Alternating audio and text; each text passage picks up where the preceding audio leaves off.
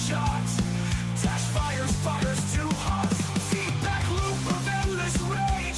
Phil stuck inside his cage. Dash fire writes another page. Tractor rocks the stage. Dash fire flames can't be tamed. Phil's excuses are all the same. Tears fall, but who's to blame? Dash fire keeps playing the game.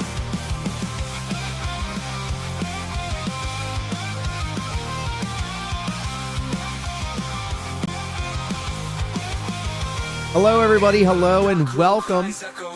Big ups, everybody. It's Smark Guys 3.0.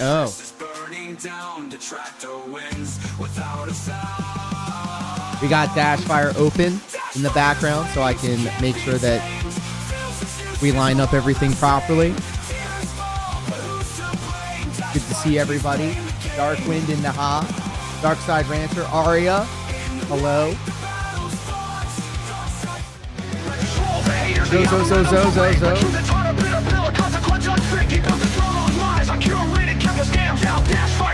Exposing all the sham. Crash out, king, your reign is done. The empire's crumbling down. Dash fires lit the match. The fire spreading through the town. No more paid bodies, no crocodile tears. The reckoning is here, filled by all these wasted years. Crash out, king, your pockets bleed. Your image in the dirt. You built your castle on sand, and now it's getting hurt. Alright, let's get ready for the show, guys. It won't change what's been shown. Your lies are unraveling, your true colors have grown.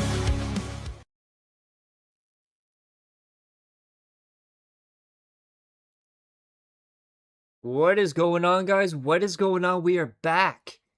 Another episode of Smark Guys. This time, WCW. We did WWF King of the Ring. We did. What was the last one? WrestleMania. Oh yeah, we did. Yeah, WrestleMania, and now WCW through the NWO Weird period. And my friends, it's gonna be amazing. We're gonna talk about Ric Flair. We're gonna talk about Carlito, Vince McMahon, TKO.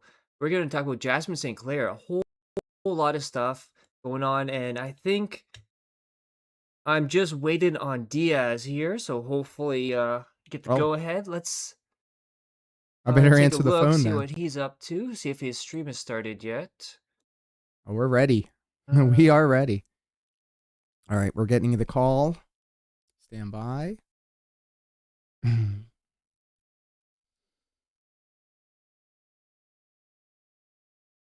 Hello. Hello.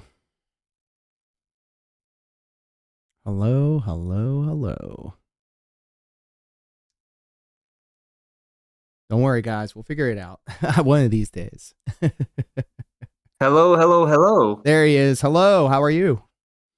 I am doing good. That is an amazing picture. The goblin with the pumpkin. Hey, thank you. Yep, that was over 9,000 hours in MS Paint. Okay, so see here. So we should be almost set up here. So yep. So we should be good. Yep. Let me know, chat, if you guys can hear Dash.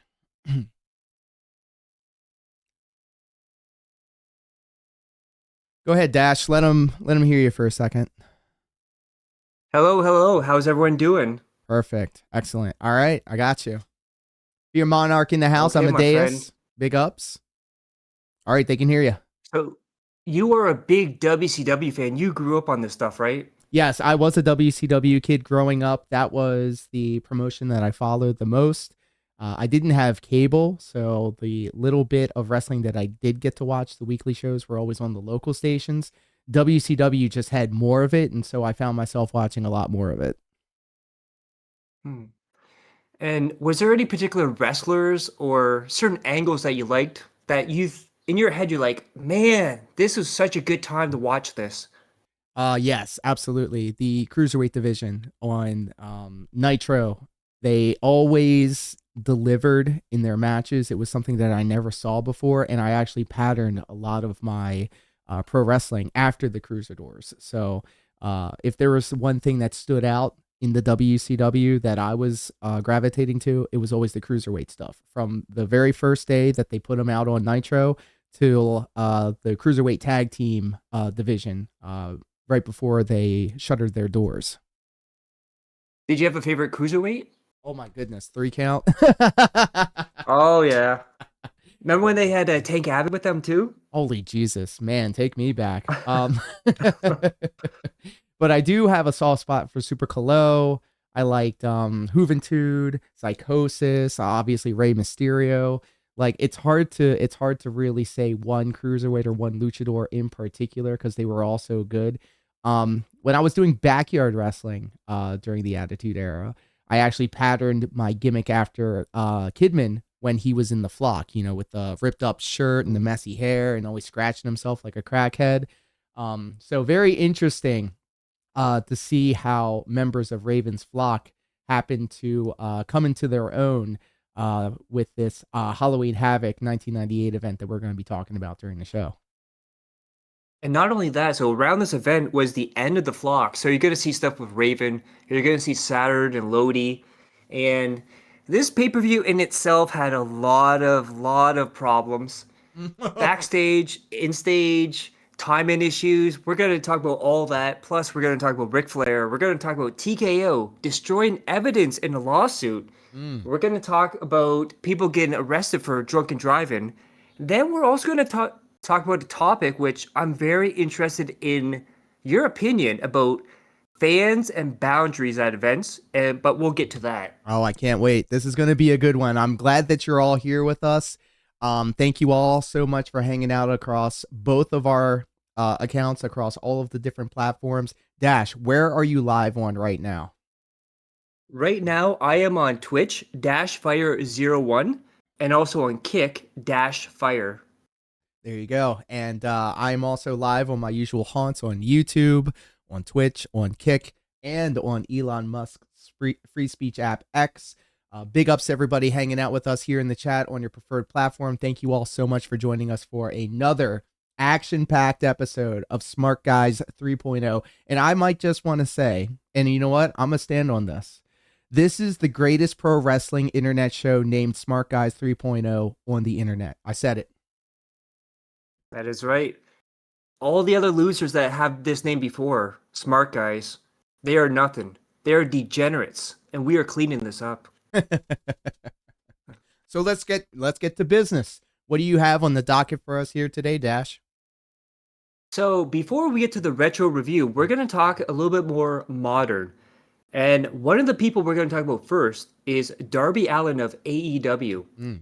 Now, you're a 20-year veteran of pro wrestling. That's what they say. So I'm very interested in your thoughts on this because from what I've heard from people that get into the business, there's a certain mindset they have when they start, but later on it changes in a very specific way. So we have a quote here from Darby Allin where he says, talking about his body catching up to him, all the dangerous stunts. Absolutely, but it won't stop until the day happens. I think the beauty of what I do is I make a very calculated decision early in my career where I didn't want to look too pretty or dancy with my moveset in the sense of being super on the ropes and doing all the balance stuff. Because I know there's going to be a shelf life. But if you're just going to coffin drop a fool, I feel like that's pretty hard to mess up. Falling backwards on someone, but as the question of how far my body can endure what I'm putting it through, I think it just remains to be seen. So he's basically saying in this interview, he's not going to slow down. He's going to keep doing dangerous stuff. What is your thoughts on dangerous spots, especially long term?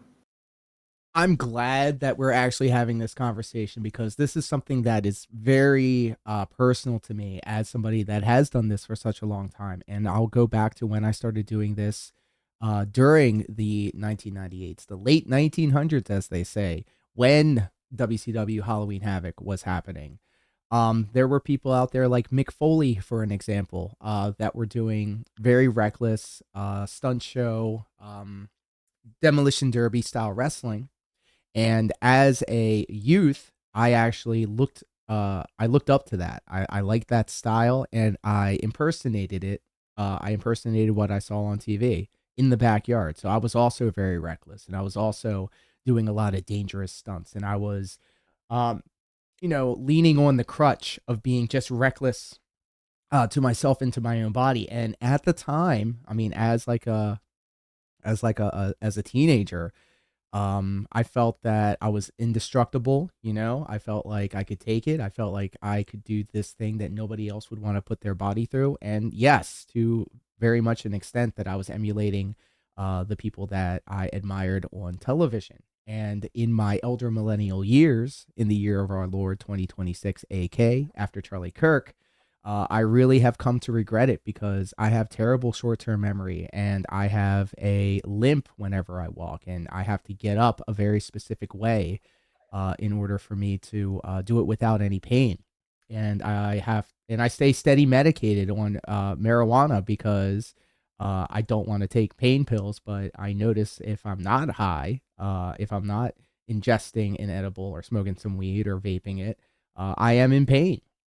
So, unfortunately, the only way he's really going to learn his lesson, this being Darby Allin, is eventually when all of this catches up to him.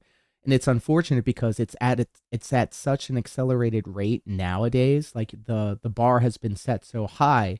You had Mick Foley, taking terrible falls off of the ring apron to the concrete floor, and then that gets built up to him falling off the top of the Hell in a Cell. And now you have Darby Allin climbing the top of a huge ladder in the middle of the ring, doing a swanton flip bump through a pane of glass on a bunch of chairs onto the concrete floor. So, like, where is like the limit? Where is the thing that's going to, put a pause to all of this? And unfortunately, the answer is nowhere to be seen because, unfortunately, this is what has gotten Darby Allin to the top of AEW, former AEW heavyweight champion. This is what he's known for, and it's the unfortunate circumstance of the cost of doing business when it comes to this type of stuff.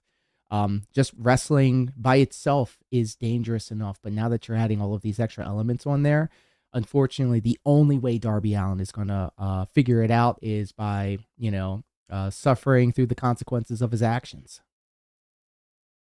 Now, we're going to listen to a clip here, and apparently it's not just wrestling. He was doing this kind of stuff in high school, jumping off roofs and stuff.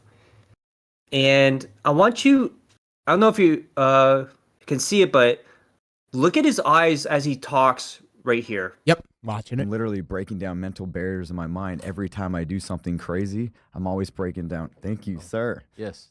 Now, he's going to grab a cup of water. I want you to explain to people what he does once he gets that cup of water. Thank you, Rick. Appreciate that. Oh, yeah. Okay. Wow. Oh my Okay. goodness. Yeah, so he's Explain to people what just happened.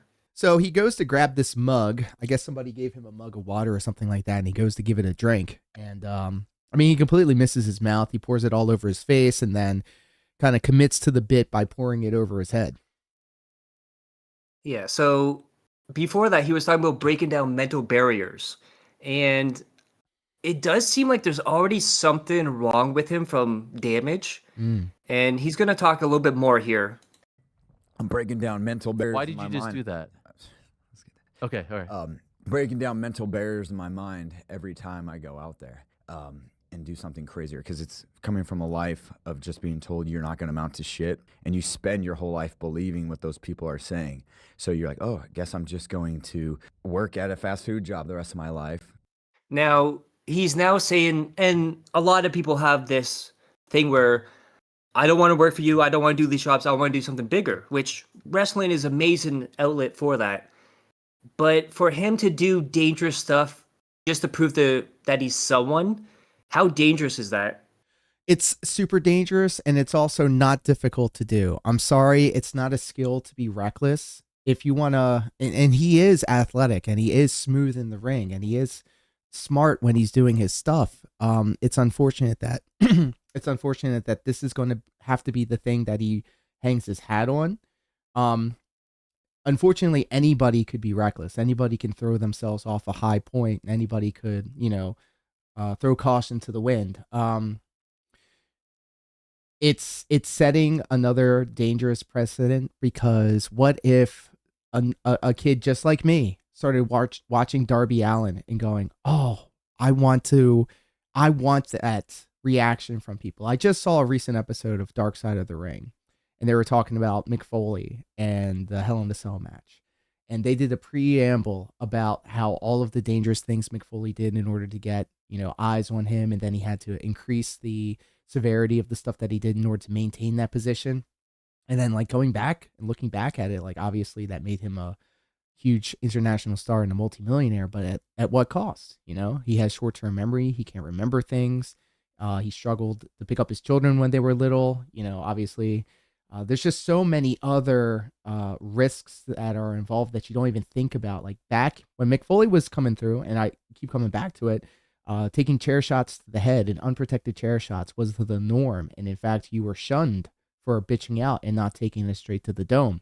These are things now that we thankfully have evolved beyond. But what is the new thing that we're doing right now as professional wrestlers that later down the line will be seen as, I can't believe we were doing this? A lot of standing on my feet, working for somebody else, and you believe that. But the moment I started doing crazy shit, it made me feel like anything was possible. So I go out there and just go crazy in high school, jump off a roof into a bush or something. I'm like, oh, I'm getting mentally stronger. So the crazier I get, the more confident I get. Now, that's also a crazy statement right there because, like you said, with addictions and stuff like that, it gets normalized. So you have to constantly up yourself to feel that again. You have to constantly do something bigger and badder. And that's dangerous stuff because where does Darby Allin go from here? All the crazy stuff he does. And he said, once I do that crazy shit, I feel better.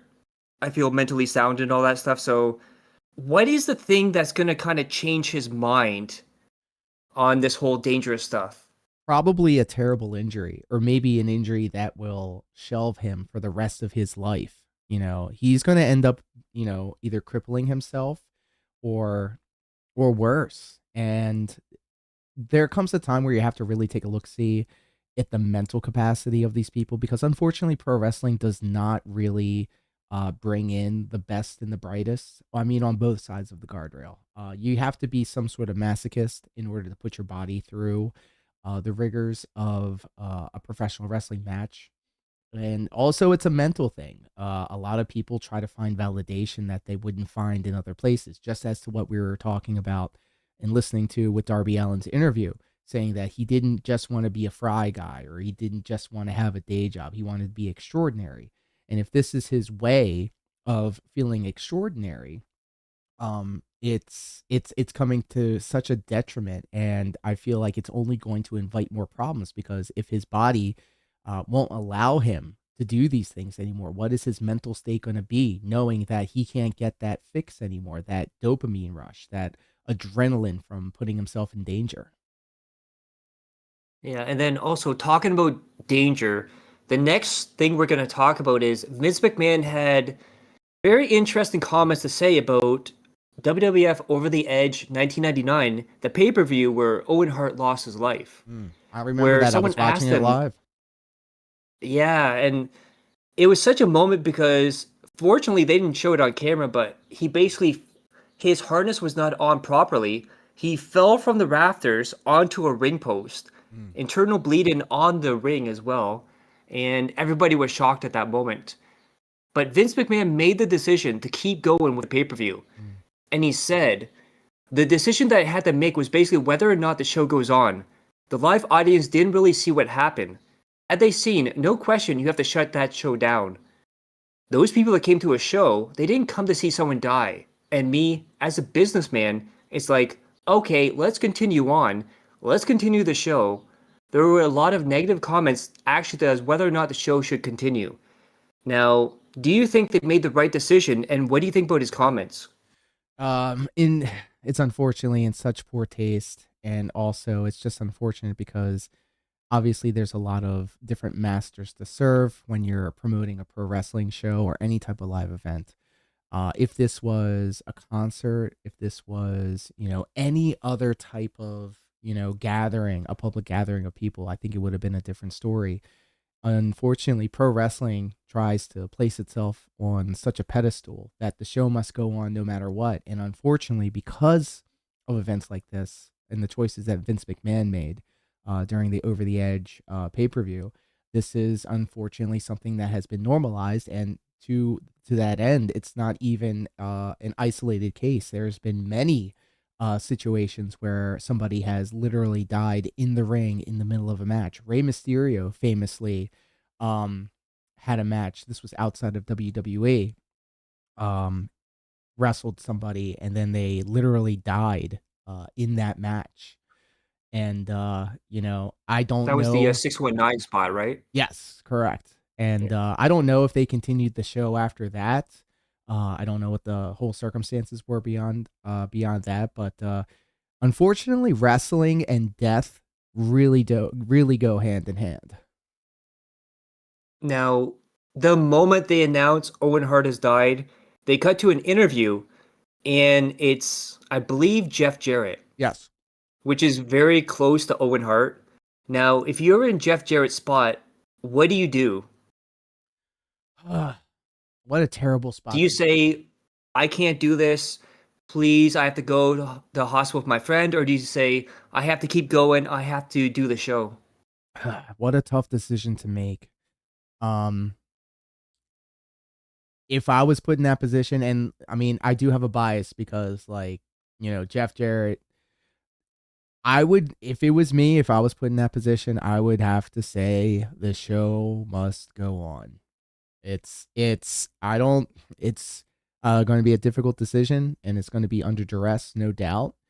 But yeah, if I was put in that position, I probably would have done the same thing. I don't know how to dress up that choice in a better light.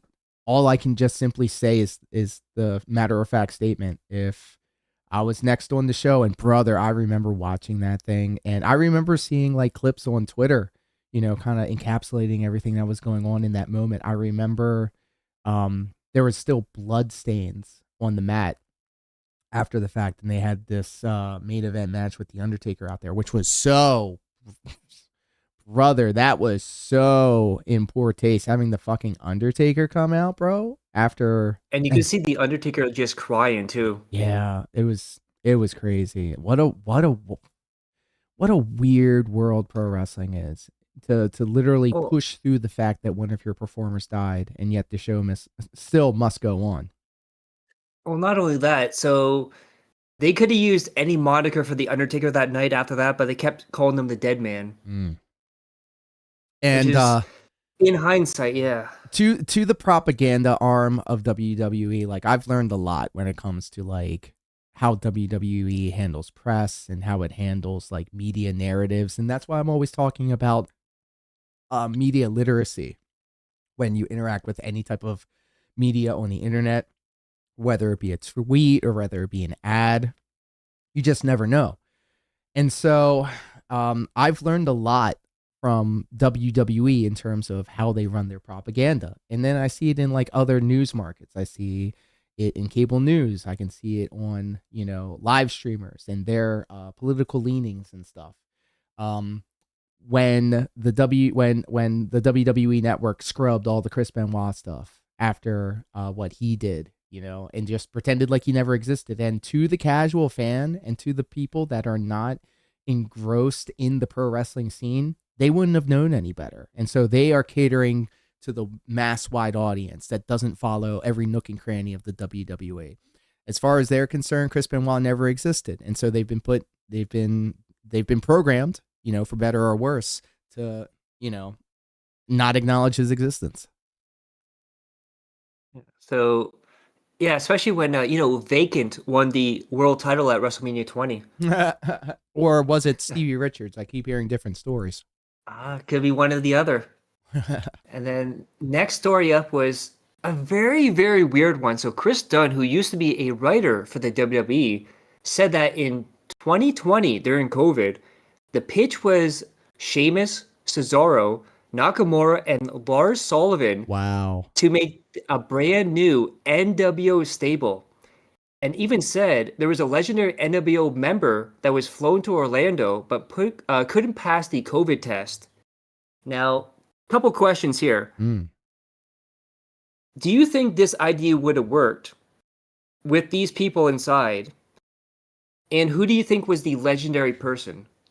from the Man, NWO? that's a good question. And I actually, now that I'm looking at this, because I did see this come across the feed a couple of times and I had some thoughts about it. When I first thought about it, I was like, man, this is stupid. This doesn't make any sense at all. But then I kind of like put it under the lens of the new world order. And by that, I mean all of these different people, Sheamus, Cesaro, they all represented different parts of the world.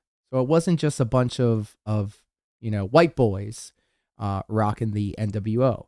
So if they wanted to package it as some sort of like international thing where it was a bunch of just worldwide representation for the NWO, I could actually see that kind of working. And even as somebody that does graphic design and stuff like that, you can really market this to be like some sort of like mass marketed thing to where you can have the NWO logo, but maybe shape it so that it looks like a globe maybe. And so, I mean, there could have been potential there. So as it pertains to who the legendary 5th member could have been, your guess is as good as mine. So I'm going to take a shot in the dark. And if we're going to go with the international route, why not Rusev? Now, they said the NWO member was someone who was the NWO member in the past. Oh, Jesus Christ. I'm sorry. I wasn't paying attention to that part, apparently. Shit. So I'm assuming it's someone from WCW NWO. Not Buff Bagwell. I don't know. What do you think? So, very interesting. So, in the comments is actually Kevin Nash here, too. Hey. Where he said, never heard anything about it. Scott, which would be Scott Hall, and X-Pac, and myself were out almost every weekend together, so it definitely wasn't one of us. So, that would leave, if this is actually true, if it's a legendary member, that's Eric Bischoff or Hulk Hogan. But I think Eric Bischoff also came out and said it wasn't him. So, and I can't see Hogan with his age and his health problems go in there at COVID time. Nah. But if, now that you're mentioning it, that probably would have been the best candidate. Now, one thing I'm just going to draw on from what you said with the international thing. So, did they really need the NWO branding? Because a few years before this, they had the League of Nations, which was Sheamus, I think Cesaro, Bad News Barrett, Rusev, and somebody else. Oh, wow. That's so probably wouldn't that where be I got the same Rusev idea. Yeah, so it's almost like it's a recycled version of the League of Nations, but with the NWO branding. But then again, I'm just And putting my own WWE just- headcanon on there, doing like the whole international worldwide thing, attaching it to the NWO style stuff to kind of like give it a fresh coat of paint.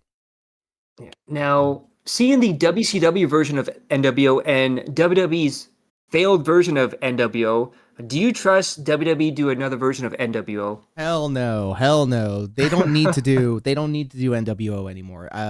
It's a generational thing for sure, but it doesn't have the same luster that it's had. And plus, we've already had the NWO Black and Silver, the 2000s version of it, the LWO. There's just been With the Harris brothers? exactly. It's just been so watered down, and there's just been so many variants of it. It's just not special anymore. So they kind of gotten all the juice that they're going to squeeze out of this brand. So, quick question: between the WWE NWO and WCW NWO, what was the only Click member that was never part of it? Damn. Put me on the spot. There was here. only one. Obviously, it's not Nash and Hall. Obviously, I'm trying to think though. Damn it! And I did see something on the internet about this. All right, I give up. I'm tapping. What is it? So it wasn't X-Pac. He was in both of them. What about the chat? What do you guys think? I'm sorry. Go ahead. Help What's me the out, think? chat. Who do you think it is? You got two more options. Two more options. Not X-Pac. $1 Million Man. He wasn't in the Click, but he was in the NWO. I'm going down the list. It's not Virgil for sure. Buff. No. Jeff. It was not Shawn Michaels because he was in the WWE version. I didn't even think about that. Yep. There's I don't know. one person left. I'm going to have to phone a friend. He's at the top of the company right now. Cody Rhodes? Higher. Really? Roman Reigns? Higher than that? Remember the Click. Jesus. Ric Flair? Time to play No. the game. Triple H. Oh fuck, Jesus Christ, dude. You know what? It's so crazy because I see him more as like an office guy now. I almost completely forget about the DX stuff and all of that. Oh my god, I'm a fake fan, guys. I gotta turn in my card. The funny part is, so when the NWO got canceled in the WWE, and Vince just walks to the ring and says, "It's over, it's done." So the reason it ended was because Kevin Nash got injured. However, the storyline going on was that Shawn Michaels was just brought into the NWO, and they're trying to get Triple H to come in too. Because at the time, they had Kevin Nash, Scott Hall, X-Pac, Shawn Michaels, and Triple H under pay. So they're going to do like a click NWO. Huh. Crazy to think the first match back Kevin Nash has, or I think it was one of the first matches that he had, he goes and blows his quad. I think, if I'm not mistaken. Twice. Damn. Yep, Jester's got it right. He returned from the first one and then injured it in the next match. Jesus. I remember watching that live, but it's like, it's one of those situations where you've seen so much wrestling. It all kind of blends together. So when I come across a clip, I'm like, I know I watched this live, but I don't remember this at all. And now, I think last time we talked about the TKO releases, and we're talking about how they asked them to do pay cuts, I think 50%. So now we have an update. So when Vince McMahon was running the company, allegedly, Vince would fire talent before asking them to come back at half the price. So very TKO-ish. So again, I'm going to put you on the spot here. You're the 20-year veteran. Let's say you're in WWE. You're doing good. You're getting over. And then Vince McMahon fires you and says you can come back, but at 50% pay. What do you do? Ha! I would like to go the Drew McIntyre route and make a bigger name for myself in other promotions and make myself more valuable to the point where they reach out to me and then have to pay me double. One of the things that I have really kind of came into my own and you know, figured out on my journey throughout the 20 years that I've been doing this is to know your worth. And if you don't believe your own worth, then nobody else is going to believe you. Even if it's not true, in pro wrestling, you just got to fake it till you make it. And so when you've got people like Zack Ryder, for an example, who got fired by the WWE and then became king of the indies.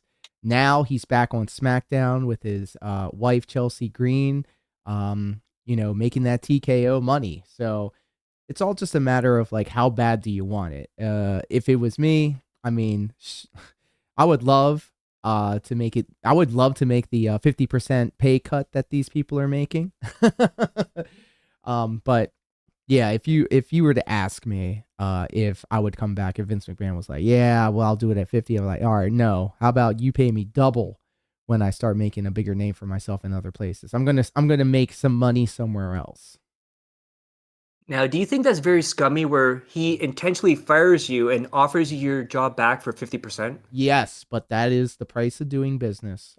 Nobody said that pro wrestling was a fair industry, and it's not an isolated incident. You can look in all forms of entertainment and all like corporate structures and all different types of social contracts. It's just the cost of doing business. If you were out there trying to make money, you would also want to try and save as much money being spent. So I don't blame them. Now, how do you feel about people in WWE or AEW or like the major companies where they're classified as independent workers and not employees? So this is something that is very unique to pro wrestling because yeah, they don't cover your travel, they don't cover your hotels. Unless you're at the very, very, very tippy top, then you get the star status and you get everything kind of handed to you. You got to slum it. You got to pay your dues. You got to do what you got to do in order to get to that main event status so that you can rely on these pleasantries. If everybody had it, I guess it wouldn't be that special. Obviously, if you got to that point, you want to keep it. But there should be some sort of implementation where all of these people are taken care of because it's a lot of work. You know, making these towns and going to these buildings and, you know, buying your own gear and, making sure that you are in top physical condition by going to the gym and doing all this. You have to invest a lot of time and a lot of money into yourself.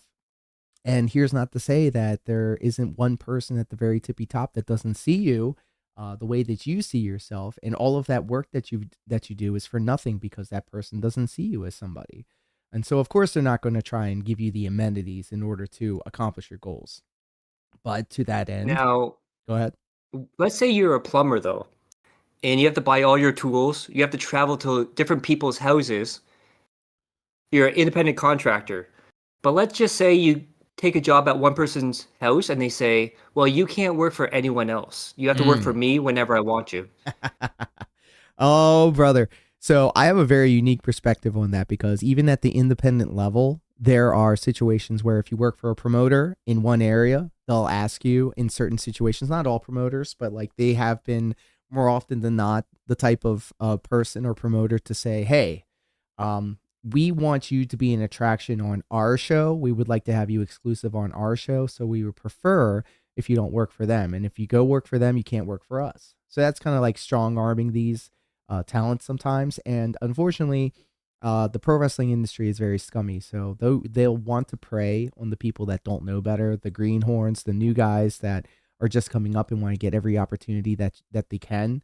So you kind of almost have to play that game with them sometimes. But as a personal opinion of mine, unless you have me locked down for guaranteed money every time for these shows to be exclusive to your brand, then I don't see why I can't go make money somewhere else. And at the end of the day, it's all independent wrestling. None of us are industry moguls or are making huge waves. It's just weekend warrior shit for some of these people. So I can take a personal stock of that feeling because I have been presented with that, where obviously there's more than one promotion in the area. They want to keep you exclusively for their show, but here's not to say that the promotion that you put all of your chips behind is going to stick around for the next 5 years. So a lot of it comes with the experience of, we have this brand new promotion that's starting up and, I just got all my tax return money and we're going to change the industry. And then turns out in about 4 months, the promoter spends too much money or they don't know how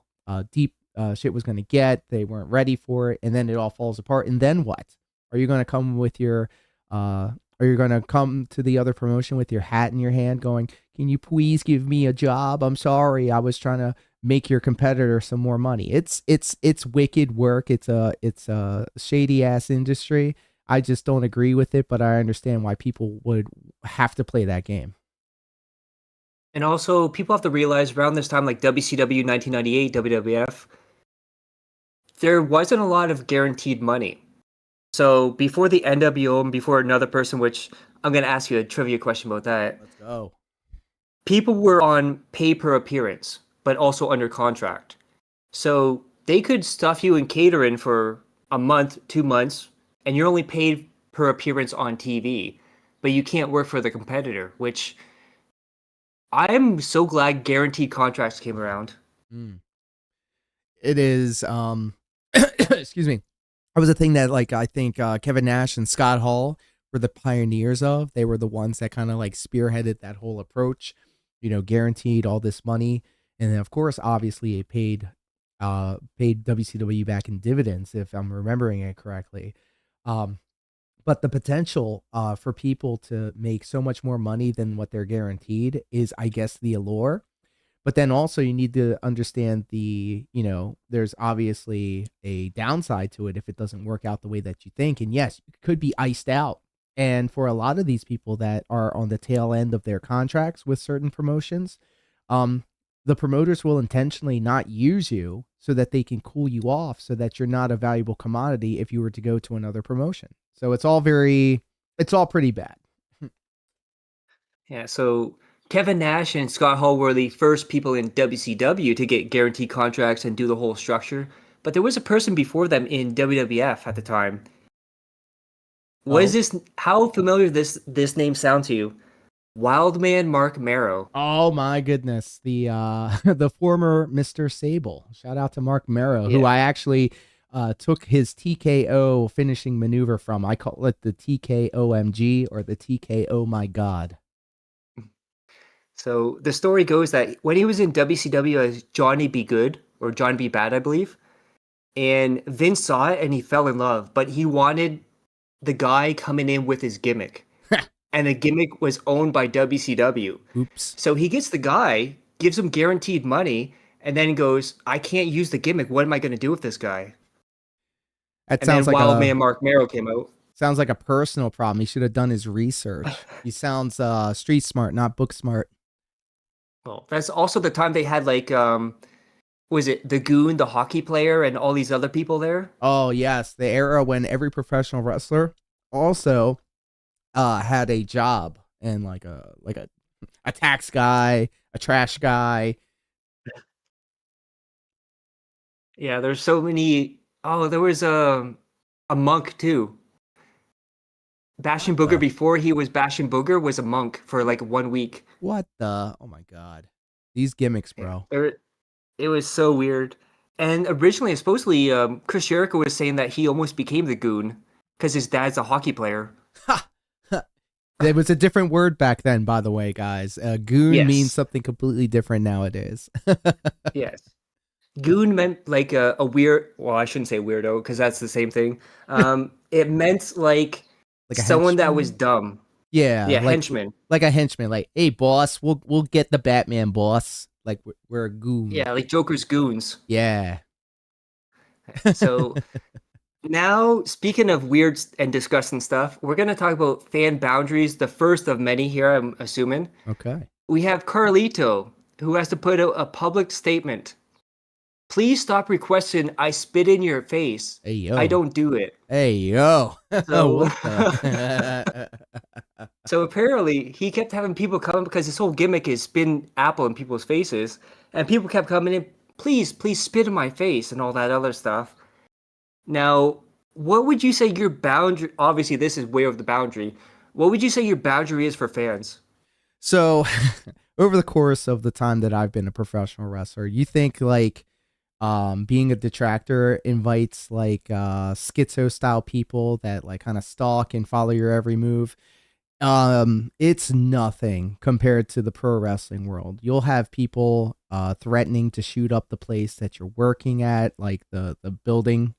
You'll have people constantly and consistently spamming your inbox, literally having conversations with themselves in your inbox, constantly like tagging you and stuff and trying to like start up shit. And I always like to say this, the boundaries, you would think that it begins and ends at the guardrail, but unfortunately, because everybody's connected through the internet now, it's a lot easier for people to get access to you as a person. And pro wrestling, unfortunately, a lot of people don't understand. And of course, it's our job as professional wrestlers to make them believe, in the character. So if you're somebody that is supposed to be despised, if you're doing a good job, people out there in public will want to see you get your comeuppance. And if it's not by the babyface in the ring during the show, they're going to start stalking you and take photos of you while you're out and about and then send them to you. And I'm only speaking from experience because these things have happened to me. And so when it comes to people, asking like Carlito, for an example, to spit in their face, I could think of all the reasons why that is such a bad idea. The first one that comes to mind is that when you spit in somebody's face, that's assault. That's an assault. And if they all of a sudden they regret their decision or they just want to try and get one over on you as a performer or as a person, they could literally go and file a police report and say, this guy spit in my face. I didn't consent to it. That's assault. Go get him. Or how about you give me some of that sweet, sweet pro wrestling money? So I understand where Carlito's coming from with that. And it's incredible to say that a male WWE superstar is saying this stuff, because as it pertains to like the female individuals in the pro wrestling, they have it so much worse because they have all of these incel, virgin energy style individuals that have very poor social grace, doing the same thing, if not worse, to these female style pro wrestlers. Especially people that are on islands in Canada, just saying. Who? Yeah, I don't know who that could be. So next up, we have one of two lawsuits we're going to talk about that concern WWE. So the first one is the shareholder class action lawsuit. So the shareholders sued TKO, Vince McMahon, and others because they allege that former executives Vince McMahon and Nick Khan manipulated the sale of WWE to favor Endeavor, which is TKO. Plaintiffs claim McMahon steered the company towards Endeavor to guarantee he retained power and position, deliberately ignoring potentially more lucrative all-cash bids from other suitors. So do you think they intentionally did that? Do you think they intentionally found Endeavor so Vince McMahon could stay in power? Yes, 1,000 times yes. Pro wrestling is so scummy and so carny. I wouldn't be surprised. In fact, I'd be surprised if they didn't do it that way. And just like with a lot of these other legal issues that WWE deals with, they have been, they've actually fought a lot of cases. So I'm sure that being the multi-billion-dollar company that they are now, the ends definitely justified the means. And if this is the cost of doing that type of business, I'm sure they're not going to scoff at it. But I'm not surprised that that it went down the way that it did. And I would be interested to see what new developments come from all of this, because obviously there's discovery. There's going to be some information that comes out in regards to how all of this came about. And it's a developing story, and it's a very interesting one, because obviously this has to do with a lot of the nuts and bolts of the business end of pro wrestling, and it's so much bigger now than it ever has been. This international scale that WWE and TKO have had, the incredible reach that TKO has now with the UFC. You don't get that big in the industry without breaking a couple of eggs, for lack of a better term. Yeah, and like you said, there's going to be developments, and one of them was that they were caught, Vince McMahon, TKO, Nick Khan, Stephanie McMahon, Triple H, and others, of deleting evidence in the trial. So Vice Chandler J. Travis found that Vince McMahon and Nick Khan destroyed evidence in WWE merger lawsuit. Lester found that McMahon, Khan, and other WWE executives, which were, again, Triple H and Stephanie and other people, use Signal's auto-delete function, which wiped out messages they had to legal duty to preserve. And because of that, they now have to presume certain questions as fact now. Yes. The court would now treat 5 damaging facts as true, which the defense must disprove. So the whole thing of being innocent until proven guilty, if you delete evidence, then automatically you have to assume that stuff is real. Right. So these are 5 things. Emmanuel's promised to provide Vince with continued role at any post-merger company after the transaction influenced Vince's decision-making with respect to the merger, meaning that Vince stays in power. There's also pending federal investigations of Vince McMahon's alleged misconduct influenced Vince's decision-making with respect to the merger, so he found someone that would have his back during these investigations. And then Vince decided to pursue a transaction with Endeavor TKO in 2022 before the company initiated the review process. And then Khan communicated with Emmanuel between August and December 2022 for a transaction between WWE and Endeavor. And then Vince and Nick Khan, worked with a firm to steer the process towards a deal with Endeavor and away from other potential bidders. So how bad does it look that you're deleting evidence? And not only that, there is also messages that come out between Nick Khan and Vince McMahon, where Nick says, use Langus. And Vince says, what the hell is Langus, LOL? And Nick says, read it backwards and it's Signal. So to auto-delete it. So they intentionally deleted this stuff. So how bad is that for them? It is terrible, actually. Not a good look at all. They totally shot themselves in the foot. However, there will not be any consequences to these actions outside of maybe a fine. And I think this is what is the end goal for all of this. They're going to be hit with a pretty substantial fine. I don't know what the other measurements of punishments is going to be, but without, kind of speculating too much, I feel like they feel emboldened that they can get away with this, especially with their positions in different levers of power. Obviously, Linda McMahon is integrated very deeply with the current regime. There seems to be a lot of buddy elbow rubbing with the current president of the United States, obviously. If there was ever a time to do this type of shady shit, now would be the time, because everything is so corrupt and so out in the open. It almost seems like it's almost like there's going to be no real, I feel, consequence to this, beyond just like, all right, so we caught you, and they're like, all right, you got us. Yeah, and then it was also revealed that Donald Trump also has 20% investment in TKO as well. Shout outs. 47, baby. However, there was another development. Apparently, the merger trial has been canceled. So there was a settlement behind the scenes. The trial is supposed to begin June 8th. Now, the reason for that, though, is Vince McMahon reached a last-minute settlement to avoid a trial over the 2023 merger of WWE and UFC, a case which risked making info about his sexual misconduct allegation hush money scandals public. So all of that would have went public, so obviously he doesn't want that, so he made a deal there.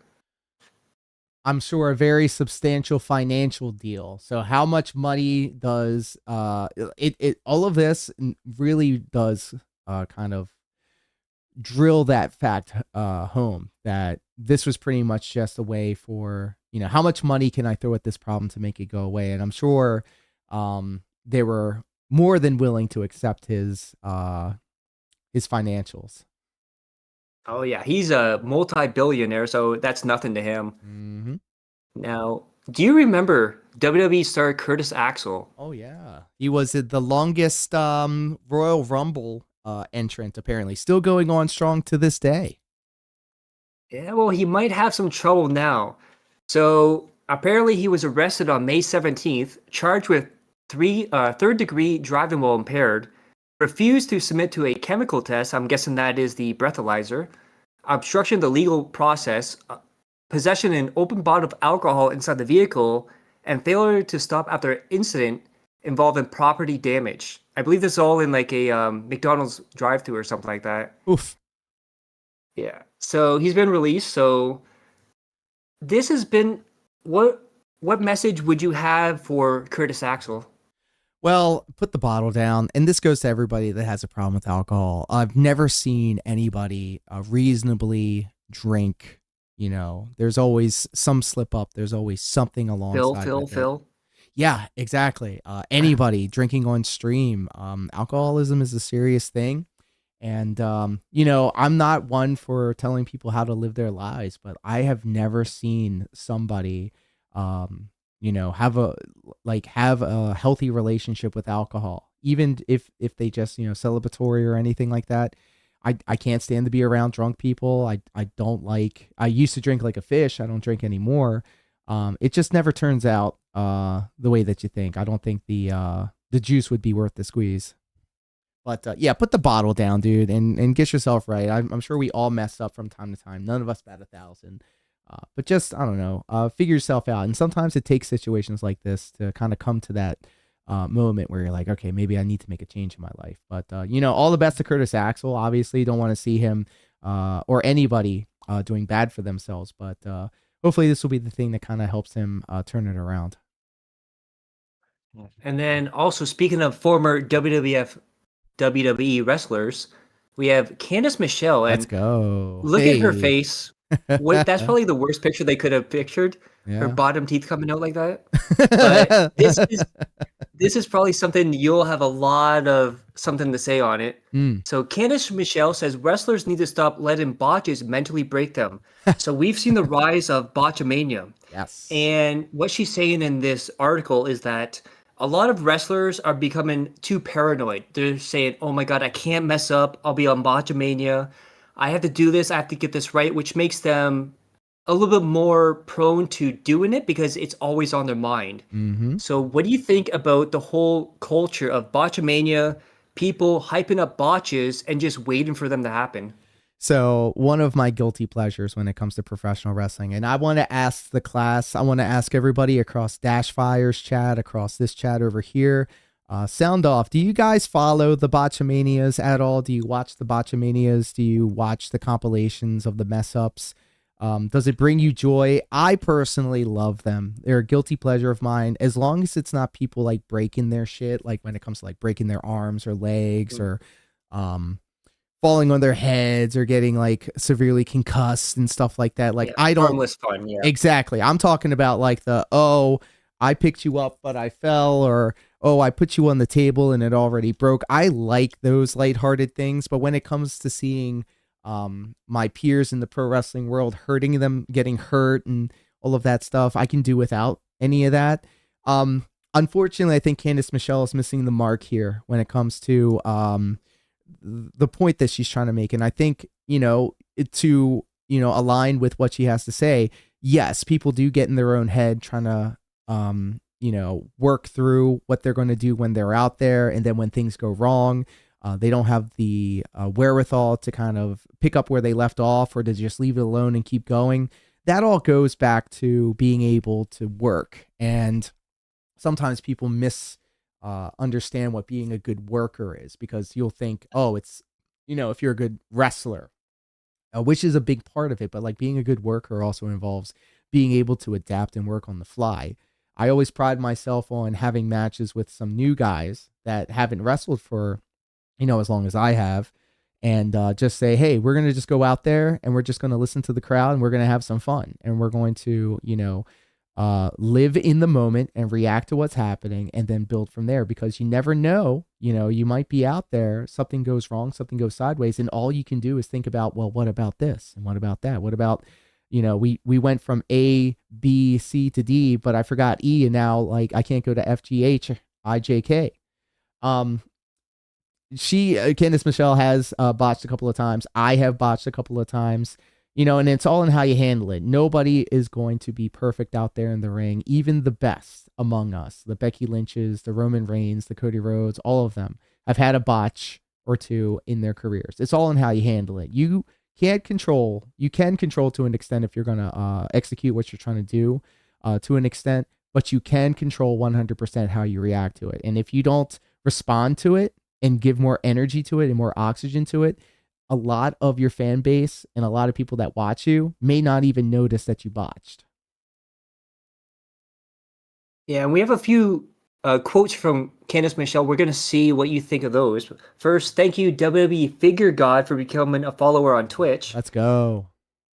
My dog just got distorted my Matt Riddle. Oh, his dog just destroyed his Matt Riddle figure. Oh, no. He just got. Oh, damn. Sorry to hear that, dude. And Jester, so thank you so one much of for the- the sub, by the way. I appreciate you over on YouTube. Big ups. So we have a quote from Candice Michelle here. Well, I think the fans, lead the show, so they're going to say what they want to. As a wrestler, I have botched several moves, and nothing is more embarrassing than reading it on the dirt sheet. So what do you think about that quote? I mean, I can see where she's coming from. But again, back to what I was saying, it's all in how you handle it. You can take it in stride. You can let it roll off your back. The fact that they're even talking about you on the internet should be enough for you, because you're going to really miss it. And you're even going to accept that type of scrutiny. You would rather have them talk about you no matter what, rather than not talk about you at all. And then Candice Michelle is also a backstage producer in TNA right now, so she's helping train people. And she said, I had a girl recently botch a move, and I was like, yeah, girl, let's get it in this next match. And she's like, well, no, I'm going to practice some more. I was like, well, okay, but if you wait too long now, you'll have a whole complex about one move. So a lot of the times, I always like to have conversations with my peers and say, what's the one thing that you can do without fail? Like 100%, knock it out the park every time. What move are you 100% confident with? And you can build an entire story around that one move. You could set it up. You don't have to hit it right away. You can really make a big moment out of it. And even if it's something as simple as like a clothesline or something as simple as a body slam, as we've all seen with Hulk Hogan and the Andre the Giant. It's all really, in how you handle it. Like, I know for an example right now, I could do a swanton if I wanted to. And I usually prided myself on being able to tuck my chin at the last minute every time, no matter what. Nowadays, I don't feel the need to do it because I just have so many other ways to elicit more reactions from the crowd. So if you find yourself in a situation where you're not comfortable doing something, then just leave it alone. There's no need. There's no need. You could figure out another way. And then Candace sums up her philosophy saying that wrestlers need to stop mentally spiraling every time fans criticize them online. Mm. It goes on to say, when you botch something and someone calls you out on it, it's like, girl, go get your shit together and like, let's prove them wrong. So is that a good attitude to have? Just like, prove them wrong. Don't let them get to you. Just do your shit. I'll keep it brief when it comes to that, because I notice a lot of times people will botch something and then they'll go for it again. One thing I could say as like some sage wisdom, and by no means am I trying to say that this is gospel. This is just from my world experience and my opinion. You know, if you botch something, don't go for it again. That's going to obviously tell the crowd that you've didn't know how to do it the first time. And nobody is immune from that. Very recently, Seth Rollins and I think Braun Breaker had a match where they were trying to go for this Rana off the top rope, but it didn't work as expected. They kind of did something different. And then they went back to it and then did the same thing and then finally hit it. And I was like, well, that would have been impressive, but I knew that like they went for it before. And like, obviously I've seen it through the lens of being a pro wrestler, but there comes a point where you have to think like maybe just not go for it to really cement the fact that what you were trying to do didn't happen. If you go for it again, and you know, it's that would be my thing to say about it. Okay, so we've talked about fans and botches and getting them mentally. Now let's go back. We were talking about Carlito, where he told people, please stop asking me to spit in your face and all that stuff. Shout out to Carlito. So we now have, do you remember Indy Hartwell? Yes. Oh yes, I do. I love her so much. She's great. Love me some Indy. So she has a quote here. So she's talking about fan boundaries and whatnot. With social media in this day and age, it's easy for a fan to have direct access to a wrestler, and sometimes it's not a good thing. Great minds think Now, alike. do you agree with that quote? Absolutely. Okay. We were talking about it earlier. I agree. And then she goes on to say that wrestlers should be guarded online. She explained that she does not show her whole life on social media or YouTube because keeping up a wall can be healthy, and goes on to quote, so it's good to keep like that wall up because people create like parasocial relationships. Agreed. Absolutely. And as streamers, yourself and myself, the parasocial relationship between, you know, the community and the streamer, you know, sometimes that can get a little bit dicey, and you do have to kind of keep that arm's length to some people because they are, you know, seeing more than what you're seeing when it comes to the back and forth between the two. I think this could actually translate to a lot more than just pro wrestling. I think in this day and age where everybody knows what everybody else is doing, it would probably be a good idea to keep your life a little bit more private, because you don't know what type of people that are out there that are going to try to use that information to their advantage and to your disadvantage. So I completely agree. Sometimes you want to keep your personal life obviously away from people that may want to take a little bit more than you're willing to give them, but then also you want to keep up the illusion. You want to maintain the attraction. If anybody can get access to you as a performer, then it loses a luster. You know, you want to have that scarcity sometimes. Now, this is a loaded question right here. How familiar are you with Jasmine St. Clair? Oh, let's just say I'm very familiar. So anyone that knows, she was also in certain videos, but she was also part of ECW. Oh, she was? And yes, she was with the Blue yeah. She was with the Blue Meanie, I believe, yeah. Oh, sure. Okay. And also married at one point. Good for her. So she responded to Indy with one single line, which she said, in response to all this parasocial stuff and keeping your guard up and not showing everything, Jasmine St. Clair said, then don't do public appearances, stay home. Oof. That's a little, I don't know. You know, sometimes you punch up, sometimes you punch down. Sometimes you just do it because you're in a bad mood. But There could be a balance. There could be a balance when it comes to like public appearances and stuff like that. I personally don't like large groups and gatherings of people. Personally, I've done my fair share of public interactions and I'm kind of done with it all. But I understand that it's also a very important part of presenting yourself as a performer to the wider world. But at the same time, even if it's not a wrestling convention, it's got to be other conventions. There has to be security. There has to be boundaries. Like, look what happened at the TwitchCon where the girl got kissed. Like, you can't be too safe. Like, you have to have that security there. You have to have the boundaries. Yes, and unfortunately, a lot of pro wrestling fans. I'm not just trying to lump all pro wrestling fans in there, but there is a large contingent of pro wrestling fans that don't understand the social graces and maybe don't have opportunities to, exercise their social graces. And so it could also be a larger conversation to be had about how a lot of people are, kind of holed up in their own little world and they don't get to experience the wider world of things anymore. All right. Now, the next story, when I first saw it, I thought it was satire and I laughed for 10 minutes. So, do you remember what we talked about with Ronda Rousey last week? Oh, yeah. How she didn't get the business and all that other stuff? So, I had to look this up to actually see if she actually said this, and she did. So, Ronda Rousey wants to open up a wrestling school in Hawaii. Hey, more So, power to her. More power to her.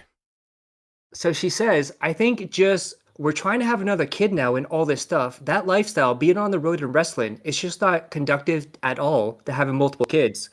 We were able to make it work for a little while. It's just not doable anymore. I could be open to doing some things if it works out and it's local. We're looking to move to Hawaii and it'd be kind of cool to open a little school.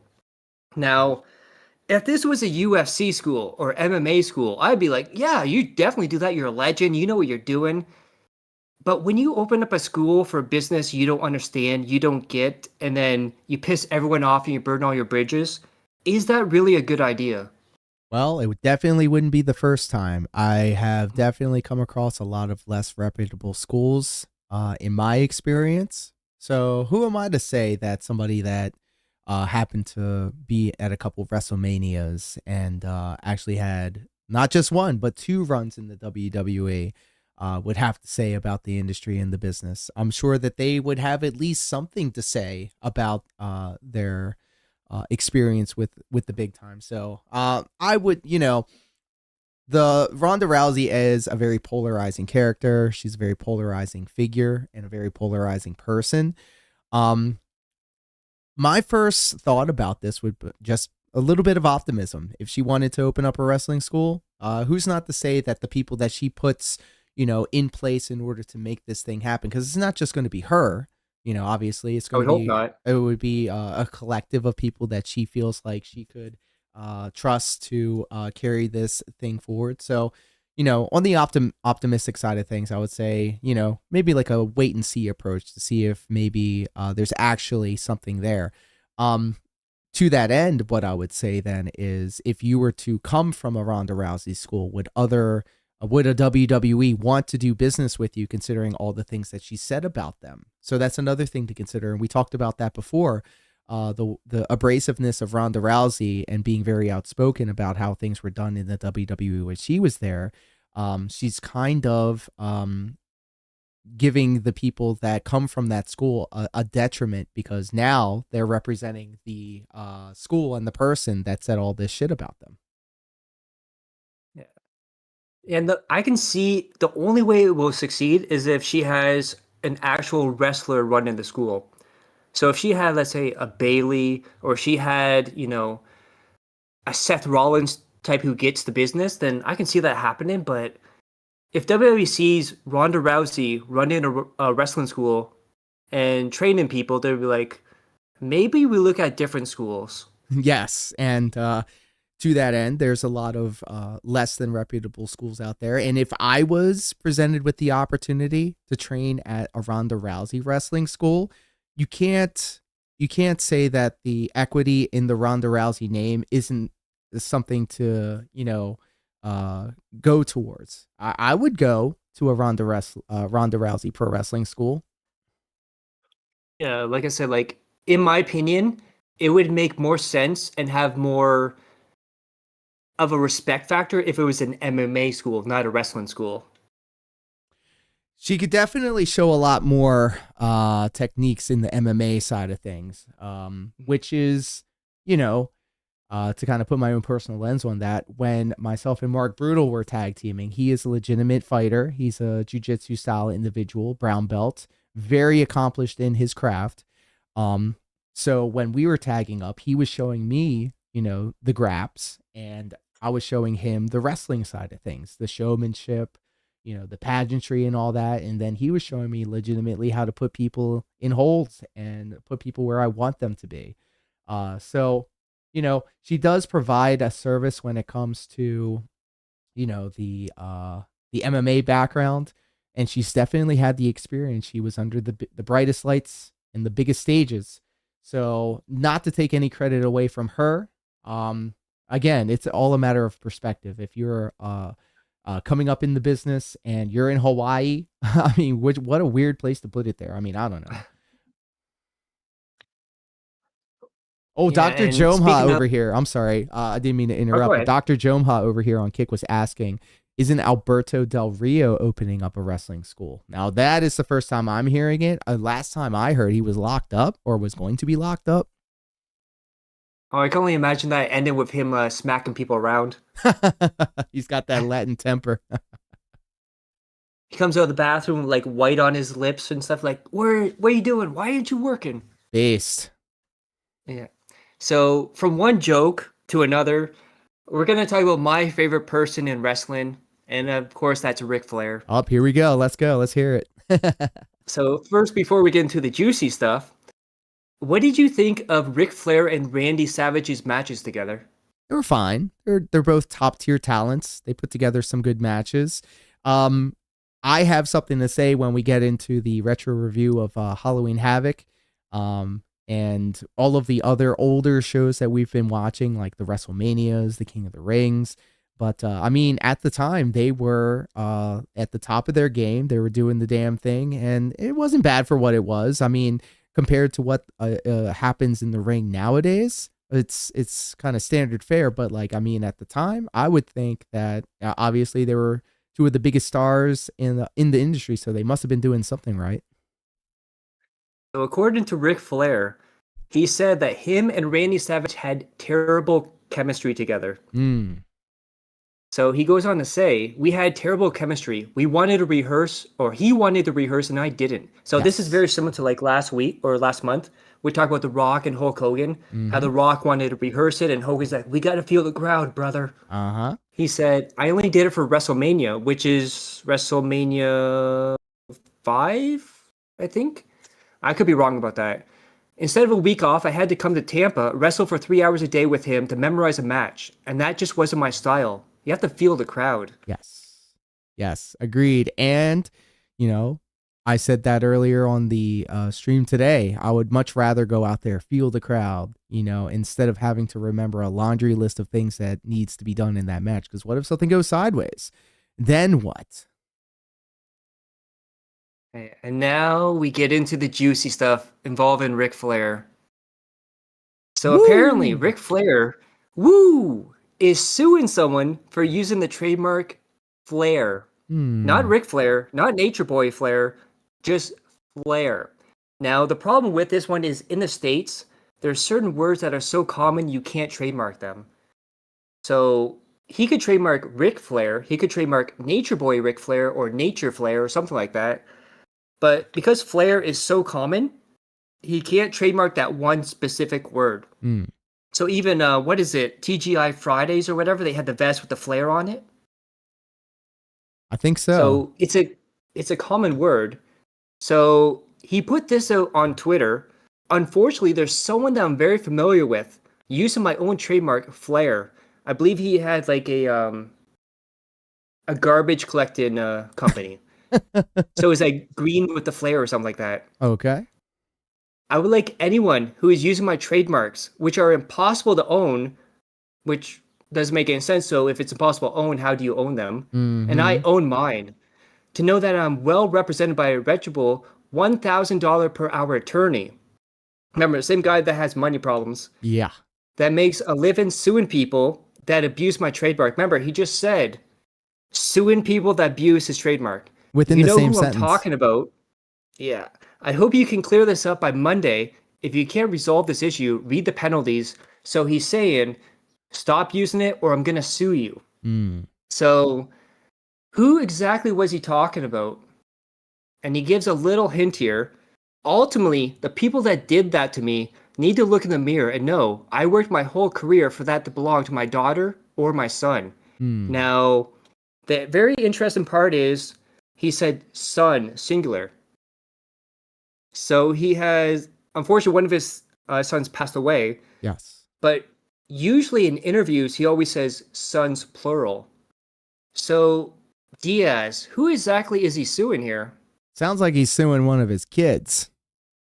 That is right. So he goes on to say, and he puts out a picture of David Flair as well.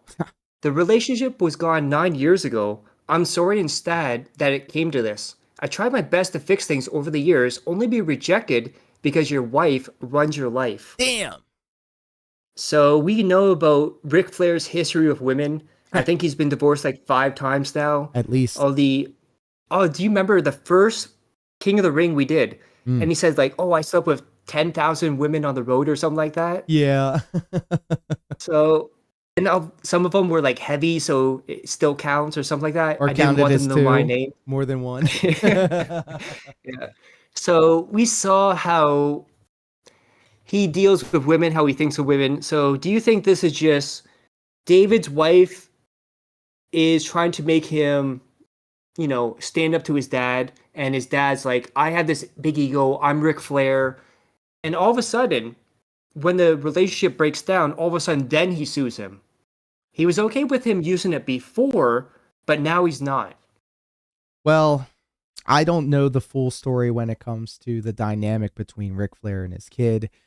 It's difficult, I'm sure, to be the child of the Nature Boy. Woo!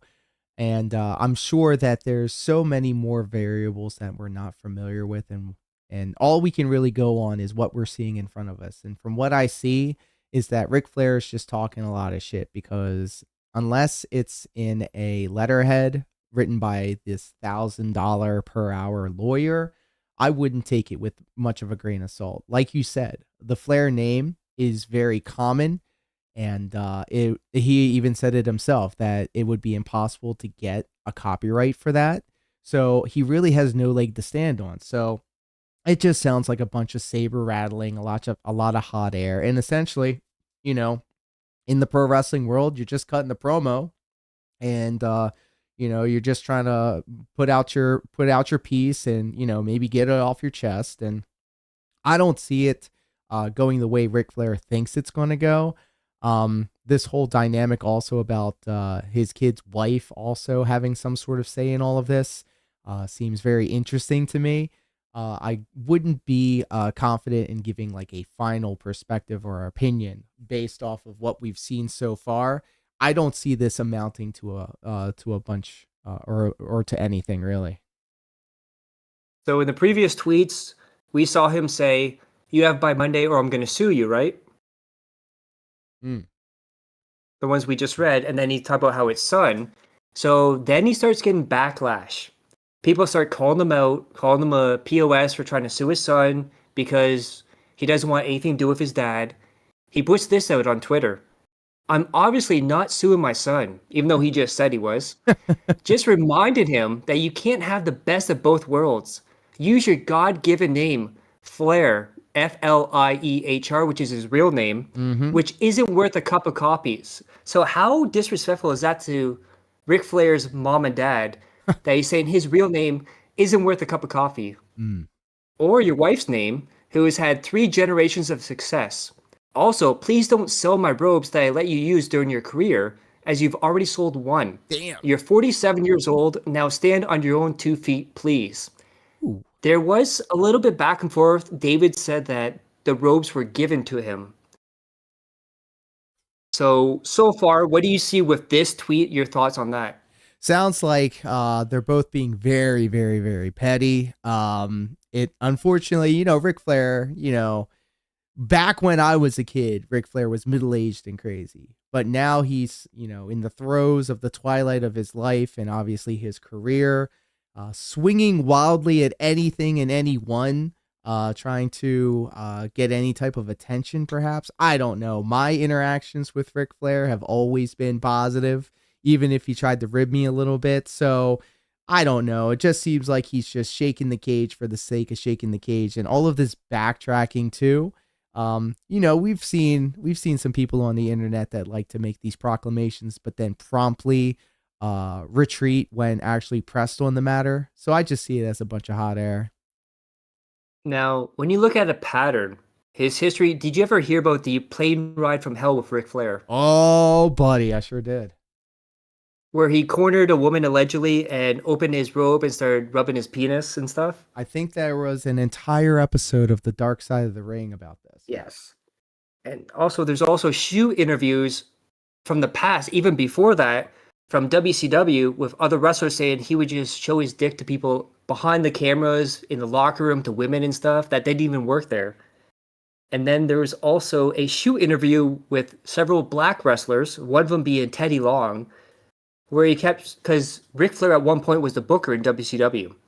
And he, according to Teddy Long, he said, Teddy Long cannot go further than his current position because he's an N-word. Whoa.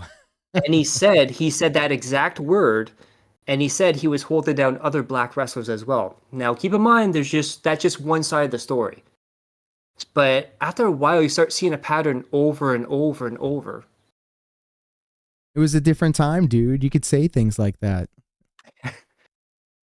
And again, the trolls, the haters, according to Rick, kept going after him. And he put out this tweet, which, by the way, a lot of these tweets he deleted. That's why he had to upload them again. The good old tweet and delete. If all you haters don't realize what I've done in the business of professional wrestling, now keep in mind, he's getting backlash because of a personal thing with his son. Mm-hmm. That now he he's put bringing out up there. his career. Yeah.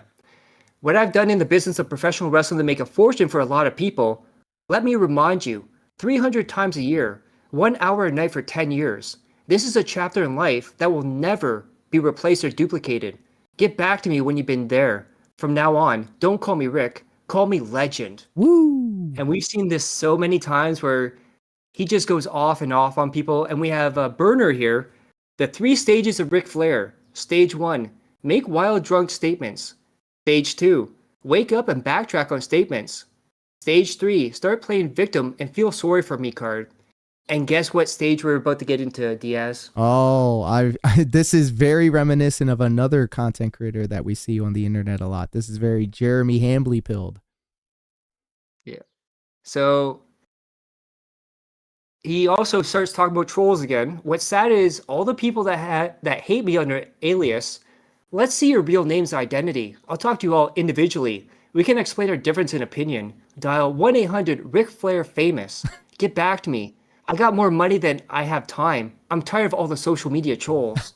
And then he shows a picture of him on the phone, which I love, like the hate. I love that. But then he posts this picture, him outside a hospital. If you understood the health issues that I deal with and I'm currently dealing with, you would understand why I get frustrated in life with a lot of people. I'm sorry for the frustration. I'm taking time to focus on my health. Wow. But it doesn't end there, though. So he also called out Jim Cornette because Cornette's very vocal about him and his current stuff. So he basically just tells Jim, talk to my face if you have any questions in an intimidating way. How about And you then say he it to shows my off- face, bitch? Save my face, bish. And then he shows his heart rate monitors here Oh, of brother. 100 BPM and 98, and it going up there. Mm. Then he puts this picture of him and Kid Rock and says, at least Kid Rock still likes me. Woo! Wow, this is very oh, what is the word that I'm looking for? I'm thinking like insincere, but it's like insecure. Very insecure posting right here. You're like looking, you're baiting for sympathy, and then you're putting yourself over, and then you're saying, well, this guy still likes me. This is all very much attention seeking behavior.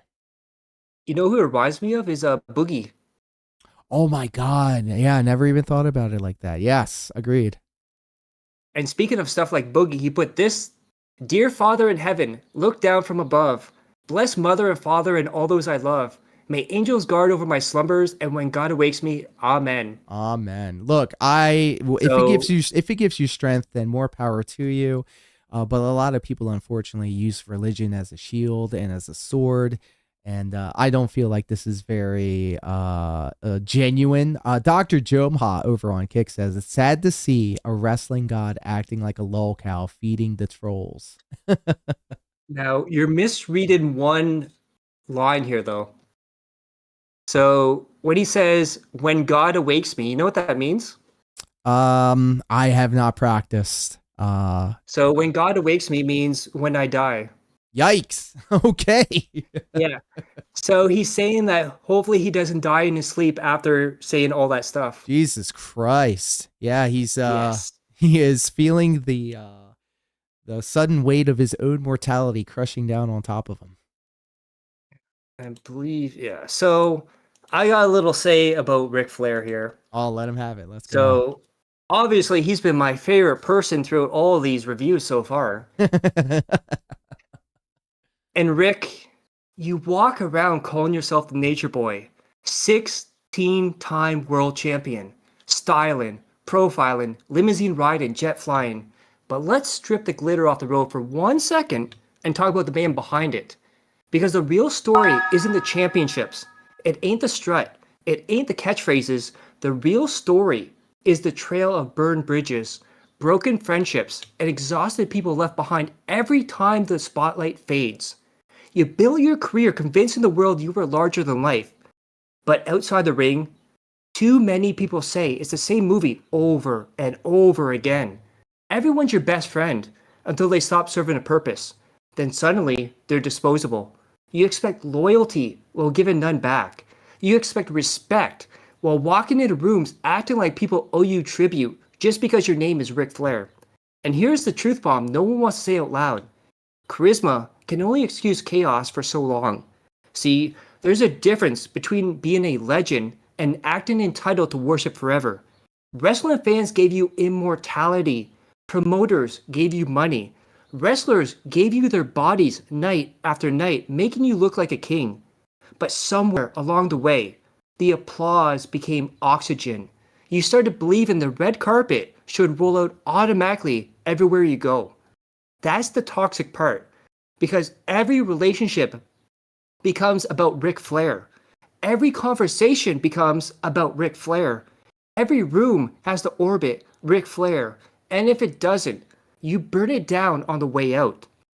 People excuse it because they love the memories. They love the robes, the promos, the blood-soaked classics. But behind the curtain, not everyone sees the nature boy. Some see a man addicted to attention, addicted to excuses, addicted to being told he's still the man no matter how many bridges clap behind him.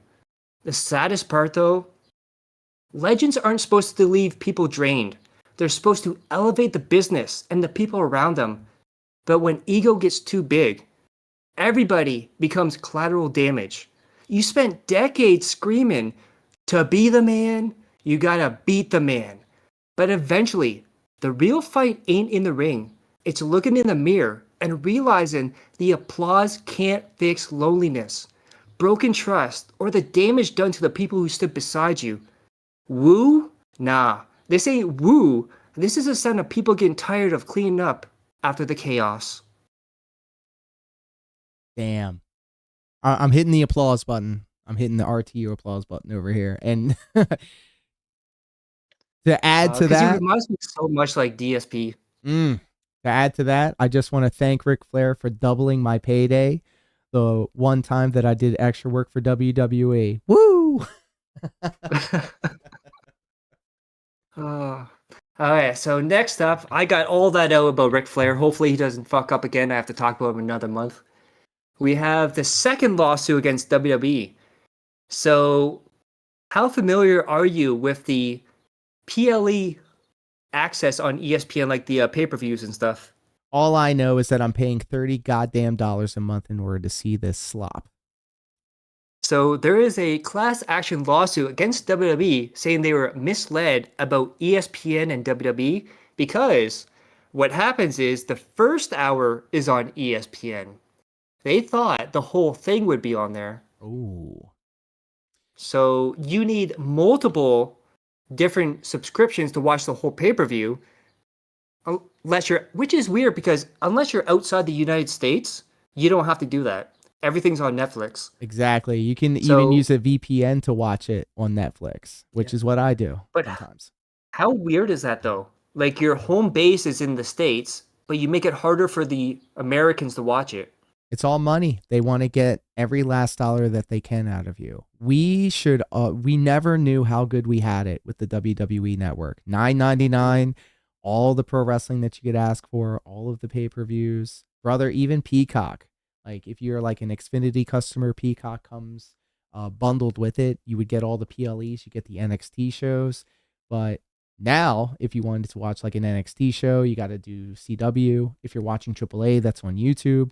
If you're watching the big shows, it's on the PLEs on international Netflix or ESPN.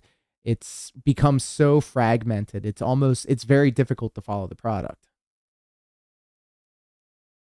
Yeah, we're going to, I shouldn't say anything because we're going to get into a whole TKO and money thing down the road. But next up, Nick Khan had a very interesting statement. He says WWE never responds to social media criticism of the products. And this is his quote right here. A year ago, we got together, Triple H, Chris Legenti, I don't know who that is, myself, and a guy named Shawn Michaels who runs our developmental system. First of all, a guy named Shawn Michaels. Wow, the sexy boy. Yeah.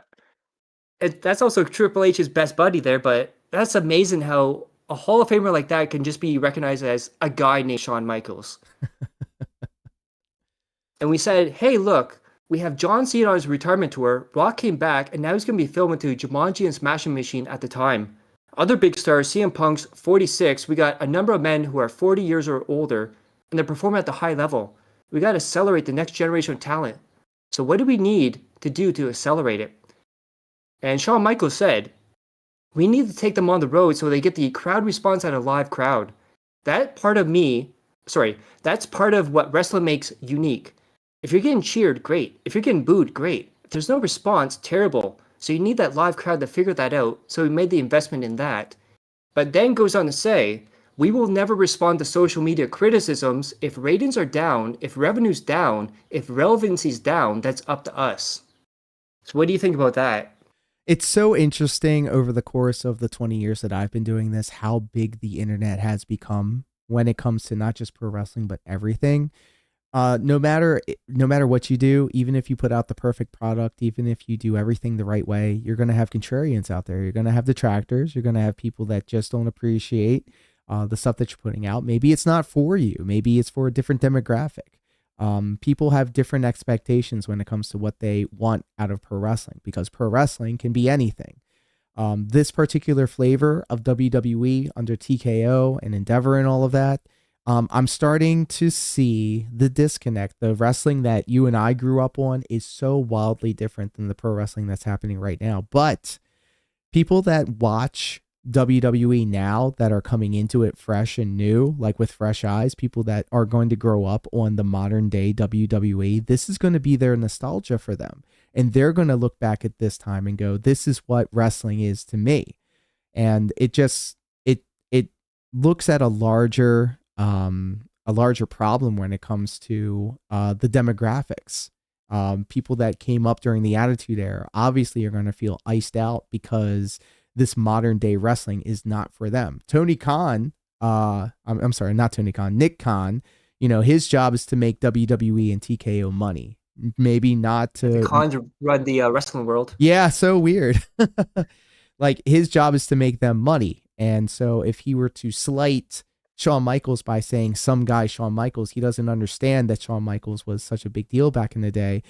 You can't obviously if he's the head honcho, he'll want to know the people that are in his employ, but obviously he has all of these other things to kind of look at and to listen to. Maybe there's a context that's missed. I'm not trying to give him any grace when it comes to that, but the the industry and the way that modern wrestling is now, it's a vehicle to promote. It's a vehicle for advertisements. As you've seen on all the guardrails and on the canvases and stuff like that, it's just a different industry now than what it was before. So who knows what everything's going to look at in the future. I always thought that we'd have a WrestleMania on the moon with laser ropes. So what do I know?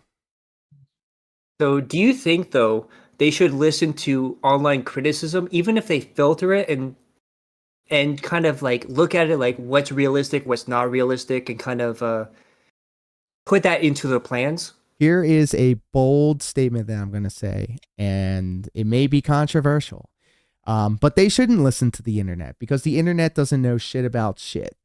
People will just say wild stuff on the internet for engagement, so you don't even know if that's the true sentiment.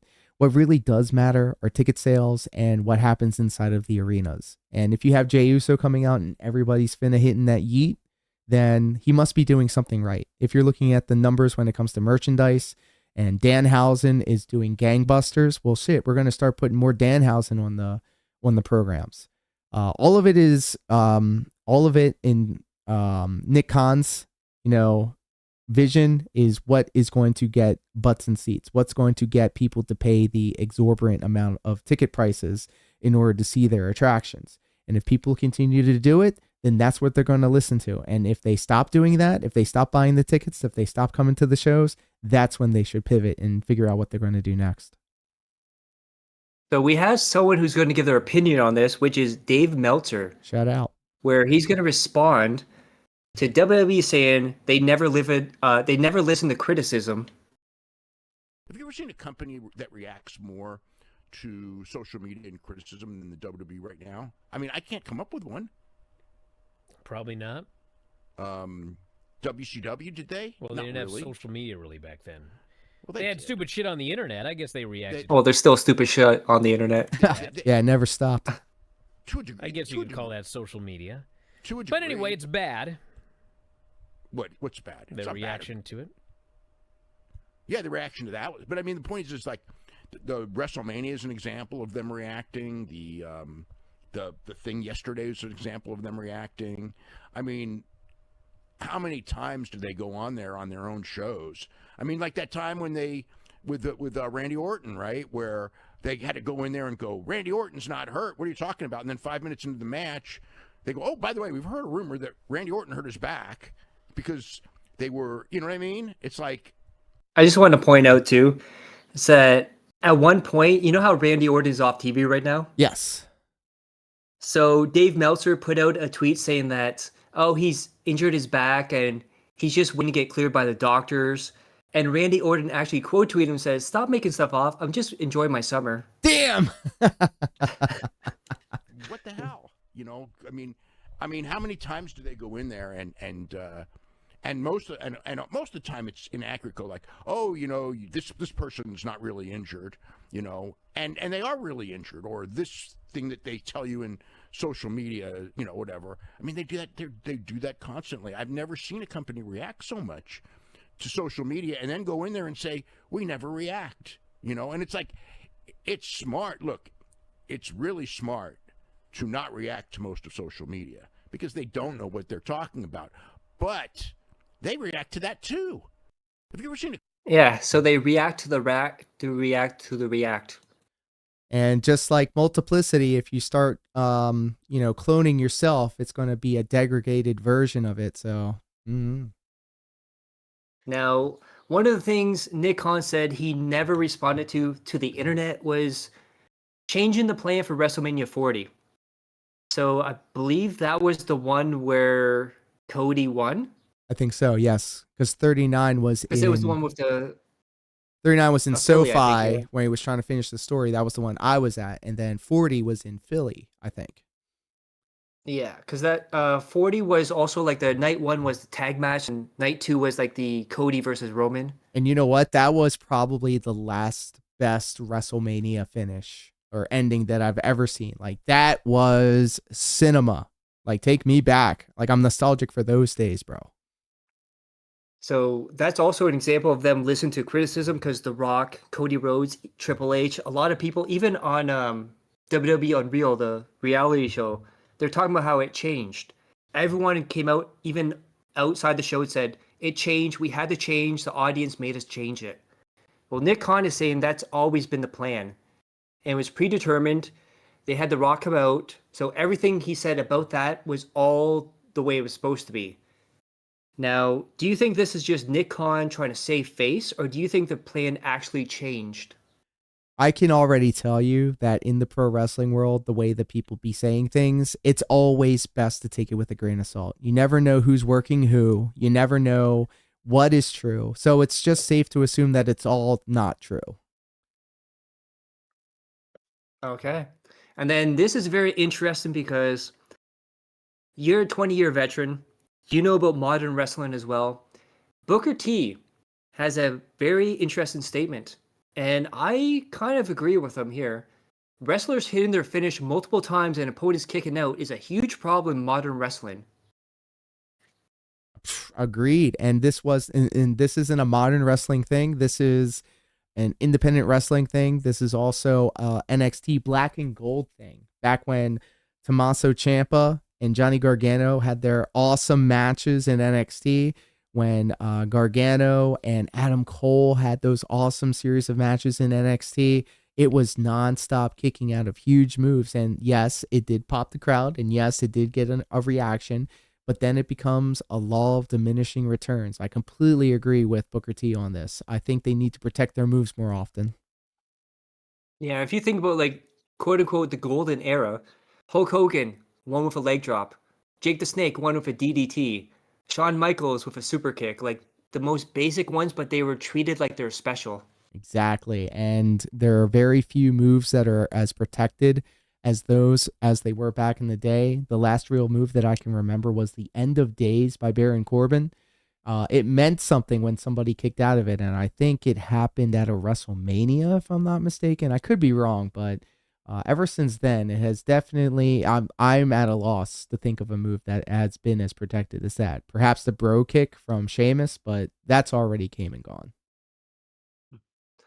And now this is what I was talking about before, how TKO kind of feels like a shell of a former self with wrestling. There's no heart, there's no soul. It's almost like it's just give me money here, just take whatever, give me money, give me money. There's no like emotional attachment to it. And Road Dogg recently left his position as writer on SmackDown, and he has this quote: "It feels like it's all about money now.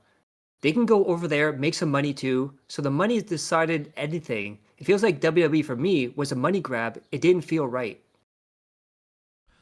Well, I mean, any business needs to be aware of their bottom line and try to get as much profit as possible. So he's not wrong. I don't think that it's necessarily a bad thing, but it has, gotten a lot more pronounced as the years have gone on in the TKO reign. It's almost to the point of parody seeing all of these ads on these shows.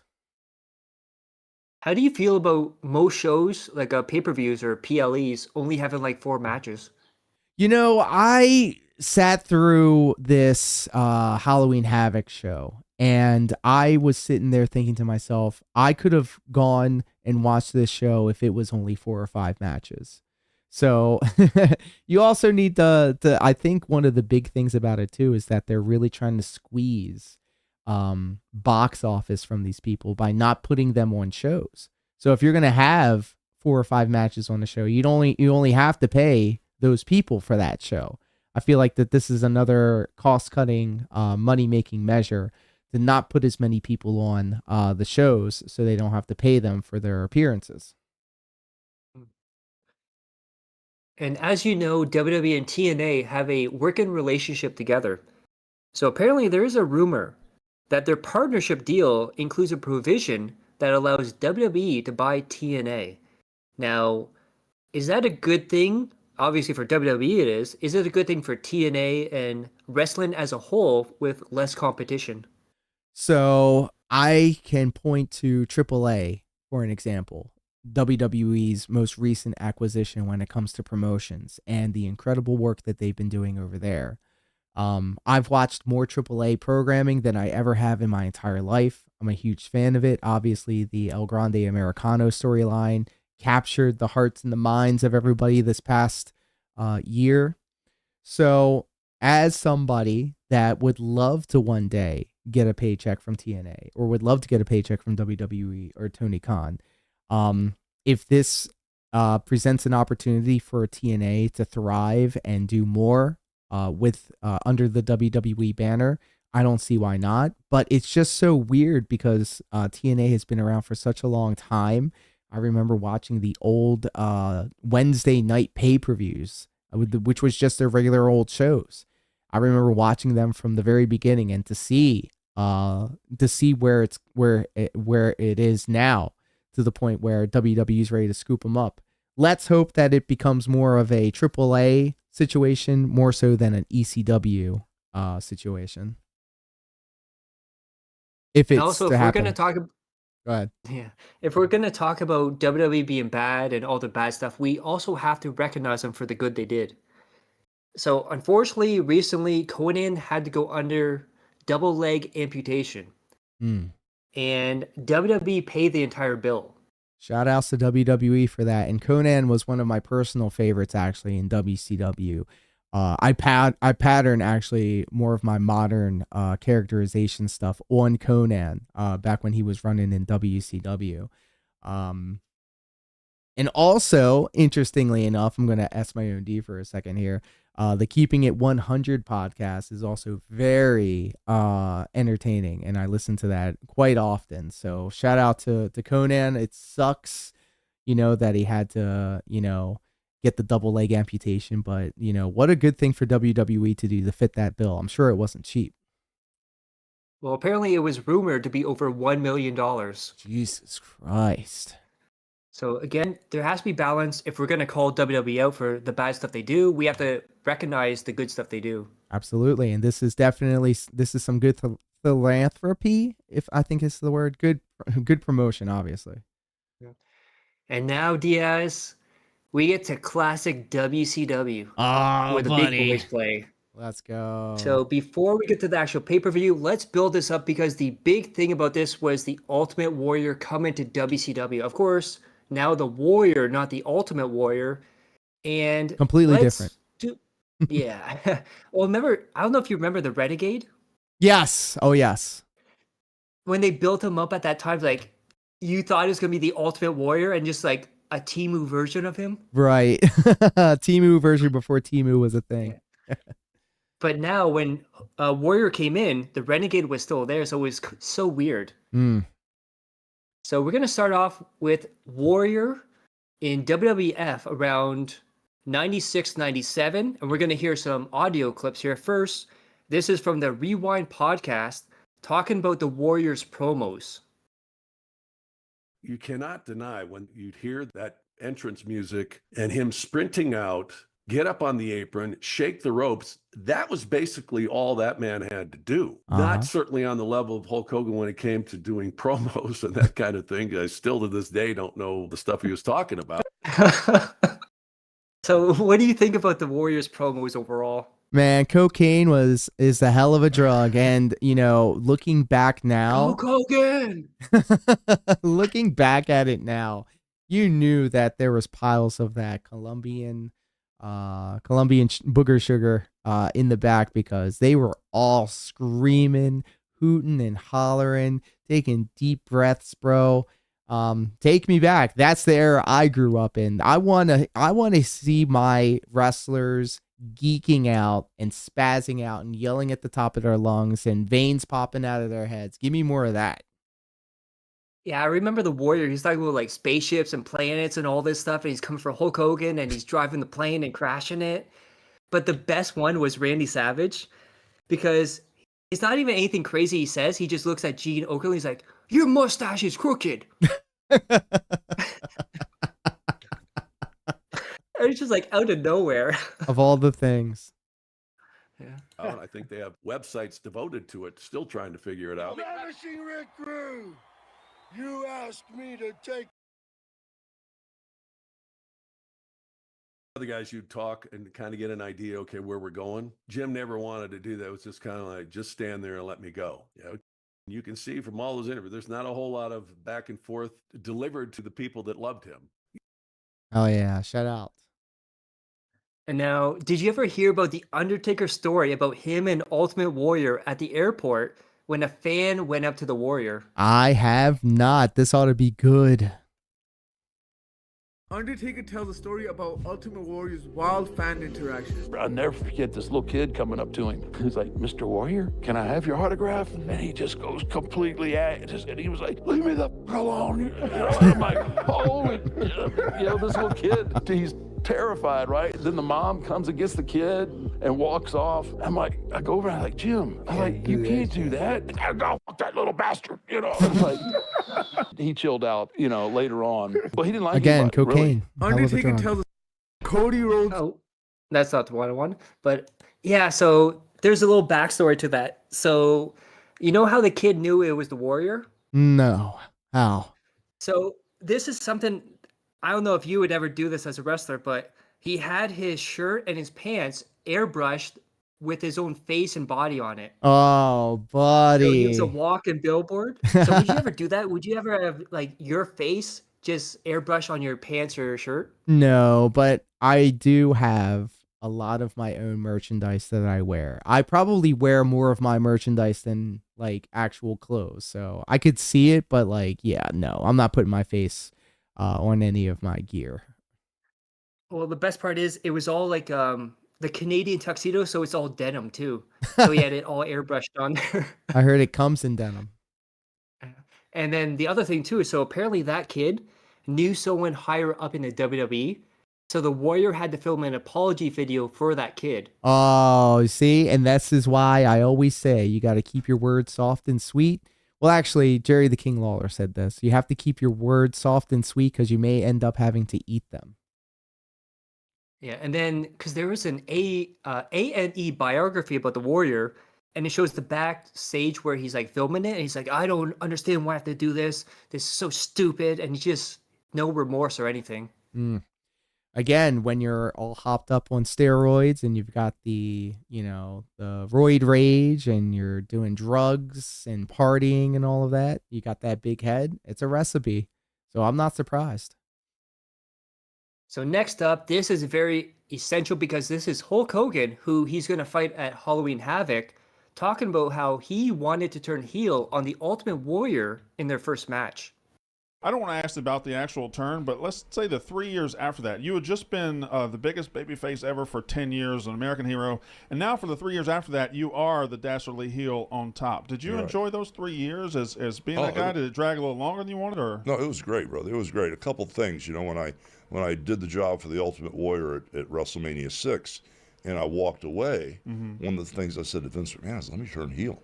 Let me give him both belts, give him a big hug, and I love you, brother, and let me go down the aisle." Because if you watch the tape, when I gave him the belt and he was still the Intercontinental Champion, when I left the ring in Toronto, all of a sudden you can see the whole audience watching me. Everybody in the crowd was watching me leave. And I just wanted to stop and do the Three Stooges. Slowly I turned and come back and just ground him and just kill him. that would have been awesome. And then I wanted to be Triple H, Hollywood Hulk Hogan, and Vince. How weird would that be in 1990, him being Triple H? Wow, incredible. And, shout out to Hulk Hogan, I guess, but you got to take everything that these professional wrestlers say with a grain of salt. He's saying that all the people were looking at him rather than looking at the Ultimate Warrior. And okay, if he's going to go and do this, he's going to completely step on his big moment. The idea of Hogan putting over the Ultimate Warrior, to have him hold both of those belts, is to, pass the torch and signify that the Ultimate Warrior is the man now. So for Hulk Hogan to go, well, what if I just, beat him down after that? That kind of takes the, it takes the luster off of it.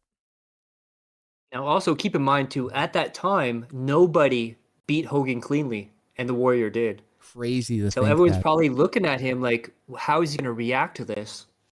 And how am I going to get my heat back, brother? You can't just beat me. I got to get mine back. That doesn't work for me, brother. And then he talks about how the Warrior got the belt, and he told Vince McMahon, this isn't the guy that's going to lead the company. I think you wrestle with in history, that you've had either positive, negative, whatever relationship. Ultimate Warrior, you didn't want to put him over, did you? It's not that I didn't want to put him over. If we could be more specific about it, I thought the timing was wrong. I thought the Ultimate Warrior was there to take over and push Hulkamania to the side. It's time for the new era for the Ultimate Warrior to rule and run the WWF for 10 to 12 years. I told Vince McMahon, the guy's not ready. I don't feel comfortable about him taking my spot and running with the ball. Like I tried to say earlier, in the last time we talked, everybody was given the football. You know, if I want to name people like Roddy Piper, he was the main event at WrestleMania 1, and that's it. Hulk Hogan was the main event at WrestleMania 1, and all the others after until I left. We were all given the ball, and I ran with it better than anybody. Vince wanted to give the ball to the Ultimate Warrior. I said, the guy's too green. He doesn't have what it takes. 6 months later, they were calling me back. It wasn't I didn't want to put him over. I knew it was the wrong thing.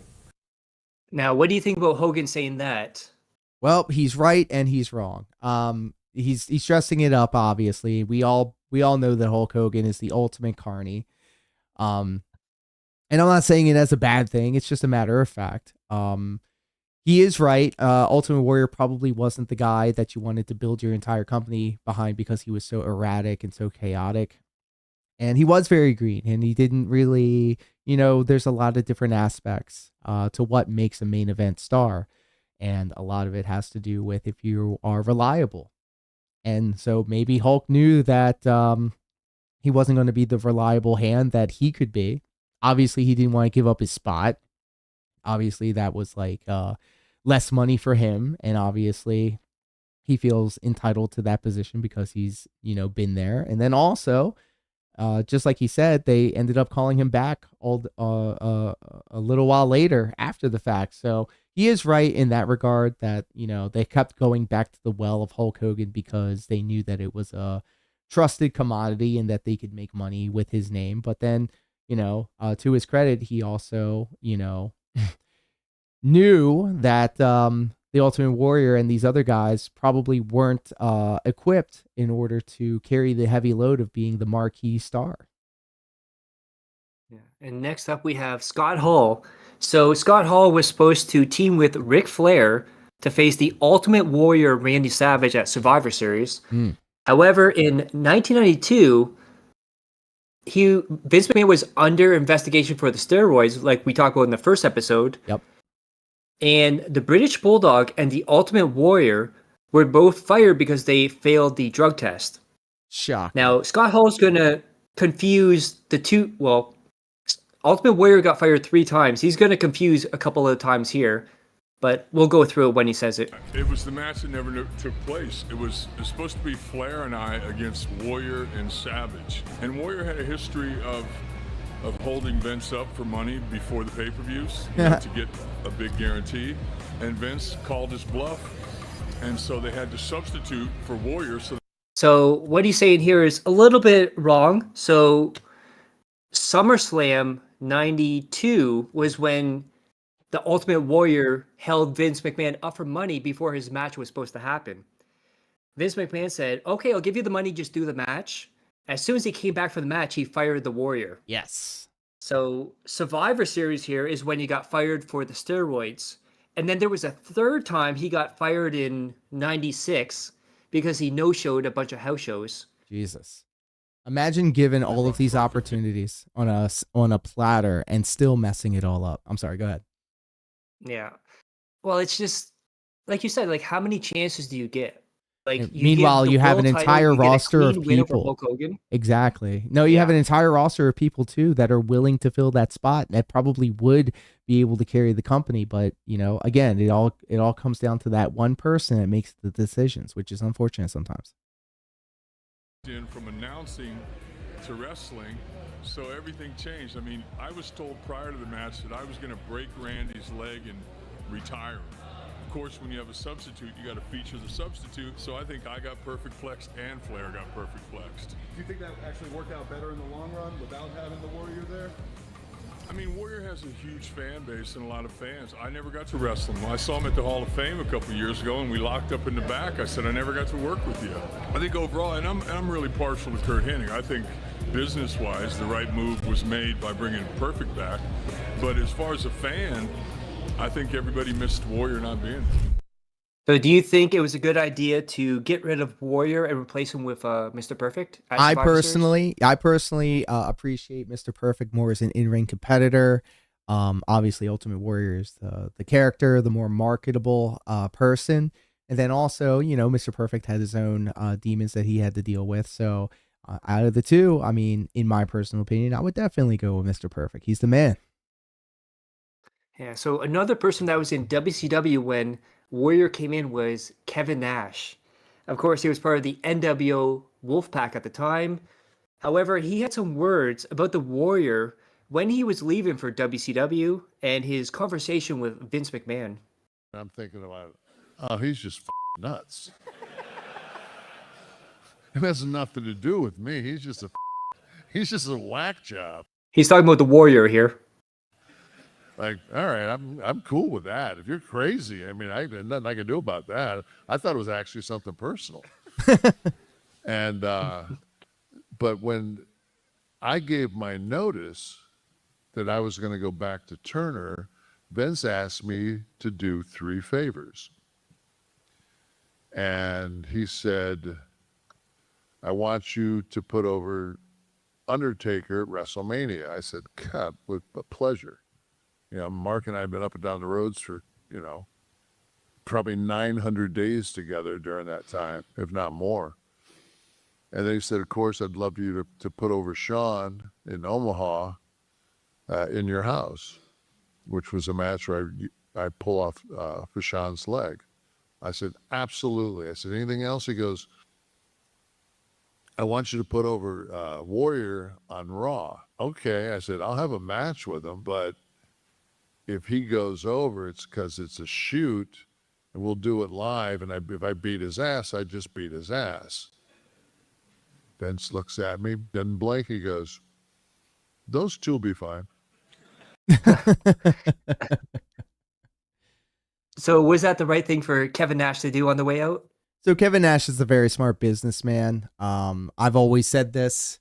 Kevin Nash, probably one of the smartest, savvy business minds in professional wrestling. And I feel he has every right. Yeah, so I'm going to have to co-sign on that. And speaking of that, co-signing over here on the Kick platform, Darkside Ranter is saying, in their opinion, the episode of Primetime before Mr. Perfect team with Savage was the best rapid heel to face change ever. Yeah, it was very weird because that also led to the Mr. Perfect versus Ric Flair loser leaves WWE match too. Wow. All of these. And once you start humming a few bars, all of a sudden I start remembering these things. Now, next up, we have good old Jim Ross talking about the Ultimate Warrior because remember, Jim Ross was in talent relations, so he hired and fired people. And Vince McMahon really, really loved the Ultimate Warrior. However, Jim Ross did not. I'm not a big Warrior fan, as you can tell. Sid probably had more athletic ability than Warrior, who was virtually non-existent. He had a great tan. His body looked great. He was a blithering idiot. Right place. Do you agree with that statement? I have no reason not to. Right time. Hogan passed the torch, knowing this ain't gonna be long, and he was right. I just never thought that Warrior respected the business as much as he should, based on what the business had given him, which was. Now, do you think that statement is true? Absolutely, absolutely. And I say that because I see it a lot, even in modern day, in lower, smaller situations. People will be put in positions that they really don't deserve. And if we're grading on a curve, there will be so many more other people waiting in the wings, waiting for their opportunity to be the big star. But for whatever reason, the pro wrestling industry is still based on, the spectacle of the body and the image and the character. So sometimes being the best wrestler won't be good enough. Sometimes you have to have that it factor, that X factor. So was a great living and a lot of money, a lot of 7-figure years, that's $1 million plus.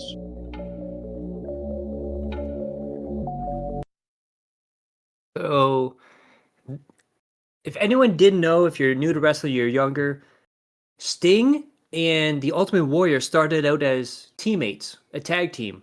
I believe it was the Blade Runners. And obviously, Sting went to WCW, and Warrior went to WWE.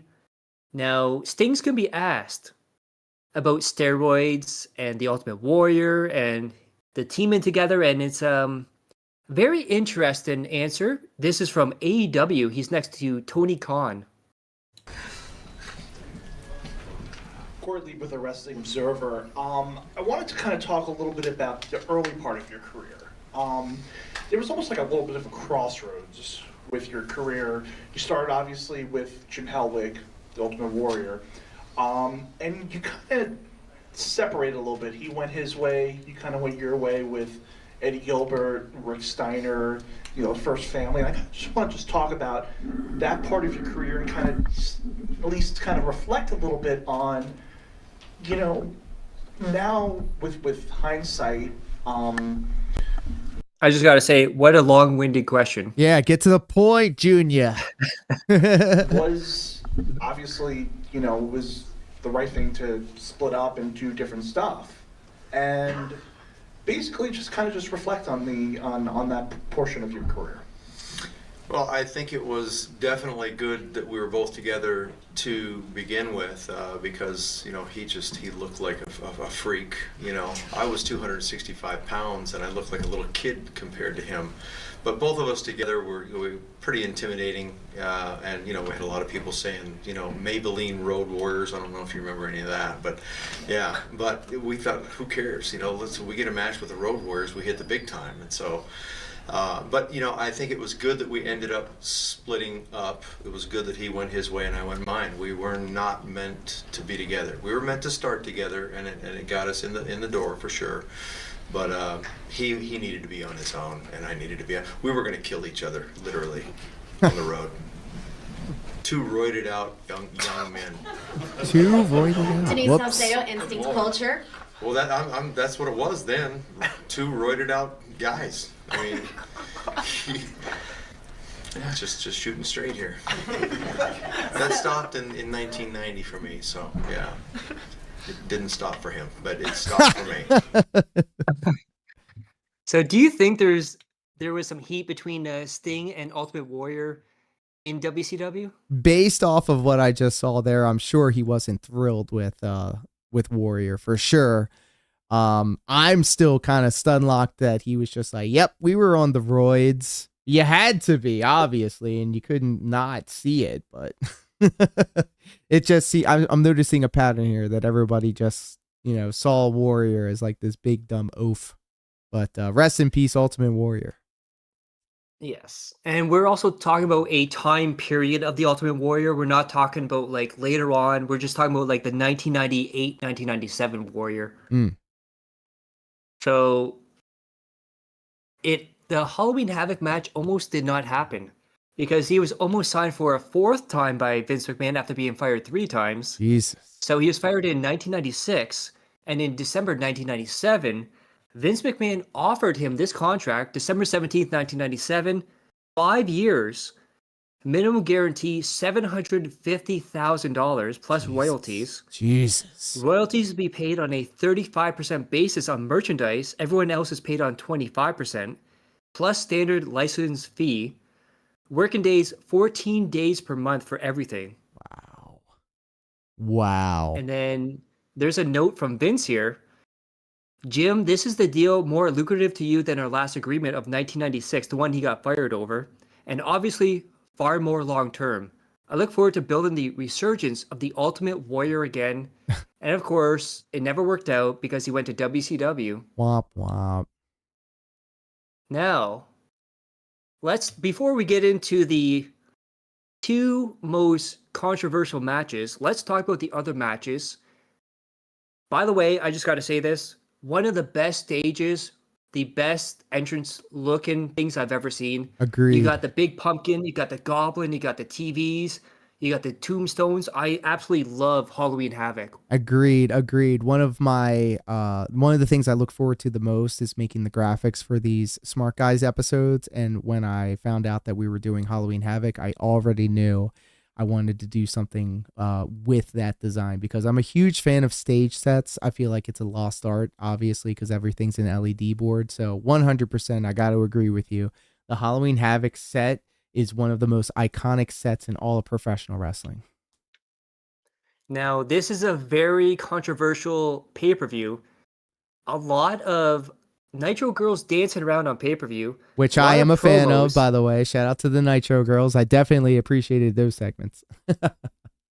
I would definitely appreciate them if it didn't lead to something, because so many segments with them on pay-per-view, so many promos that were not necessary, so many matches made on the fly. Yes. Some matches should have been Nitro matches, Uh-huh. and it's going to lead to something that the people at home watching the pay-per-view did not like very much, but we'll get to that. Yes. First up, we have Chris Jericho defeating Raven, defended the WCW TV title. This is after the Flock is disbanded. Raven is emotional. Chris Jericho is weird because he's not a heel, not a face. He's kind of a tweener tonight, but usually he's a heel. We have a heel versus heel match here. What's your thought on this match? So this is, I always like to say the first match is probably the most important match on the show. Probably just as important as the main event, because you're setting the standard for the rest of the show. And it was a mess. And if it was any indication, it was just off on the wrong foot. There was one spot in particular. Jericho took this wicked fall to the guardrail. He kind of fell face first off of the apron and completely ate shit on that. It was nasty. Another note that I had too, Raven was supposedly on this losing streak. He was kind of downtrodden. He lost the Flock and all of this. He hit Jericho with his even flow DDT, and it was a kick out. I'm like, okay, so we're kicking out of big moves right off the jump. A note that I made while I was watching this show, and in particular this match, was just how disjointed and how disconnected everything was from one move to the next. It really didn't make a lot of sense. There wasn't really a story being told here. They were just going out there and doing moves, at least in my opinion. Maybe I've been spoiled by what the modern day wrestling kind of encompasses when it comes to storytelling, but it was just a bunch of moves and a bunch of just weird decisions being made. It really didn't gel. It really didn't click. I wasn't really a fan of it, and it just set the stage for the rest of the show. Now, I have a question here. Tell me how much sense this makes. Raven is on a huge losing streak, but he gets a title shot. Brother, that's still something that I ask to this day. They said in AEW, for an example, wins and losses matter. Well, I mean, if you were to actually take a scoreboard on who's getting title shots and who's not, the math ain't mathing. And I feel like there was a lot of other things that were involved to kind of put this match together. I would have done something different. Maybe have a cruiserweight match to start off things, and kind of start the thing off with fireworks. Maybe put Jericho in there with someone else. I didn't see the purpose of any of this, to be perfectly honest. I feel like if they're going to give Raven a title shot with a losing streak, that this should have been on Nitro, not a pay-per-view. Agreed. And there was a lot on this show that could have been put on a Nitro, or maybe even on a Thunder, which I don't think existed yet at the time. And then next up, we have the Battle of the Big Bastards. We have Wrath defeated Ming, the man called Ming, in 4:23. Nice. So this was a hoss fight. Again, just like with the Jericho Raven match, there was really no rhyme or reason to what they were doing out there. It was just a bunch of heavy hits, them throwing their weight around, and essentially this match was to build up Wrath, who was building some momentum. Ming is a legit tough guy, and of course went out there and did good business. The match itself wasn't anything to write home about, but of course people are going to remember that Wrath beat Ming, who is a legitimate tough guy, and it's a good notch to have on your belt. So I mean, in terms of what happened in between the ropes. Wasn't anything too impressive, but if you look on paper, beating Ming is nothing to scoff at. And then next up we have, this is going to be a pattern too, where people are doing a double duty here with different matches. Yeah. Disco Inferno defeated Juventud Guerrera, the Juice, in 9:39. So crazy that they were calling Juice Juventud like what was it, the youth something? They were talking about like a big youth movement in WCW, and they were dropping names like Rey Mysterio, who's like 50 now. Jericho. They were like, yeah, Jericho, who's just 25, and this, that, and the other. I'm like, wow, this is crazy. Yes, the Juventud Disco Inferno match. I don't know who asked for one Disco Inferno match, and I'm going to spoil the finish of this match, by the way. This match was supposedly set up so that whoever won this match would go on to face Billy Kidman for the Cruiserweight Championship, if I'm not mistaken. Yes, in this show. Yeah, so this was also a pattern that we've noticed throughout the show. Yeah, the Youth Warrior. Thank you so much, Ranter, for smartening me up on that. It was a competitive match. Usually the Cruiserweight matches are my favorite parts of the show, so I appreciated the effort. They made a really good point in the announcing, talking about the pace at which they were going at. They were leaving it all in the ring. They weren't really conserving their energy for the next fight later down the show.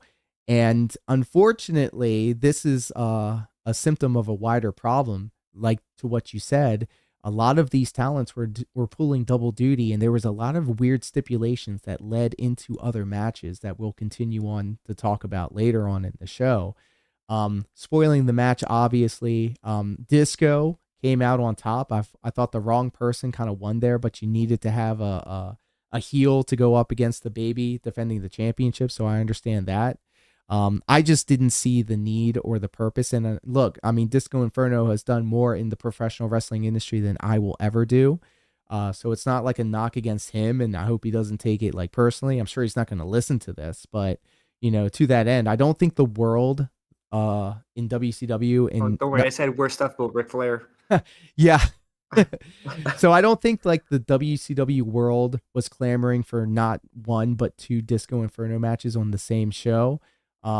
So I guess good for Disco Inferno, but if it was me, I would have rather seen Juventud out there for another match and challenging for the championship.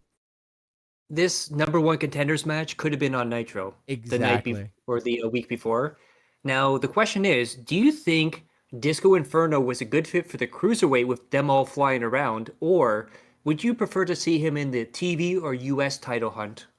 So you need to have some variety with your cruiserweights, and they did kind of tell a story about how Disco Inferno was trying to lose weight, I guess, in order to be more nimble and more agile and stuff like that. So I can see the storyline aspect of that, but it really didn't come into play when it came to the matches. If he were to, I don't know, show some sort of sign of exhaustion in the second match and then attribute it to the fact that these cruiserweights just move faster and that they don't have so much weight to carry when they're doing their stuff, that could have been something that they could have explored.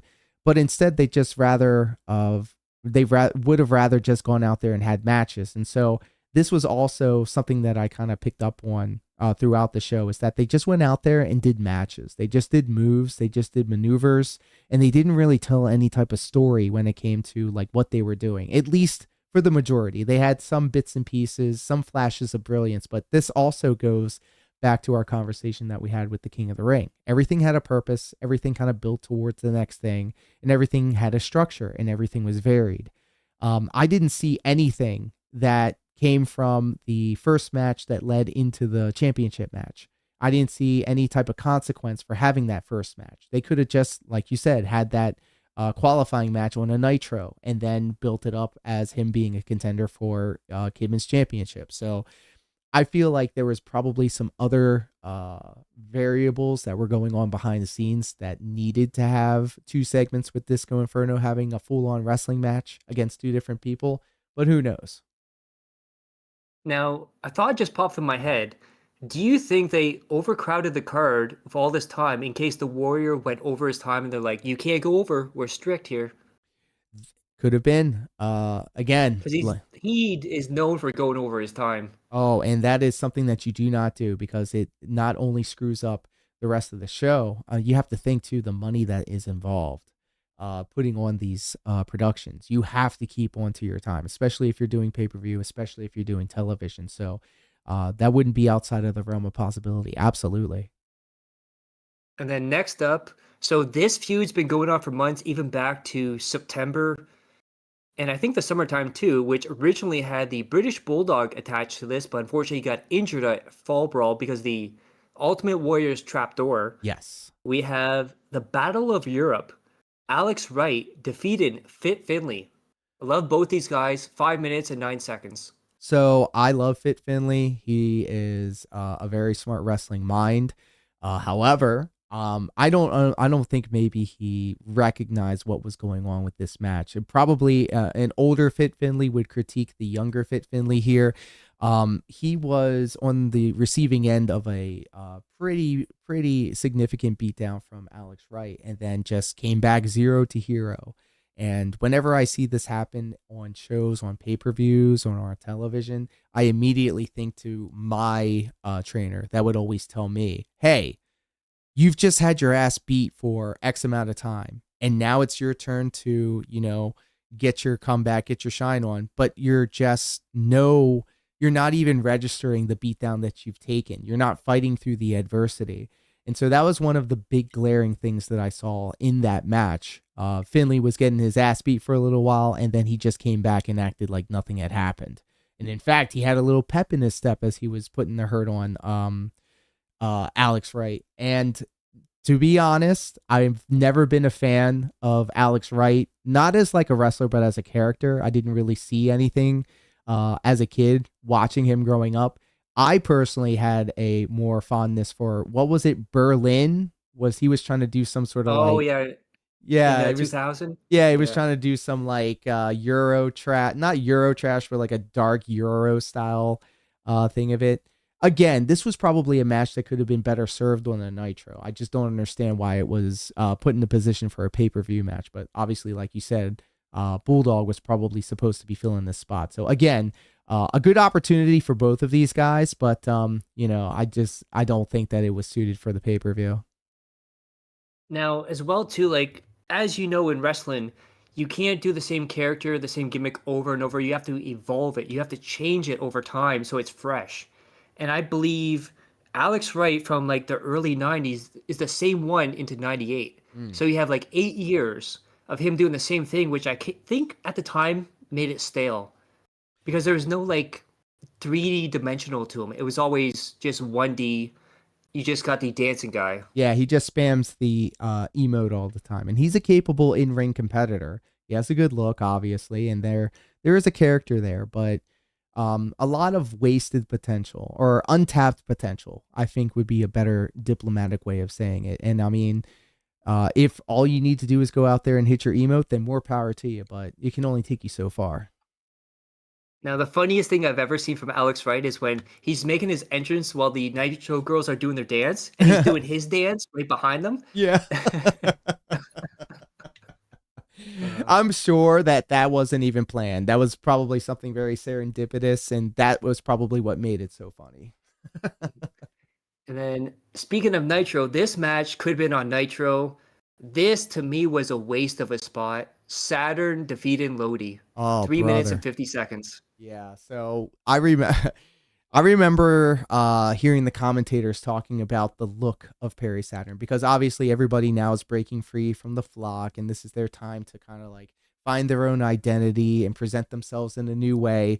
And they were talking about some sort of like motorcycle bike gang thing. I saw more of like a assless chaps YMCA style enjoyer. Nothing wrong with that. It is the month of June after all, but Saturn strip was not immaculate, kind of whack if you ask me. Again, this could have been better suited on a Nitro, especially with all the stalling. They were doing like this sign gimmick where you take the signs out and showing it to the crowd and stuff like that. And he kept going back to the signs and not giving the people action. And obviously it was a bunch of gaga and smoke and mirrors so that Saturn could get the DVD in and, send the fans home happy. But again, this seemed like more of a segment on a television show more than an actual competitive pay-per-view match.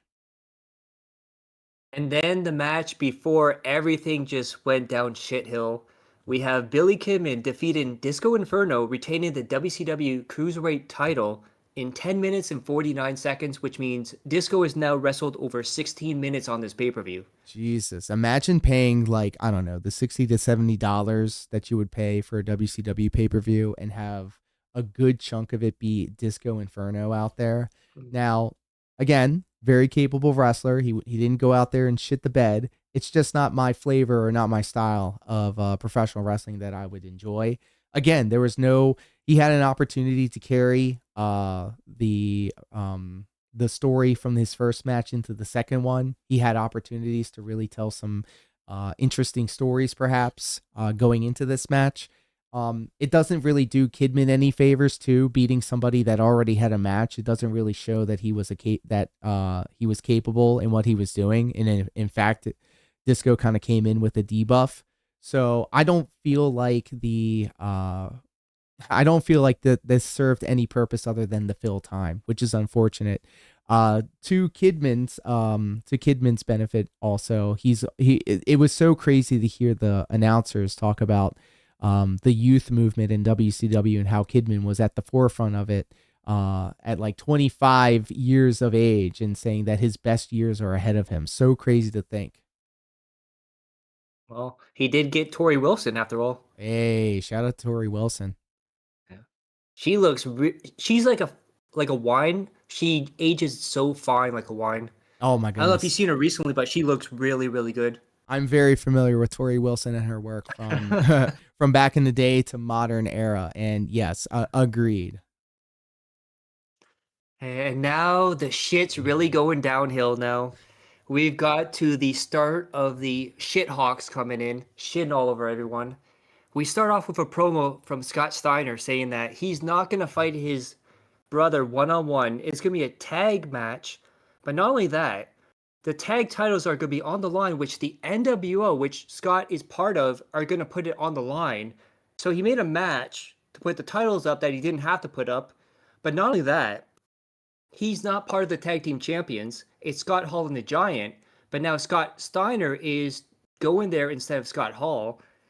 And then JJ Dillon comes in and says, that's a great thing. But if Rick Steiner wins, then he gets a one-on-one match with you immediately following that. And of course, Buff Bagwell comes out wanting to be Rick Steiner's partner, which you could see something was going on there. And that leads us to Rick Steiner and Buff Bagwell defeating Scott Steiner and the Giant for the WCW tag titles in 8 minutes and 24 seconds. And what a load of shit this was. So I was counting the amount of low blows that I've seen throughout this show. And by the time Buff, and by the way, spoilers, by the way, turned on him, we didn't mention that like there was a promo to start the pay-per-view. It started like an episode of Nitro where Mean Gene was talking to Rick Steiner, talking about his match or talking about his beef with Scott Steiner, and then Buff coming out and saying, hey, I'm on your side. I'm on your team. Let's go ahead and do this. So all of that contrived shit that you were talking about before was just scratching the surface because they had a segment at the beginning of the show. They started off a pay-per-view with a promo, which is sacrilege in itself, setting it up so that eventually Buff would then turn on Steiner, only for it to not work, only for him to beat them anyway, and then to become the tag team championship, the tag team champion, with I don't know who, because his tag partner turned on him, only to then have another full ass match with Scott Steiner, which I don't think ended in a definitive pinfall. There's just so much shit going on. It was difficult for me to follow it. So what the hell happened here? So first of all, why don't you tell the people how it was revealed that Buff Bagwell turned on Rick Steiner? So I literally just watched this today. Like, I'm not even going to lie. And to be honest, it was actually a pretty good setup. Like, they were set up in like some sort of like double clothesline situation. And they were both standing in the middle of the ring ready to give a double clothesline to Scott Steiner, if I'm not mistaken. But then Buff kind of just turns around and then clocks Rick Steiner and then just walks out. As far as I remember, I could be wrong. And then they were just heating him up for a little while until it went to the finish. Only for Buff Bagwell, only for Bill Clinton, a person dressed up like Bill Clinton. So we're really dating ourselves here. Only to have some guy in a 3-piece suit and a Bill Clinton mask show up, slap everybody around with a slapjack, which was apparently the big thing in WCW back in the day, because everybody was getting hit with the slapjack. Only for that to also fail. Like, what are we even doing here? What was the point of the turn? What was the point of his intervention if he's just Rick Steiner's gonna win? Exactly. It just seemed like a big mess, contrived mess, in order to get the tag team championships off of the NWO, which was already. Go ahead. Their idea to put the tag titles on the line too, and they're not even the actual holders. Exactly. So not only are they like in the most contrived way giving up this tag team title opportunity, but they're doing it and then they try to do some like smoke and mirrors. They try to like pull some trickery and then still fuck it all up. So not only did they look stupid for accepting the match and using it for the tag team championships, but then trying to cheat and then still lose, not just once, but twice back to back in the same 2 matches. What the fuck are we doing, WCW?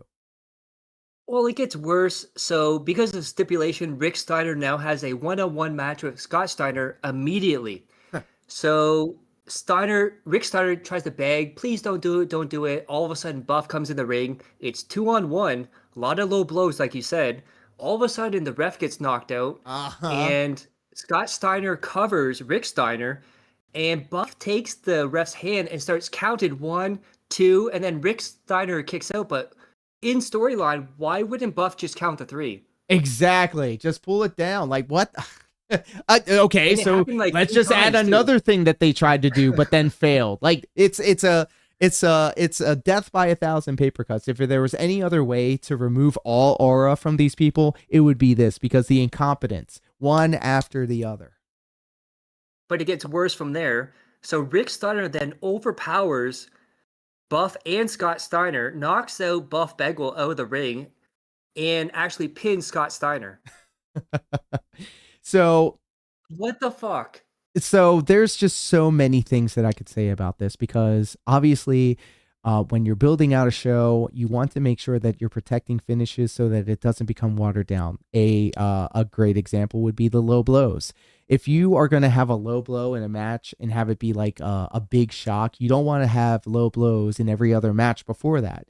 I remember counting at least 3 or 4 low blows, blatant low blows in front of the ref, to the point where the announcers even had to say, we need to have a conversation about these relaxed rules that we're seeing in these matches, because the refs, why even listen to the refs if you can just do whatever the fuck you want? Why wouldn't I start the match by kicking somebody in the dick? And I saw it in the past 2 or 3 matches before this one was happening. So just all around, there was just no rhyme or reason to any of this shit. It could have been done any which way, and it would have been better than what we saw. It was a complete fucking mess. I don't understand what the whole point of it was. There was just a bunch of jumbled misfires and miscues. None of it worked. None of it hit. The one thing that I can probably say is that there was this one point during the match where Rick Steiner was kind of like lording over Scott, and he was begging him off, and then he gave him like one really good shot, and like the crowd erupted. It was huge, but then they wrestled the rest of the match.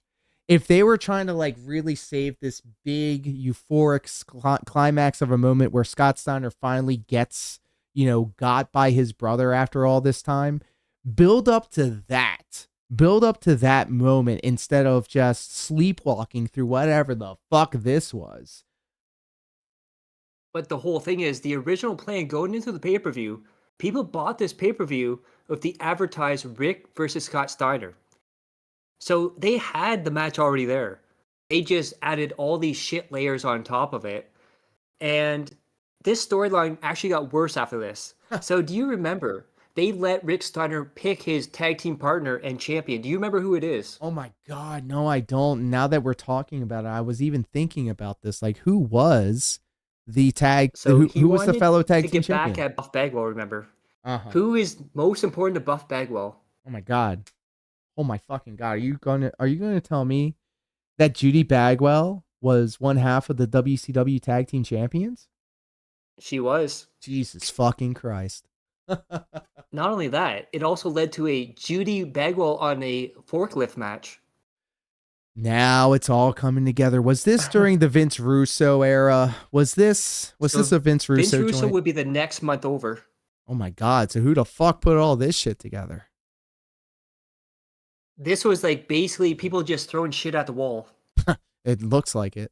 And it definitely smelled like it too.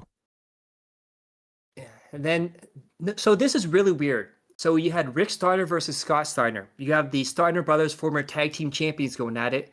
The next match, Scott Hall versus Kevin Nash, another tag team going at it.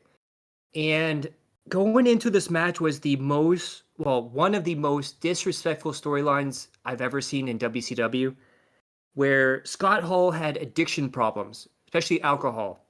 And they decided the best thing to do was make a storyline out of it. Woof. So I don't know if he was actually or he was pretending to be, but he would go to the ring with a cup, which was supposed to be alcohol. He would drink during the matches. He would stumble. He would slur. Yes. And at the time, it was NWO Black and White Hollywood and NWO Wolfpack.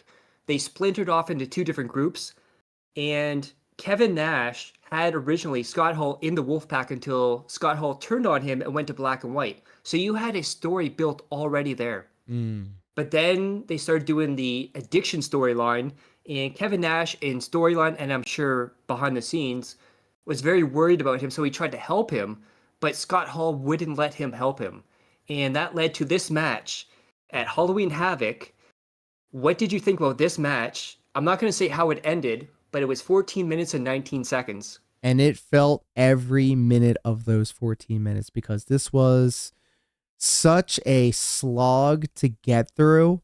The one thing I probably could give it credit for was if they were going to lean into this alcohol addiction idea for the story, and they had Scott Hall come out with his drink, and he almost kind of acted inebriated, and the announcers had made mention of something like that. If Scott Hall, maybe this was all just like a happy accident, but he could potentially, if I was agenting this match, I would have said, let's have Scott Hall come out with the drink. Let's have him act like he's inebriated. And then, have Kevin Nash kind of like, come on, man, you don't have to do this. You don't have to do this. Only to have, and since WCW fucking loves their swerves and stuff like that, have him like, I was pretending the whole time, and like put the drink in his face and then put the boots to him, to kick off the match or whatever.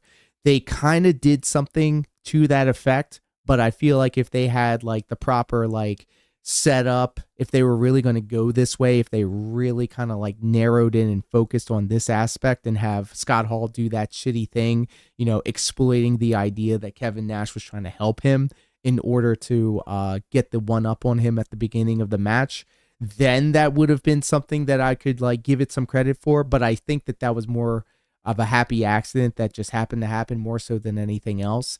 This match, bro, I don't know. Seeing Scott Hall putting heat on Kevin Nash for all that time wasn't my idea of a good match or a good time, or if anything. The whole thing was, there was just something off, again, with this match and with the entire show.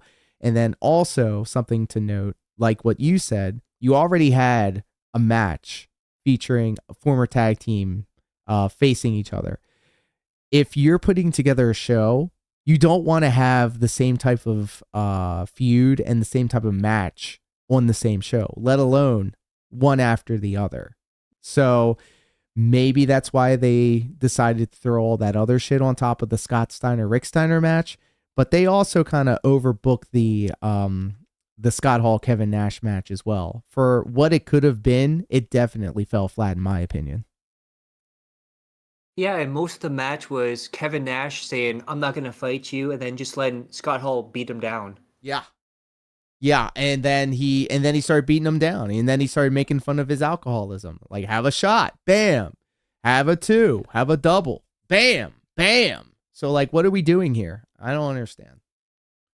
And then if that wasn't bad enough, this match was a countout. So Kevin Nash gave Scott Hall, I believe, 2 power bombs, Gnarly left the power ring, bombs, and by got the counted way. out. How many? Gnarly power bombs, by the way. Like Oh, yeah. he muscled him up for that second one. I was kind of fearing for his life there. Yeah, so we have honestly, this is a weird thing for a pay-per-view ending. After you have Scott and Rick Steiner, you have all those other matches. This felt like there needed to be a winner. So of all the matches that were on this card, this one had the potential to tell the best story. Obviously, because of the characters that are involved and the equity behind their name, and obviously the NWO Hollywood versus NWO Wolfpack.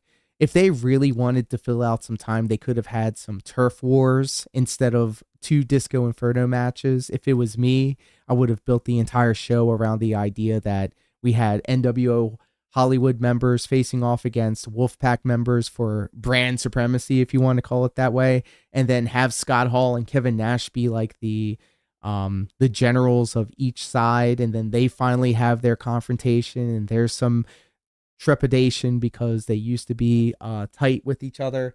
The ending again does not serve. There was no reason why he wanted to just do the count out. He beat him up. He got beat up. He hit him with the 2 jackknives. He didn't pin him. He walked out. He got the count out. And then what? Scott Hall gets up and walks away. He just ate 2 Kevin Nash jackknife power bombs, and he just gets up and walks away. It completely fell flat. It felt very flat, yeah.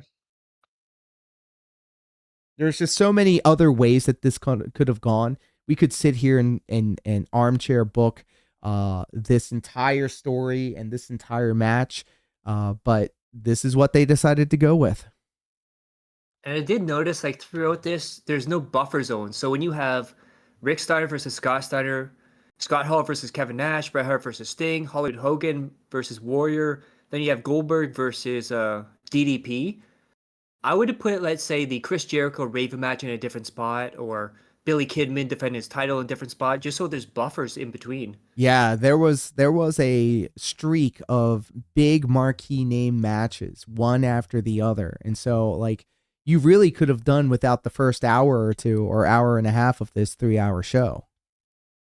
It was pretty much Nitro at the start. Yeah.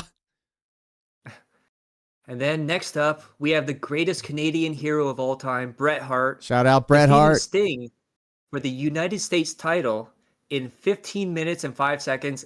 I just have to say, Sting in the Wolfpack gear, I love it, but he looks so weird with that goatee and the face paint. I was about to say, I think that's his coolest look. When not the full red face paint, but the red face paint with the goatee cut out.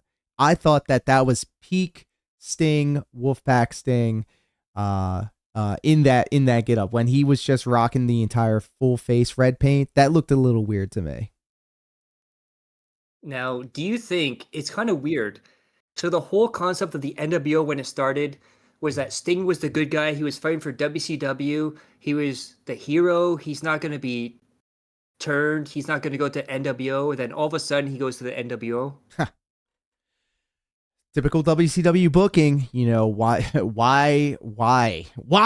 It just didn't make sense.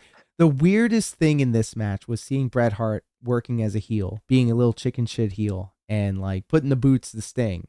It was just so weird to me. It was like Bizarro World. I didn't understand it. All the shenanigans Bret Hart used. Like, he's a good technical wrestler, but he had to resort to using the baseball bat and other accoutrements to do his thing. Yeah, and then Oh God, we gotta talk about this. Oh, and hold on a second. They missed the most obvious thing, and they mentioned this during the announcing.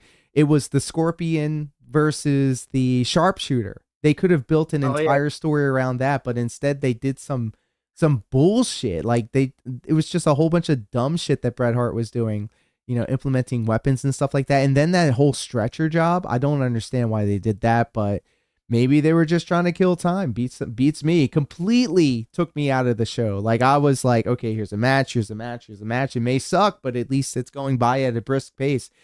I felt like this pay-per-view hit a fucking wall when we were sitting there watching Sting getting stretchered out for like 10 minutes. Fuck out of here with that.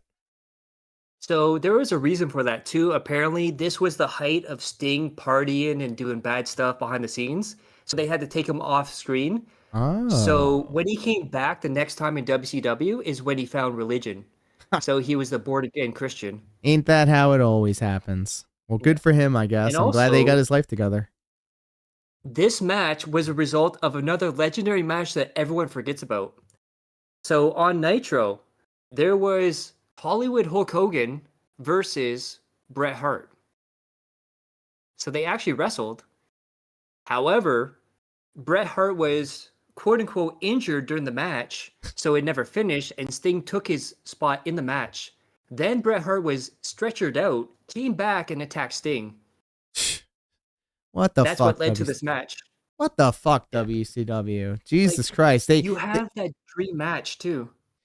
They could have just fought on their own merits, but they have to like insert all of this other bullshit. It just it is beyond me. And as a kid when I was watching it, I didn't know any better.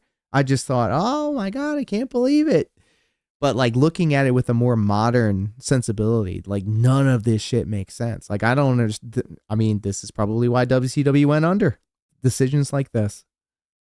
You had no idea. As a kid, I'm finally seeing Bret Hart versus Hulk Hogan on Nitro, and they're going at it, and all of a sudden he fakes his injury. I'm like, you had this main event, this major fantasy match, and you fuck it up like that. Yeah, just have them go out there, do their damn thing, wrestle their hearts out, see who has the best submission hold, and then tell a story around that. There was no need for any of this other shit. Okay, so we covered Warrior before he came into WCW. Now we're going to take a look at Warrior coming into WCW from different points of view, including from the Warriors. And now we have Kevin Nash talking about it here. The Warrior, when he brought up the Warrior thing, I forgot on that night when he talked for fucking 3 weeks. So do you remember his first promo when he came into WCW? Who's that? Warrior? Yeah. Oh, Jesus. The stream of consciousness? Like any promo, you could pretty much, So I think we're going to watch it, but I think it's Eric Bischoff said it was supposed to be like an 8-minute promo and they had it all laid out and it went like 20 something minutes. Jesus Christ. Where it didn't make any sense. So keep that in mind when you hear Boat Warriors promo. I forgot about. Oh my God. He was slated for what, a 10-minute promo? Yeah. And it was, I think, a 30-minute segment. Oh, sorry, 30 minutes. Jesus. Shout out to Click This, by the way. The NWO sold out. We lost every fucking match. Oh. Kid lost the ladder match and lost the strap to Eddie. And we lost every fucking match on the card. Right. Did you know at the time, like when something like this happens, do you know at the time, like, it'd be tough to come back from this one when, like, you hear Warriors coming. Do you know there's going to be an issue, or is it only once he gets there? Because remember, we heard what he said about putting over Warrior when he left WWF. That the problem becomes obvious. The man's dead, and from a point of respect, I just will say that I knew it was going to be fucking awful. Because I had dealt with him at a human level in Phoenix. And he was completely insane. So what he's talking about there is that Warrior had a gym, and Kevin Nash would go in there, and he had a membership for himself and his wife, and he saw the Warrior one day, and he went to say hi to him or whatever, and the Warrior ran out of the gym and just ran in his car and drove off. Jesus. Again, steroids. Yeah. Didn't you saw that thing that I was looking for, right? Didn't you see it? Where he's telling those guys that the workout thing and he's screaming at them. Didn't you send me that? Yeah. Yeah, you saw that. Yeah, no, Like, I know. That is as good as it gets to me. But creatively. Fucking kidding me. I'm fucking tired. Are you fucking kidding me? He looks like fucking Ron Perlman. But he's a massive draw. Like, I get it. He's a huge draw. And with him coming, you saw what Hogan did for the NWO and WCW. So one would think Warrior coming in now, this is Mach 2. We go to the next level now. And creatively, he had already shit the bed in New York. Talking about being fired 3 times. But he'd be used potentially very differently here. Like Hogan was completely revamped. But how do you use him differently when if Vince can't control him and Vince doesn't want him, then Jesus, man. I mean,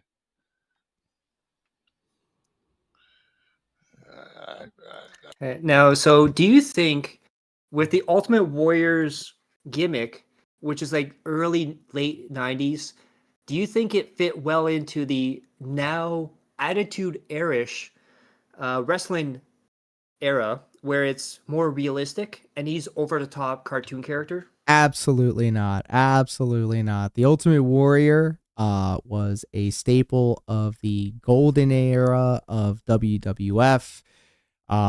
It was not a good fit for the Attitude Era. Nowadays, obviously, the nostalgia, people yearn for the back in the day stuff.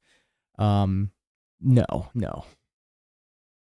And they did the weirdest things ever. So their idea of updating the Warrior was to give him supernatural powers.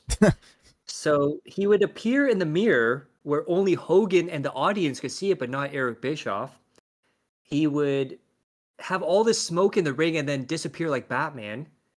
He would also have apparently a headless Hogan double that he gives to Hulk Hogan as a present.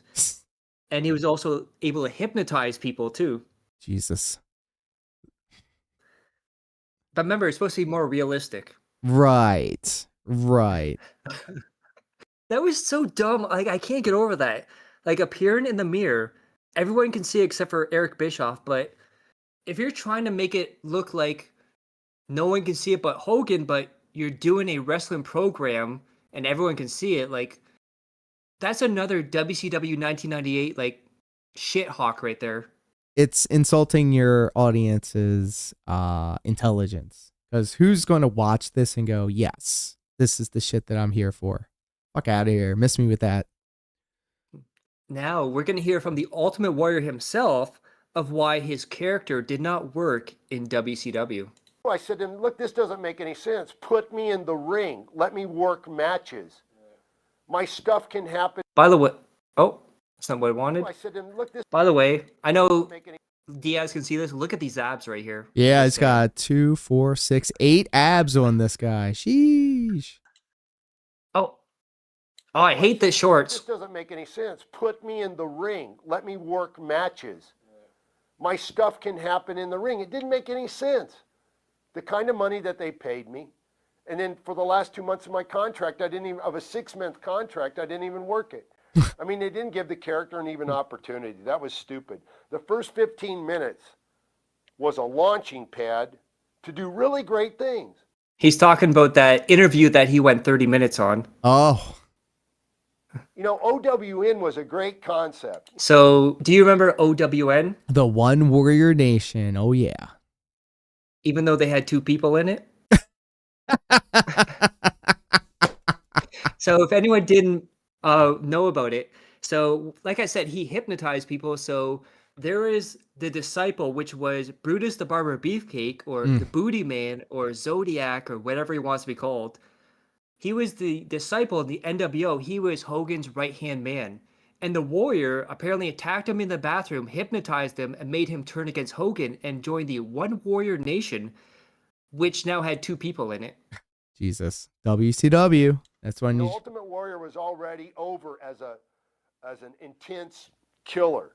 I mean, you know, I tore my bicep when I came back, and I was in the ring at Halloween Havoc 4 weeks later. There were guys that tore biceps and didn't show up for 6 months and still got paid for it. So, you know, there was nothing that I did to turn them off to the idea of using Ultimate Warrior in some way. You know, they took OWN, which was a great concept. One guy can't do everything.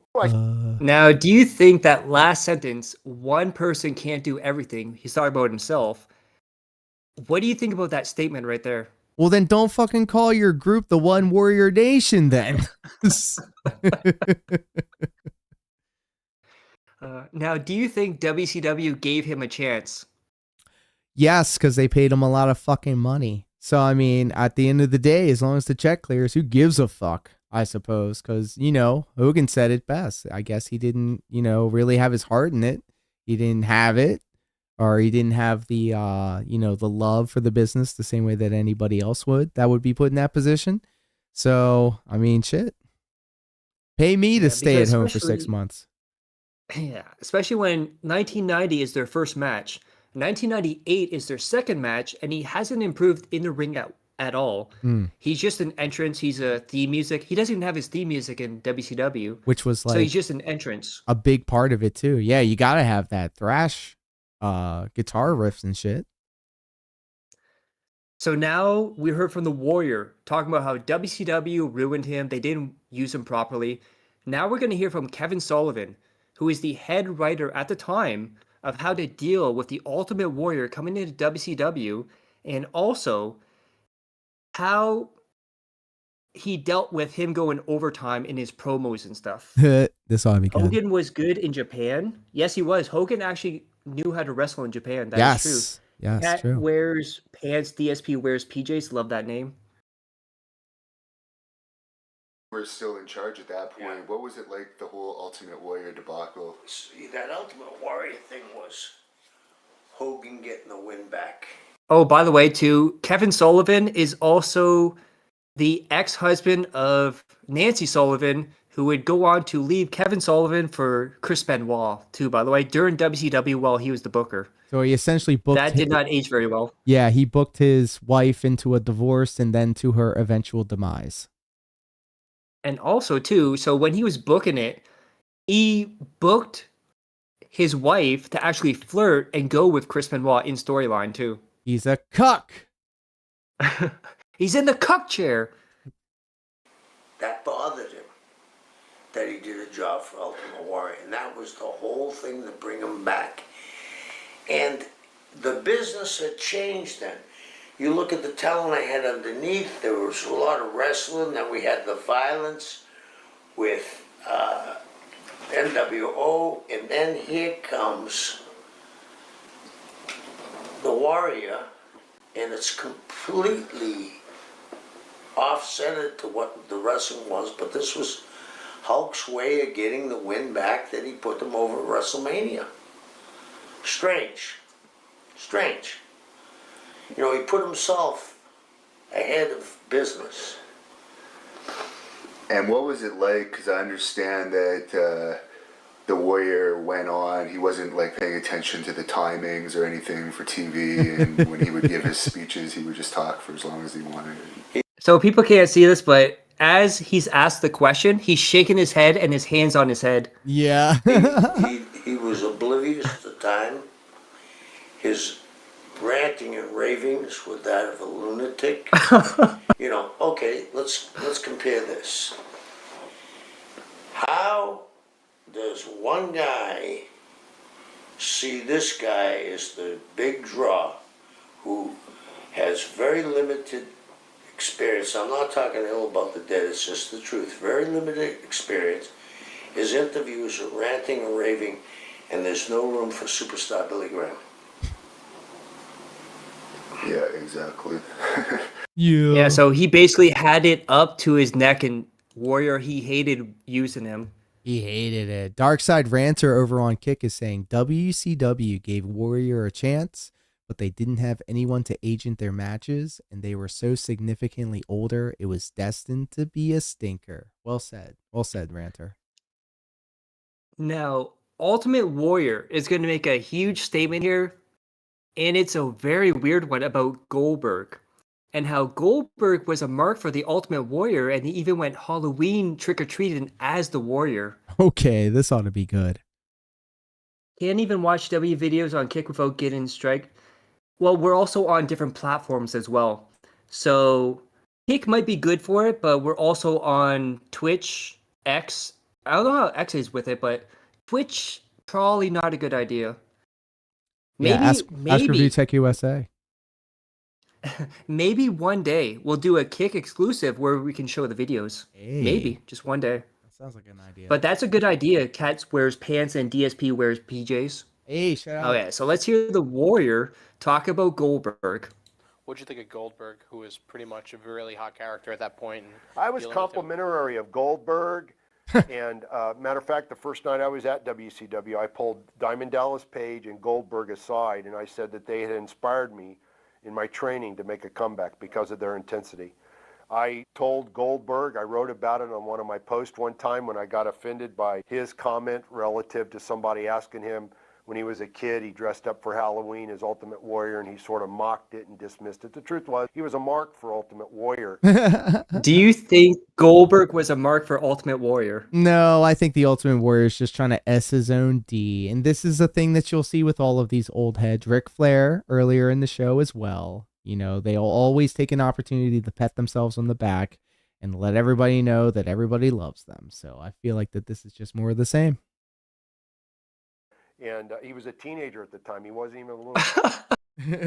So you guys can't see it. So describe what's on the screen here, Diaz. So we got a cartoon of the Ultimate Warrior, Jack to Hell, with it's Goldberg. With the Goldberg tattoo, the tribal tattoo, dressed up as the Ultimate Warrior, holding a bucket of Halloween candy. Very apropos for today's episode of Smark Guys. Little kid. But he didn't. Oh my god, I forgot about this. Hey, yo, well, good thing we're not streaming it. Yeah, it's better not to say what this is. Didn't have the confidence in himself, to say that. And that says a lot to me. It shows a lot about the insecurity somebody has. Why couldn't it have been Tori Now, Wilson? I wish. Now, Warrior says Goldberg is insecure about himself because he's a mark for the Ultimate Warrior.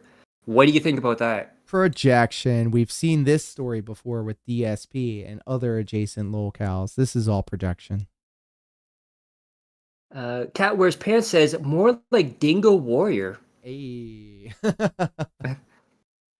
So now we have the guy that was in charge, Eric Bischoff, talking about that promo, the very first promo from the Warrior on WCW that went extra long. Shout out to Eric Bischoff. Clock inside of your head. If somebody said to me, Eric, you got 3 minutes, I want you to go out and, sell me that glass of beer, and you got 3 minutes to do it, I'll do it in 3 minutes. Maybe 2:58, maybe 3:05, but I'm going to come within seconds of hitting my time just because I got really used to having that clock in my head. And a lot of people that came up in that era of the 70s and the 80s and the early 90s, you had to develop that skill or you would Which the Warrior is part of too, by the way. reach the top of your game. So anyway, we lay it all out backstage. Everybody's nodding their head like the Warriors go.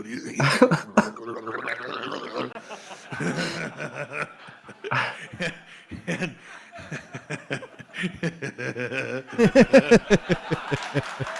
that's kind of what it was, right? Go back and watch the tape. I'm not lying. So we go out. And I'm standing in the ring. It's just like a dream that you've had when you were little and you still remember that nightmare. But I'm standing out there in the ring and he's going on and on and on, and none of it makes any sense. It's the wackiest ever. Nuts. 17 minutes, it felt like it had to be 25. You must have seen the edited version, because the live version went on and on. I remember. And also remember too, Hogan and Bischoff are in the ring while he's ranting too. And I can't imagine, what would you do if you were with another worker in the ring and they're supposed to go like 8 minutes and they start going 25 minutes? So I've been in a couple situations where the time has gone long, and sometimes when it's the people that are above you in the pecking order, you can't really say much of anything. So unfortunately, I have to make the note that whenever it did happen to me and time was taken up by another person, it was usually because it was from somebody above me. So there's really nothing I could have said about it. It sucks. Now, what if you were like a Hulk Hogan and Warrior was doing it? Let's say you're in Hulk Hogan's shoes. Oh, buddy, every time that you go out there, you want it to last forever. You want to milk it as much as you can, because and to describe it is one thing, but to experience it is another thing. They talk about the rush that you feel when you hear the crowd, going out there and performing in front of a live audience, having everybody looking at you and being in the palm of your hand. It's an intoxicating experience. It's something that you chase. It is an unhealthy obsession for some people. So absolutely, I could see people getting super pissed off if whatever they got going on is cutting into what you could potentially have going on. So absolutely, fuck that. And it's also like a respect thing. You want to make sure that you keep to your time so that everybody else can also be a part of the show.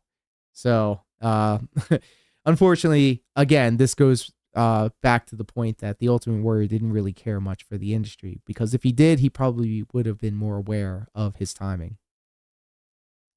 And Kat says he would say that doesn't work. He does it. Kat says he would say that doesn't work for me, brother. Literally, if you go back and look at it, I'm looking at Hulk. What the? What? Can you just knock him out? Can we just shoot an angle right here, right now? Shit, they might as well. It was the most horrible feeling. And our director, his name is Craig Leathers. He's a super guy, very talented director, and always calm and cool. You could never rattle him. No matter what happened, he'd come out of that truck after the show and go, "Yeah, we got it done. It's pretty good." He came out of that truck, his hair was on fire. One eye bulged out, the other one was still in the socket. It was horrible. We laid. So you can see the problem so far with WCW Warrior so far. And we have another clip from Eric Bischoff saying what the Warrior was like in WCW. Talk about your memories of bringing Ultimate Warrior to WCW. So this is from 2014, I believe. Wow. Let's start there. It was a Hulk Hogan thing. It started with Hulk. And again, So again, he's saying that it was Hulk Hogan that made him bring in the Warrior. So almost like all those people saying he wanted his win back against the Warrior. Almost like it kind of makes sense now. It's all coming together. it was Hulk recreating or attempting to recreate some of the magic that he had experienced in the success. He wanted, high profile guy to work with, and in his mind, and mine at the time, I did it. So, I bought into it, that it was something that the audience would perhaps like to see, and I could try to make work. Warrior claims that Hogan only wanted to bring him in to get his win back over Warrior. What are your thoughts on that? I just think that's wrestling urban culture narrative bullshit. Now, do you believe that Eric Bischoff saying, he didn't want to bring him in to get his win back, but he did want to bring him in to work with him?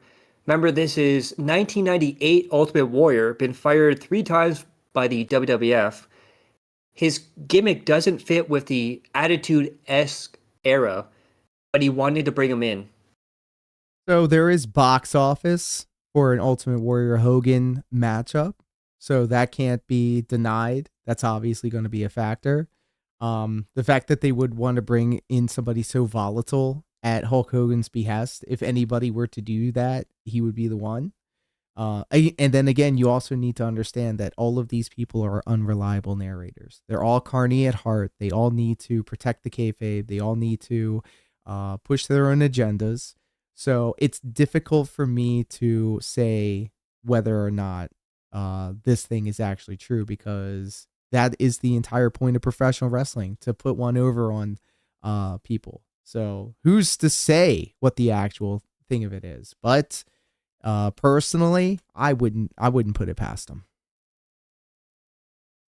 He also had said that if he realized how bad it would have been, that he wouldn't have went back or went to WCW. What are your thoughts on his statement there? Who said that? Warrior said that if he knew how bad it was going to be, he would never have went. What are my thoughts on that? It wasn't bad because we didn't try. Like, I respect Warrior and So as he's saying this, he's got a huge smile on his face. his family, so I'm not going to say anything negative about it. But go back and look at, or I encourage anybody who's watching this to go back and look at the way he came in and what you saw on television. And it's not at all what was laid out. It was the longest, most painful live in-ring segment I have ever done in my life. It was written to be about 7 to 10 minutes long. It might have gone 25 minutes. Damn. And it went all over the place. And he's looking around the room in a circular. I remember He's seeing the corner I think I was in demons. there with Hulk, and I don't know who else is in there. And we're kind of looking at each other. And I'm looking at the girl. I think it was Annette, the girl, the floor director. She's down on the floor going, was wrapping up. We're live Wrap show. We got it up. commercial breaks. We got a hit. We're syncing with satellites. I mean, and it just was going all over the place. And then shortly after that, he blew out his arm and tore bicep, hanging off the ring cage. So yeah, he probably wouldn't have done it. I wouldn't have done it, but it wasn't because he didn't try and I didn't try. It just didn't work out. What do you remember working with him and dealing with him? Well, I just gave you my biggest memory of working with him. And that's vivid. In the ring as a performer. In terms of business, yeah, I went to visit him a couple times in Phoenix, and he, Warrior was he's kind of like Randy Savage in a way, incredibly intense. Cocaine, dude. Cocaine. Hell yeah. And passionate, very creative. Now, a little on the outside edges of, comprehensible or relatable, but it doesn't. Oh, so one of the things back in '96, before he got fired from his third contract, he put in his contract that the WWF had to buy his, I think, like 10,000 or 100,000 copies of his comic book too. Whoa. And then that was also a fucking schizo post in comic book form. Jesus Christ. It was Sonic Chew before Sonic Chew. The prototype. It's bad. It just means he was just way out there. So you get somebody that's really, really intense and passionate, and you mix that characteristic with somebody that's kind of on the outside edge of really on the outside edge of the box, and it can be a challenge. And he was that challenge. I get home, I'd Oh, he was definitely challenged. All right. So next up. So before we actually talk about the video, before we actually talk about the match, Warrior versus Hogan, we're going to hear Eric Bischoff shoot on that match and how awful it was. Oh, buddy. So that was, I think that was like August 17th, Look at that hair. 1998, because the PTSD is there from that promo. And then he does the Fall Brawl War Games match. He does the Halloween Havoc match. Now, he didn't actually do the War Games because he did like 5 minutes and then ran Hogan off. War Games. With Hogan and loses, and then he's gone. So how does it? I mean, was it so bad that you were just like, please leave? I will pay you to not come back. Like, what happened? Why was it so short? I think he blew out a bicep. He was hanging. I think it was Fall Brawl, War Games, and he jumped up on top of the cage or got up on one of the bars for the cage, and tore out a bicep. and that put him out for like 6 months to a year. Torn bicep isn't something you come back with from anytime soon. Or weeks, perhaps. Because he had the injury, because everything that we tried to do with him obviously didn't work out, it made it easy for me to call an audible and just make a decision, part ways. But he does that Fall Brawl match. He still works the Hogan match the following month. When he does the match with Hogan, at the end of it, did you feel like, well, at least we got that out of it? Or by the time that happened, No, that was like, let's just put it into this. No, seriously, and he knew it. We discussed it. That was going to be the end. There was no, hey, let's just get through this match and see what we're going to do. It's like, can we get you through this match? Yes. Okay, then this experiment is over. He knew what was coming. If only the One Warrior Nation had lived on longer. Actually, I kind of dug the One Warrior Nation, the ONW, which is a reverse of NWO. OWN, OWN, yeah. One Warrior. And that also had the disciple, Brutus the Barber Beefcake, as a key member after he was kidnapped. And hypnotized him. Told him. Who was created behind that, Eric? Such a nice guy. And Eric Bischoff you has don't a want huge to ever smile on his hear face that. right now. People first meet you. Stay tuned for the Brutus the Barber Beefcake tour. So did I hear him Or the say that? Boogeyman. Did I hear him say that Brutus the Barber Beefcake is a nice guy? In that exchange. Well, you saw there? the big smile on his face. Yeah, so okay, let's peel back the curtain a little bit. Whenever wrestlers talk about somebody and the first thing you hear about them is they're a good guy, that is not what you want to hear.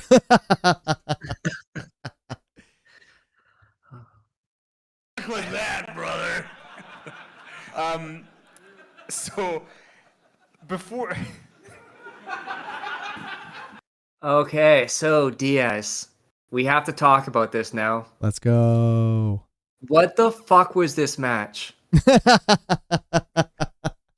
If you want to call it a match, bro. I still struggle to try to figure out what the fuck I watched, and it literally happened not even a couple of hours ago. Yeah, there was basically trying to do spots from the WrestleMania 6 match, but it was 1998 and it didn't work. Yeah, and you also had in the original one face versus face. Now you have face versus heel. They were trying to recreate that iconic moment where it looked like the Ultimate Warrior was giving Hulk Hogan a BJ. Yeah. Like there's so many bad things about this. There's barely any wrestling moves, by the way. No. And I know Hogan can wrestle. I know that for sure. Yes. Like Cat Wears Pants says, in Japan, he was wrestling like crazy. And Yeah, if you 'cause he look at had any of to. his matches, he does actually wrestle in previous matches too. Because he had to put on the work rate boots for that. But when it comes to working people like Ultimate Warrior, the box office is just them standing there aura farming. They don't have to wrestle. They just stand there looking jacked, dude. So a lot of this time, there was a lot of stalling too. Oh, my favorite. Stalling after stalling. And there's interference. There's a lot of punches, kicks, and back rakes. There was a lot of clotheslines. This was almost 15 minutes. Oof. One of the longest matches on the card. Now, there was also a huge botch at the end. Can you tell us about that? Oh my god. And I don't understand if like this thing went as planned, what the end goal of it was. So in professional wrestling, sometimes some people, for whatever reason, find it to be a good idea to throw fire in other people's faces. This is actually a tried and true trope in the world of professional wrestling. It's essentially flash paper. You light up some, I guess, powder inside of a piece of paper, and it gives you a little flash of fire, and it's seemingly harmless. So I would assume that Hogan was on the receiving end of a beatdown from the Ultimate Warrior, but that isn't exactly how he got to this point. You would want to think that Hogan, if he was in dire straits, would have to resort to something like throwing a fireball in order to, win the match. But just for some reason, out of the blue, randomly, Hulk Hogan is kind of hunched over. He's down on the ground. He's fiddling with some paper and a lighter. Warrior comes to go collect Hogan from where he was. Hogan he makes an attempt to light this flash paper on fire and then throw it in the Warrior's face, only for it to kind of not really work as intended. You saw a little flash of light and not much else. Completely missed Warrior, who completely no-sold it and then went on to beat the shit out of Hogan after the fact. So my big question in all of this is, if he actually hit him with the fire, then what? Because there was an entire sequence of events after that fact that I still can't wrap my head around. There's actually another element to this that we haven't even mentioned yet, and that is Horse. Is that his name? Horse Hogan, his nephew? His nephew, yeah. Yeah. The announcers kept talking about, and they showed it actually, NWO Hollywood beating the shit out of Horse Hogan on Nitro and giving him a really nasty scar on his head, like a legitimate 14 stitches in his head. So in WCW fashion, they actually set something up in order to pay it off, but in traditional WCW way, they had to do some sort of fucking swerve. And so Hogan goes for this fucking flash paper thing, and it doesn't work. Only for the Warrior to then come back and start beating the shit out of Hogan and not having it really be a matter of contention in the rest of the match at all. Only for Horse Hogan to come out. Later on, he has like a steel chair or some sort of weapon or something like that. He goes into the ring, and it seems like he's going to be going after Hogan, if I'm not mistaken. And in true WCW fashion, he goes ahead and lays it into the Warrior, and the rest is kind of self-explanatory from there. I don't think I got all of that correct. Could you correct me if I messed up on anything? So the original plan was for Hogan to throw the fireball in Warrior's face and pin him. Very similar to 1993 King of the Ring Yokozuna versus Hogan with the fireball. Okay. However, Hogan didn't do it properly, and it actually burned off his eyebrows. You dumb bitch. So that whole thing with Horace coming in with the chair and stuff, that was improvised on the spot. Are you fucking kidding? So that wasn't supposed to be that. Wow. Because I think it was Eric Bischoff who said that was supposed to be later down the road, like a Nitro or something. Jesus Christ. Typical WCW. They couldn't help themselves, huh? They're like, Horse, get out there. Fuck the fact that you got your ass beat on Nitro before this show. We got to get you out there. Come on, bro. Then I believe after this, the Nitro after that, they said that was his initiation, his beatdown, and he proved that he's worthy of being in the NWO. Oh, Jesus. Cat wears pants, DSP wears PJs over on Kick says, reminds me of that one time when Hogan tried to color. And for those of you that do not know what color is, that means when you cut yourself in order to bleed, and couldn't find the blade in the ring. What a time 1998 was. It was something, but that wasn't the end of it. No. However, we went from a horrible, absolute one of the worst rematches of all time to one of Goldberg's best matches of all time. However, there was a slight little hiccup. So we talked about the Nitro girls dancing, all the segments, the promos, the extra matches going in, all the matches that should have been Nitro. So we get Michael Buffer introducing the champion and challenger. And what happens when he starts introducing people? So I watched this on the WWE Vault. So it actually kind of threw me for a loop because I do remember watching all of this live. Like I religiously watched all of the products back in the day. I would kick out the money for all of the pay-per-views, and there was at least 3 of them each month across, WWF, WCW, and ECW.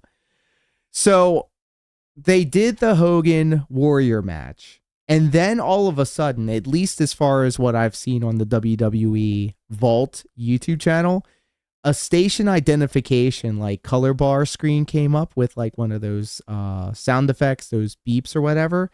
And then it immediately cuts to Diamond Dallas Page versus Goldberg in the middle of the ring. No Michael Buffer, no nothing.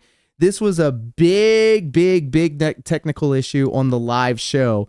Am I to believe that they went over their time and then they accidentally went off the air on pay-per-view before this match even was shown? Am I wrong on that? So all the stuff we talked about, the extra stuff, the stuff that wasn't needed, they went over their time. So on the live feed in real time, Michael Buffer started announcing people, and then it just faded to black and the pay-per-view ended before the match even started.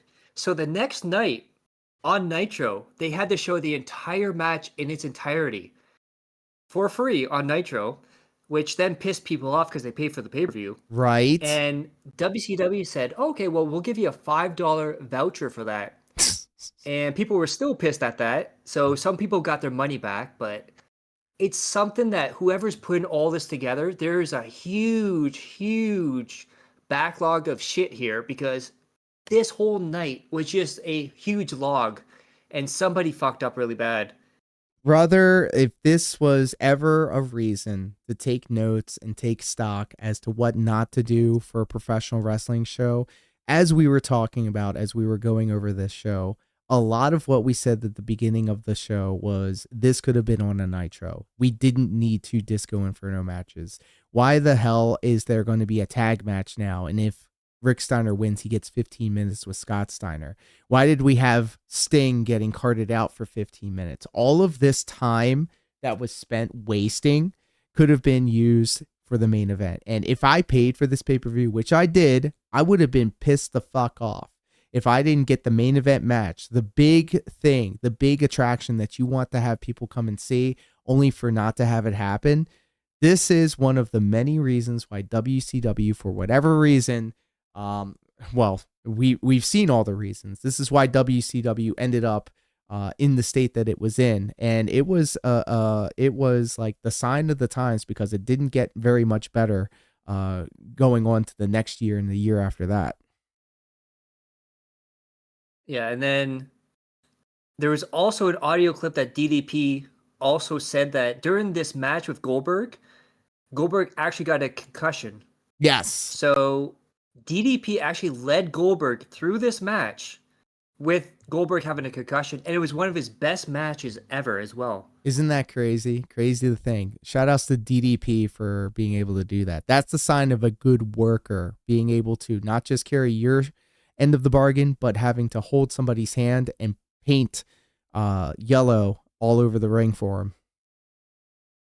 And of course, Goldberg would defeat DDP back and forth, but there was one moment at the end where he went to pick up Dallas in the jackhammer, and Dallas turned it into a diamond cutter, and you can tell the audience was like, because at this point, he's undefeated. Yes. And they're like, is this it? Is this the moment that the streak's going to end? And DDP's going to be world champion. But of course, he kicked out, and then jackhammer, and Goldberg wins. But it was a moment where, if you think about Goldberg's matches, there's some memorable ones, but this has to be one of the best ones. Yes, agreed. And, Goldberg isn't known for going the distance with people. All of his matches were relatively short. So for him to be out there and holding his own against DDP, and by holding his own, I mean having his hand held and taken through this match by DDP, just a testament to like getting that diamond cutter and hearing the crowd when it happened. That just goes to show that people really got behind DDP and really believed the diamond cutter to be the one move that could possibly end the streak and do the damn thing.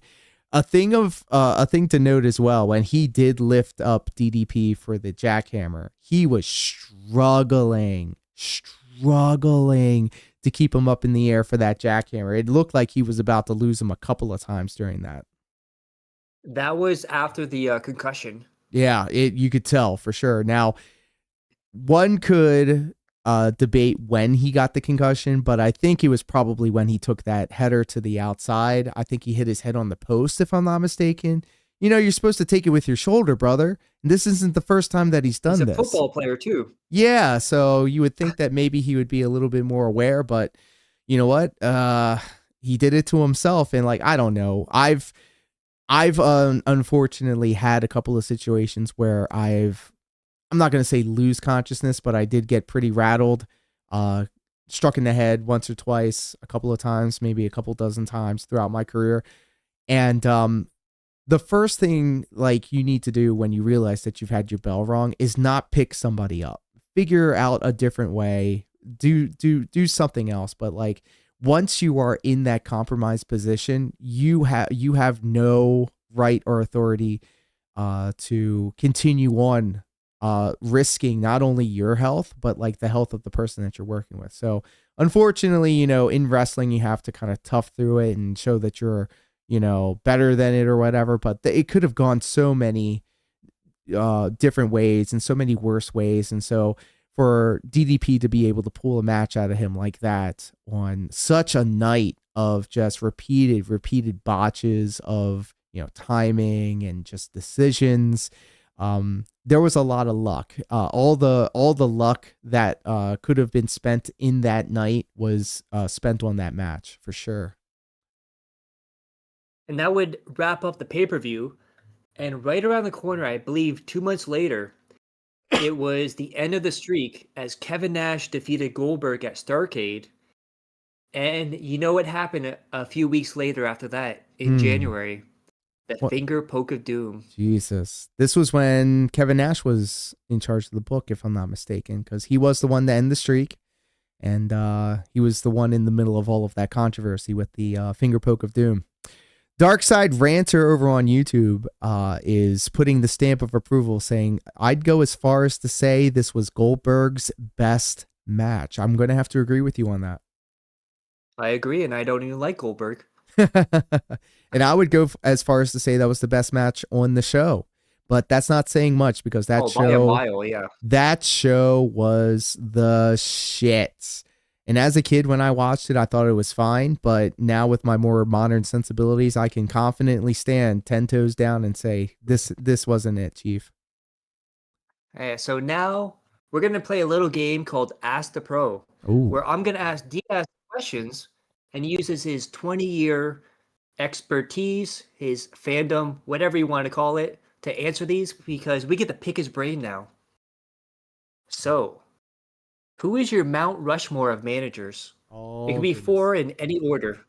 Paul Heyman, no doubt, the advocate for Brock Lesnar. For sure, without a doubt. Bobby the Brain Heenan, of course. You got to keep it modern and you got to have some old school sensibilities.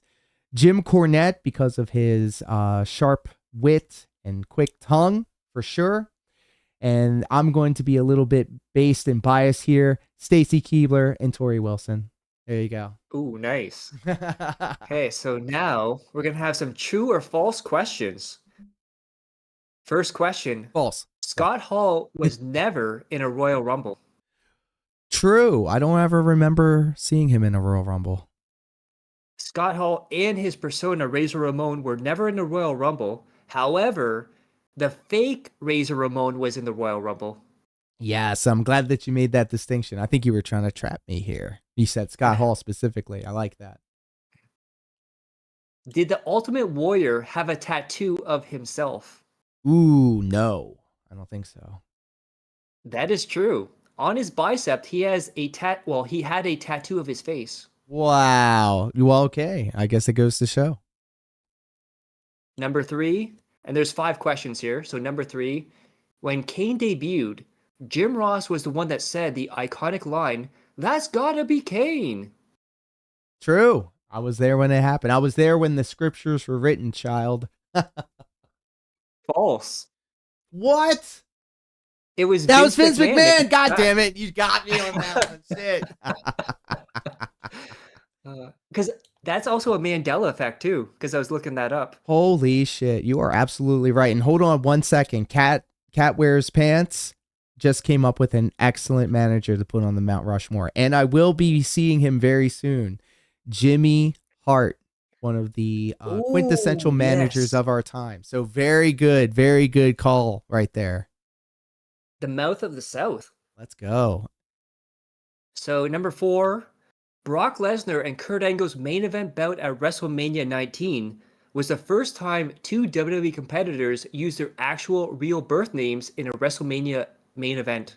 I'm gonna have to go back in the Rolodex of my mind for this one. Yeah, it's empty. I think that is true. It is true. So up to WrestleMania 19, everyone used a wrestler name, no real names in the main event. And then last question for true or false. The Godfather was almost a member of the NWO in WCW. Wow. That is definitely a blind spot for me, so I'm going to take a shot in the dark. It's a 50-50. I'm going to say false. It's actually true. Whoa, buddy. So, you know when Vincent went into the NWO? I'm sorry, say that one more time. So you know when they got Vincent, the former Virgil, to go into NWO? Yes. So that originally was supposed to be the Godfather. Wow. The Godfather's So he was awesome, by the way. Huge podhead. Yeah. Huge podhead. He was talking to people on WCW side, but I guess he was saying that he made them an offer. They said, "Oh, we can do this," but then they brought in Virgil for less money. Well, shout out to the Godfather and shout out to all the hoes out there. There's one hoe out there in particular, absolutely stunning. Love her to death. Let's go. So now, a little bit more modern here. We're going to assume that Jey Uso is going to be King of the Ring. Ugh.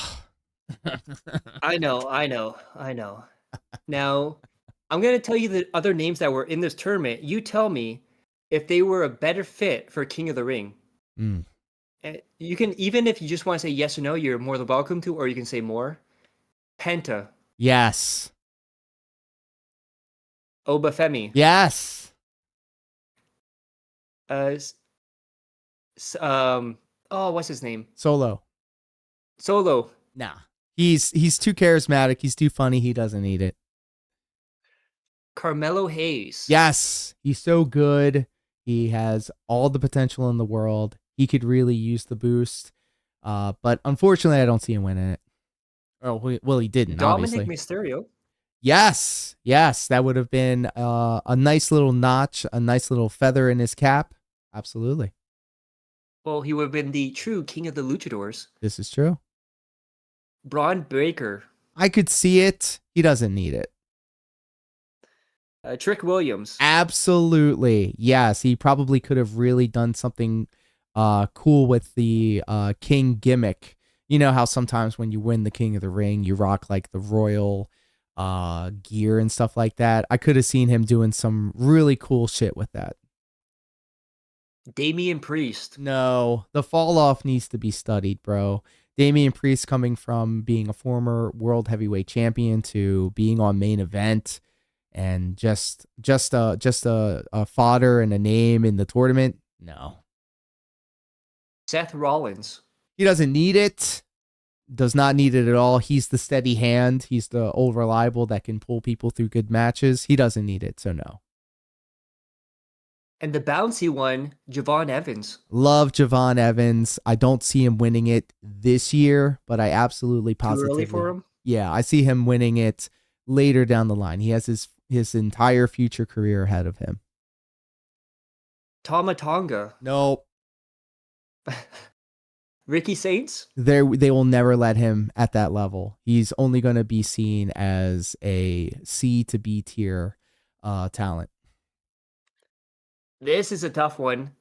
L.A. Knight. Now, that would be the safest play, to be perfectly honest. I think that it could be the boost that he needs, which is, we've had a conversation about this before. L.A. Knight, the conversation usually is, oh, they're not using him to his potential. He's being wasted. Well, if L.A. Knight is being wasted away on the WWE roster, I would love to be in that position because he's doing very well for himself with the sponsorship deals, with his position on the show. He's always in the mix. That would be something for the fans or for the internet crowd. It's just probably not the best business decision. What about Royce Keys? Now that would be a dark horse for sure. And now I'm saying it out loud. That is a poor term of phrase, so I apologize for that. That could have been like a nice, pleasant surprise to see somebody coming up fresh to the main roster and doing this. I could see that, but missed opportunity for sure. And then finally, we have Finn Balor. He's so established. He doesn't need it, but unfortunately, I don't think they've really done much with him outside of his feud with Dominic Mysterio. He's trying to do his own thing on SmackDown, I think, right now. There's a slow burn there. I don't think they need him to win the King of the Ring, but I do see a future championship reign. I feel like they're probably putting a little bit of stock behind Finn Balor, so he doesn't need it, no. So let's say Jey Uso was never in this tournament. Who's the one person you would choose to win it? So, again, I'm a huge fan of Javon Evans getting it and Royce Keys getting it. But Oba Femi is on such a huge run right now. There's a built-in storyline there. If he won the King of the Ring, he could then kind of like call his shot. He could then take that momentum going into SummerSlam, face Brock Lesnar, and then finally get that last Infinity Stone in his gauntlet and really ascend to mega superstardom. So now we talk about the Queen of the Ring. So we have Liv Morgan versus Io Sky as the final. Who do you think will win that?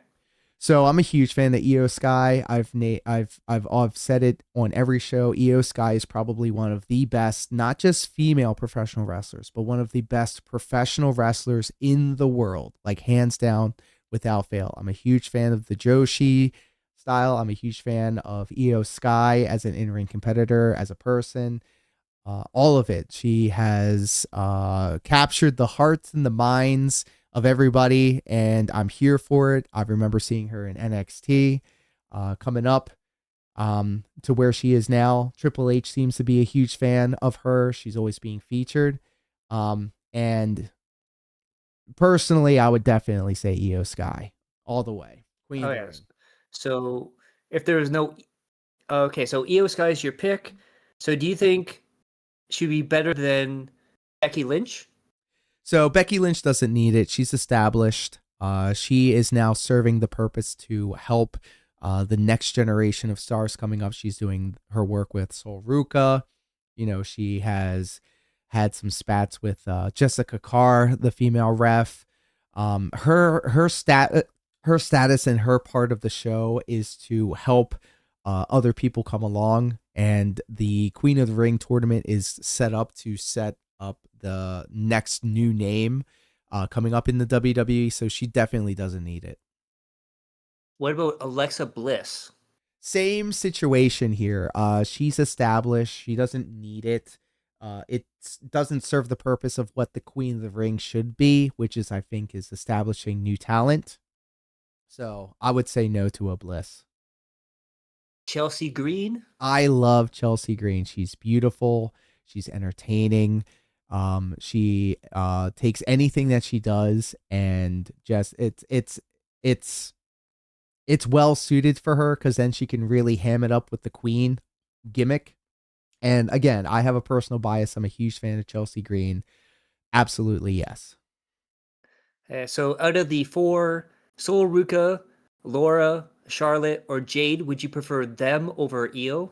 No, but Ruka would probably be the one out of the four that I would pick if it wasn't Io. And then we have Roxanne Perez, Julia, or Lash Legend. Would you prefer them over Io? It's a shame that Julia isn't getting more of a spotlight and more of a slice of the pie as it is right now. I'm a fan of Perez a lot, but Lash Legend has been a pleasant surprise. I like her work. I like what she's doing. But none of them can compare to Io Sky, at least at this moment. And then we have the final block. We do have Io Sky or Bailey, Raquel Rodriguez, Juicy Jane, or Kiana James. So I have a personal affinity for Bailey. She's a great in-ring competitor.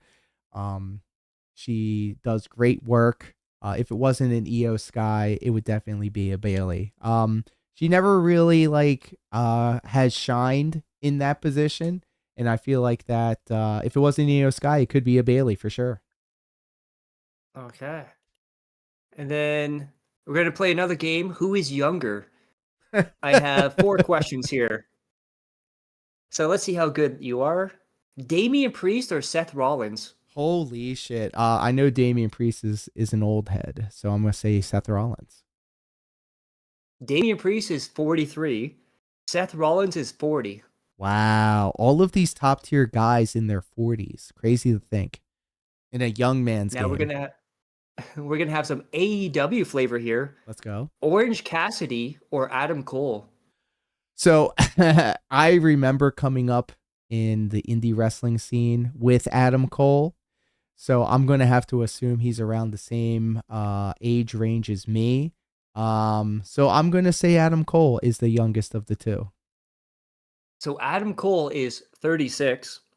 Orange Cassidy is 42. Wow. Wow. Who would have thought? Cat Wears Pants is a fan for Bailey as well. That BBL. Oh, you gotta love that. Tank Arcade, what up, And we pimp? have Steve Austin or Paul Heyman? Ooh, so Austin is definitely in his 50s, and Paul Heyman has been around forever. So it's going to be a close margin, but I'm going to say that Paul Heyman is younger than Steve Austin. Paul Heyman is 60 years old. Holy! Steve Austin is 61 years old. Whoa! So you got that one there. Damn, let's go. And now we got the rematch of a couple years ago, World Heavyweight Championship, Gunther or Jey Uso. Ooh. That's another close one. I'm going to say Jey Uso. Let's go. Jey Uso is 40 years old. What? Gunther. Yeah, I know. Gunther is 38 years old. Aha. Aha. Jesus Christ. That is amazing to me. You never know. Like, I don't know. It's so hard to tell nowadays. Like, I didn't even know Orange Cassidy was in his 40s. What the fuck? Yeah, that's Samoan blood. Well, I saw like Hulk Hogan one time. He was like in his prime, and it looks like he's in his 40s or 50s, but he was like 27. Yeah, there was just something different about like the 80s and 90s. Like people looked older when they were old. I don't know. I can't explain it. I don't even know if it's true. Like, I don't know if you've ever watched Cheers, but like everybody looked so old on that show and they were all in their 20s, as far as I know. What the Well, fuck? even when you watch shows like Friends, there's episodes where you're like, oh my God, my life's over. I'm turning 29. No. And then you look at it as a millennial, like, okay. Okay, I guess I'll go fuck myself then. I guess I'll go die now. So who are 5 wrestlers who've never won a world title in WWE/F or WCW that should have? Oh my goodness. Are we talking about like the World Heavyweight Championship and the undisputed WWE championships, or because I could think of like Christian perhaps for one? He was an He won the ECW world champion. title. Yeah, like the big gold belt. I mean, there's Any world title. ooh. Well, obviously, let me think here. Roddy Piper, I don't think ever became a heavyweight champion. $1 Million Man never became a heavyweight champion. Ooh. That's debatable. Oh yeah? Because when Andre the Giant beat Hulk Hogan, he actually gave it to him. And during live events, he was announced as the WWF champion. Huh. But then they kind of took it away. What a bitch move. I mean, I don't know what the whole situation was behind that. Here we But go. We'll say that he never won it. I'm phoning a friend out here. Cat Wears Pants says Scott Hall. That's a excellent. Ooh, Damn, nice. back to back. Like that. Scott Hall for sure. Agreed. So 2 more. Mr. Perfect. There we go. 1 more. And I'm going to take I'm going to co-sign on Tank Arcade over here on X. I'm sorry, not X. On Kick. X-Pac. 1 2 3 Kid. Oh, nice. That's a good one too. Yeah. Shout out to X-Pac too, a sweetheart too. Yeah, one of the best guys out there. For real. So now we're going to rank the King of the Ring winner. So what's going to do is whose career benefited the most from winning King of the Ring. So I'll just say, I'll start with the first 2. Whoever you pick, I'll move on to the next one. Right on. So Don Morocco or Harley Race? Harley Race? Harley Race or Randy Savage? Randy Savage. Randy Savage or Ted DiBiase? Ooh, Randy Savage still. Randy Savage or Tito Santana? Can't deny the legacy of Tito Santana. And also, I'm kind of biased. But Macho Man, let's go. Yeah, so Randy Savage or Bret Hart? Ooh, Bret Hart for sure. Yep, if anybody could take that away from Savage, it would be Bret Hart. Bret Hart or Owen Hart? Ooh, damn. As much as a excellent technical wrestler Bret Hart is, Owen Hart just had a little bit extra. He was a little bit more exciting. So I would say Owen Hart. Let's go. So this is going to be a really tough one next. Owen Hart or Mabel?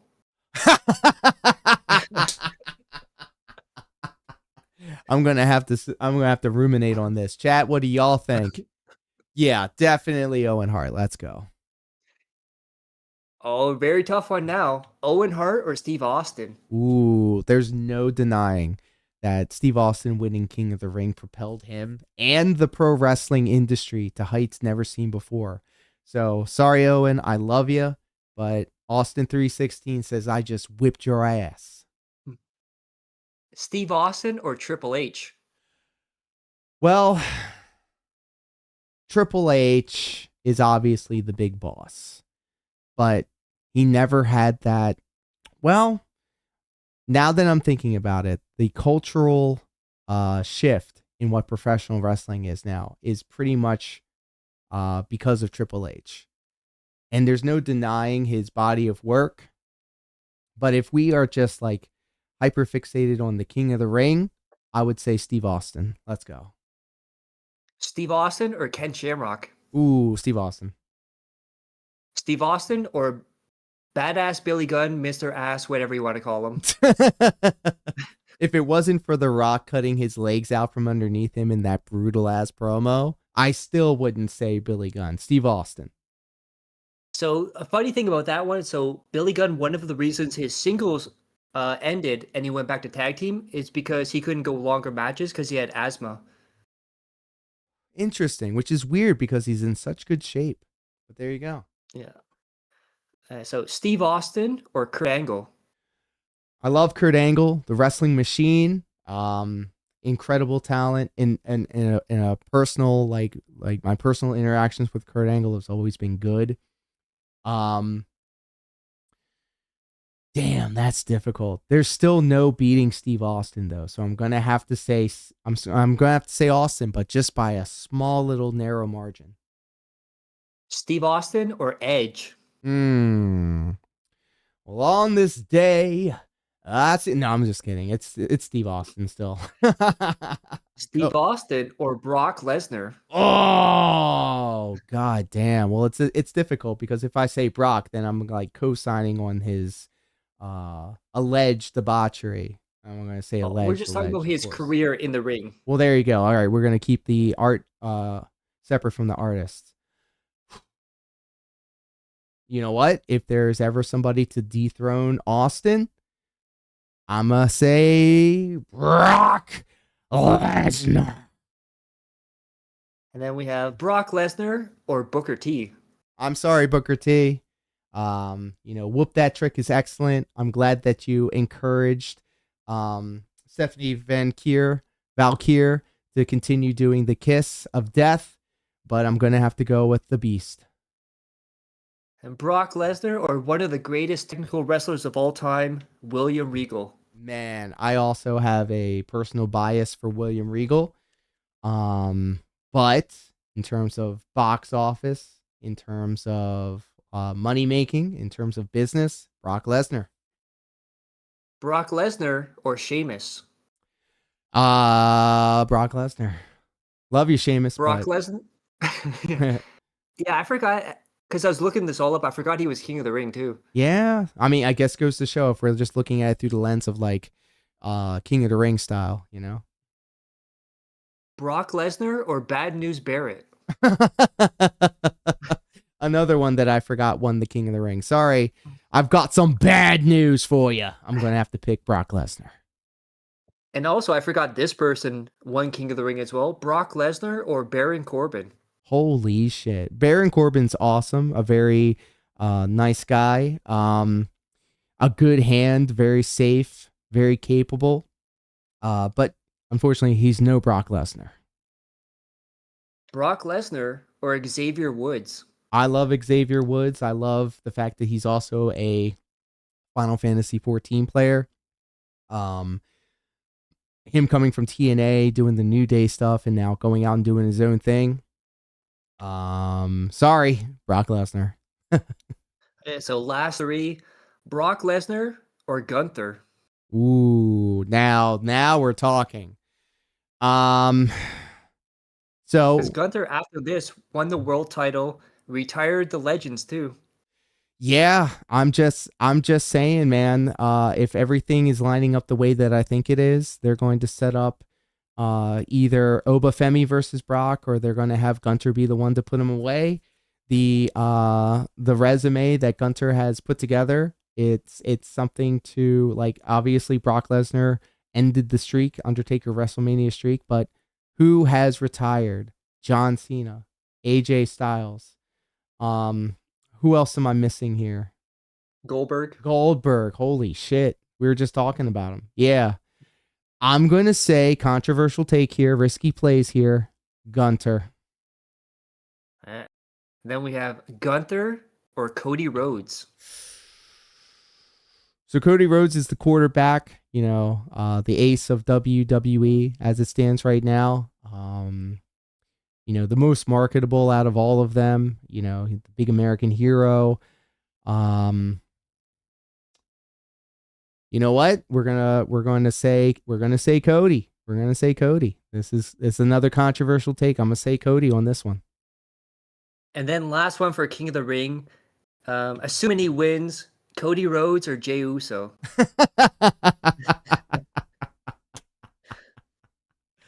Well, I'm glad that this worked out the way that it did, because I'm going to have to say Cody Rhodes is going to take this one when it comes to him and Jey Uso. Yeah, we're going to woe on this one. Hey, Cody. And then last question of the stream, and I want everyone in chat to answer this as well. Which moment meant more? Austin 316 moment or Hogan being revealed as a third member? Wow. All right, chat. I'm going to let everyone you... in chat Yes. put it in there. I'm going to let you guys kind of ruminate on that a little bit. I'll play a little song while we're here. Tank Arcade says 316. I already have my answer.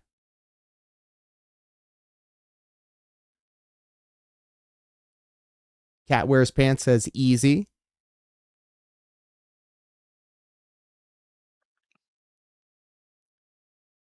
Big money, no whammies.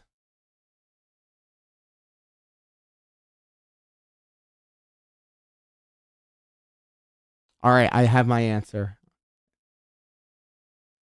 I'm going to have to say Hulk Hogan being the third man and debuting the NWO was the spark that lit up the flames that catapulted professional wrestling to the next level, because if it wasn't for the NWO and for DX, there wouldn't be the Monday Night Wars.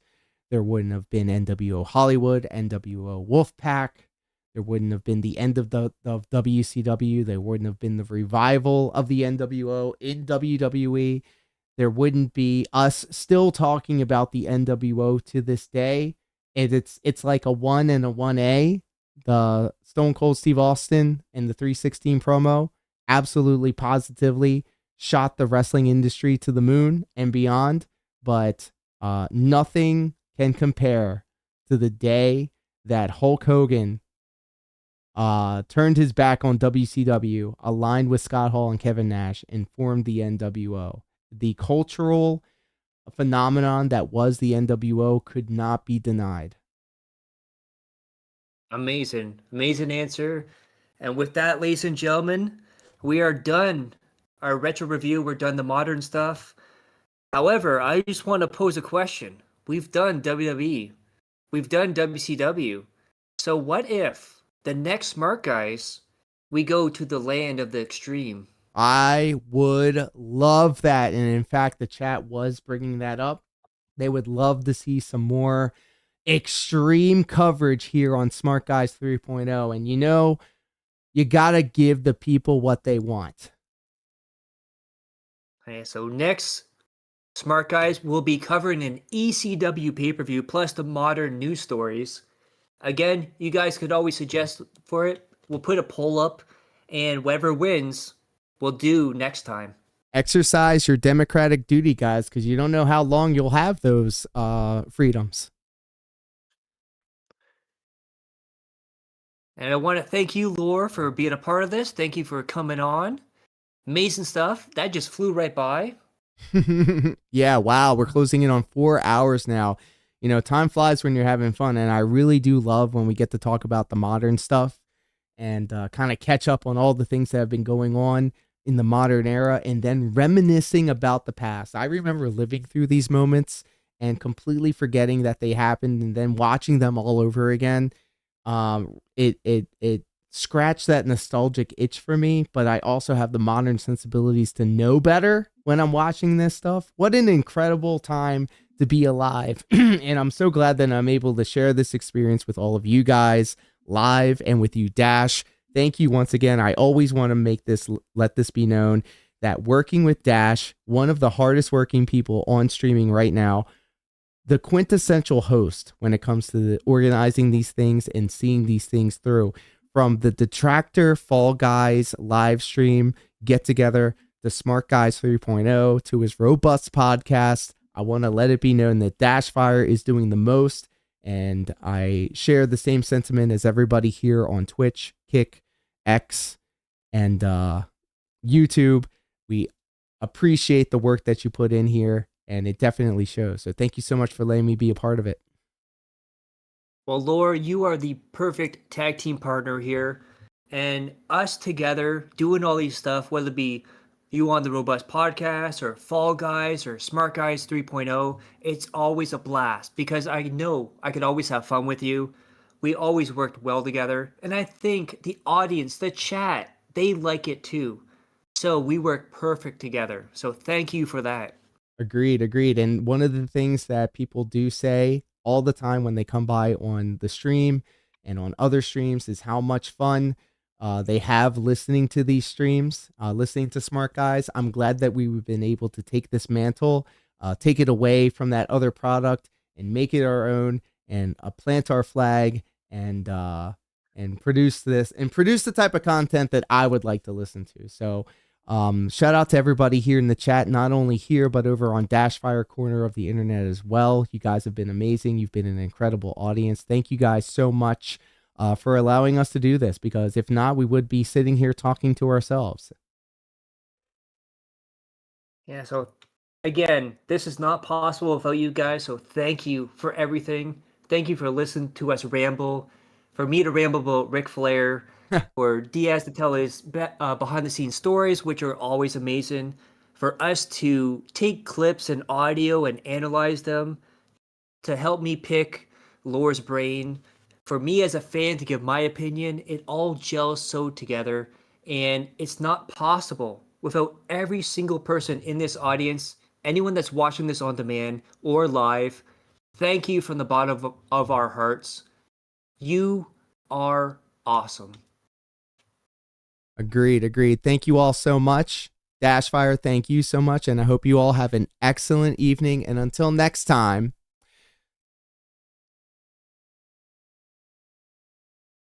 stay hydrated. Oh, all right. Peace. Peace.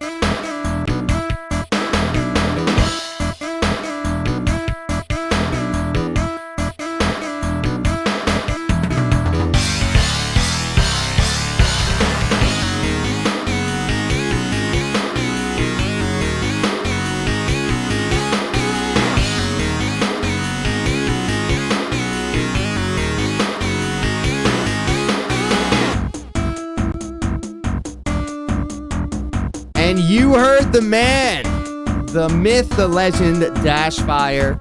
I was just doing some things behind the scenes. Thank you guys so much for hanging out with us here today.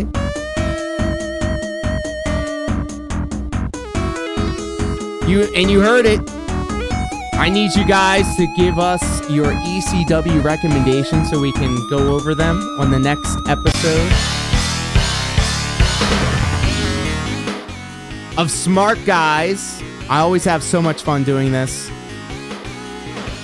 Stay tuned because tomorrow morning, 9 a.m. Eastern Standard Time, we return to Stepmania Live,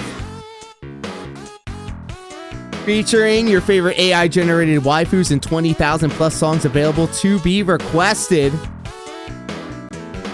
We always have a good time every weekday morning. Friday morning, we're going to finish the stream and the week strong.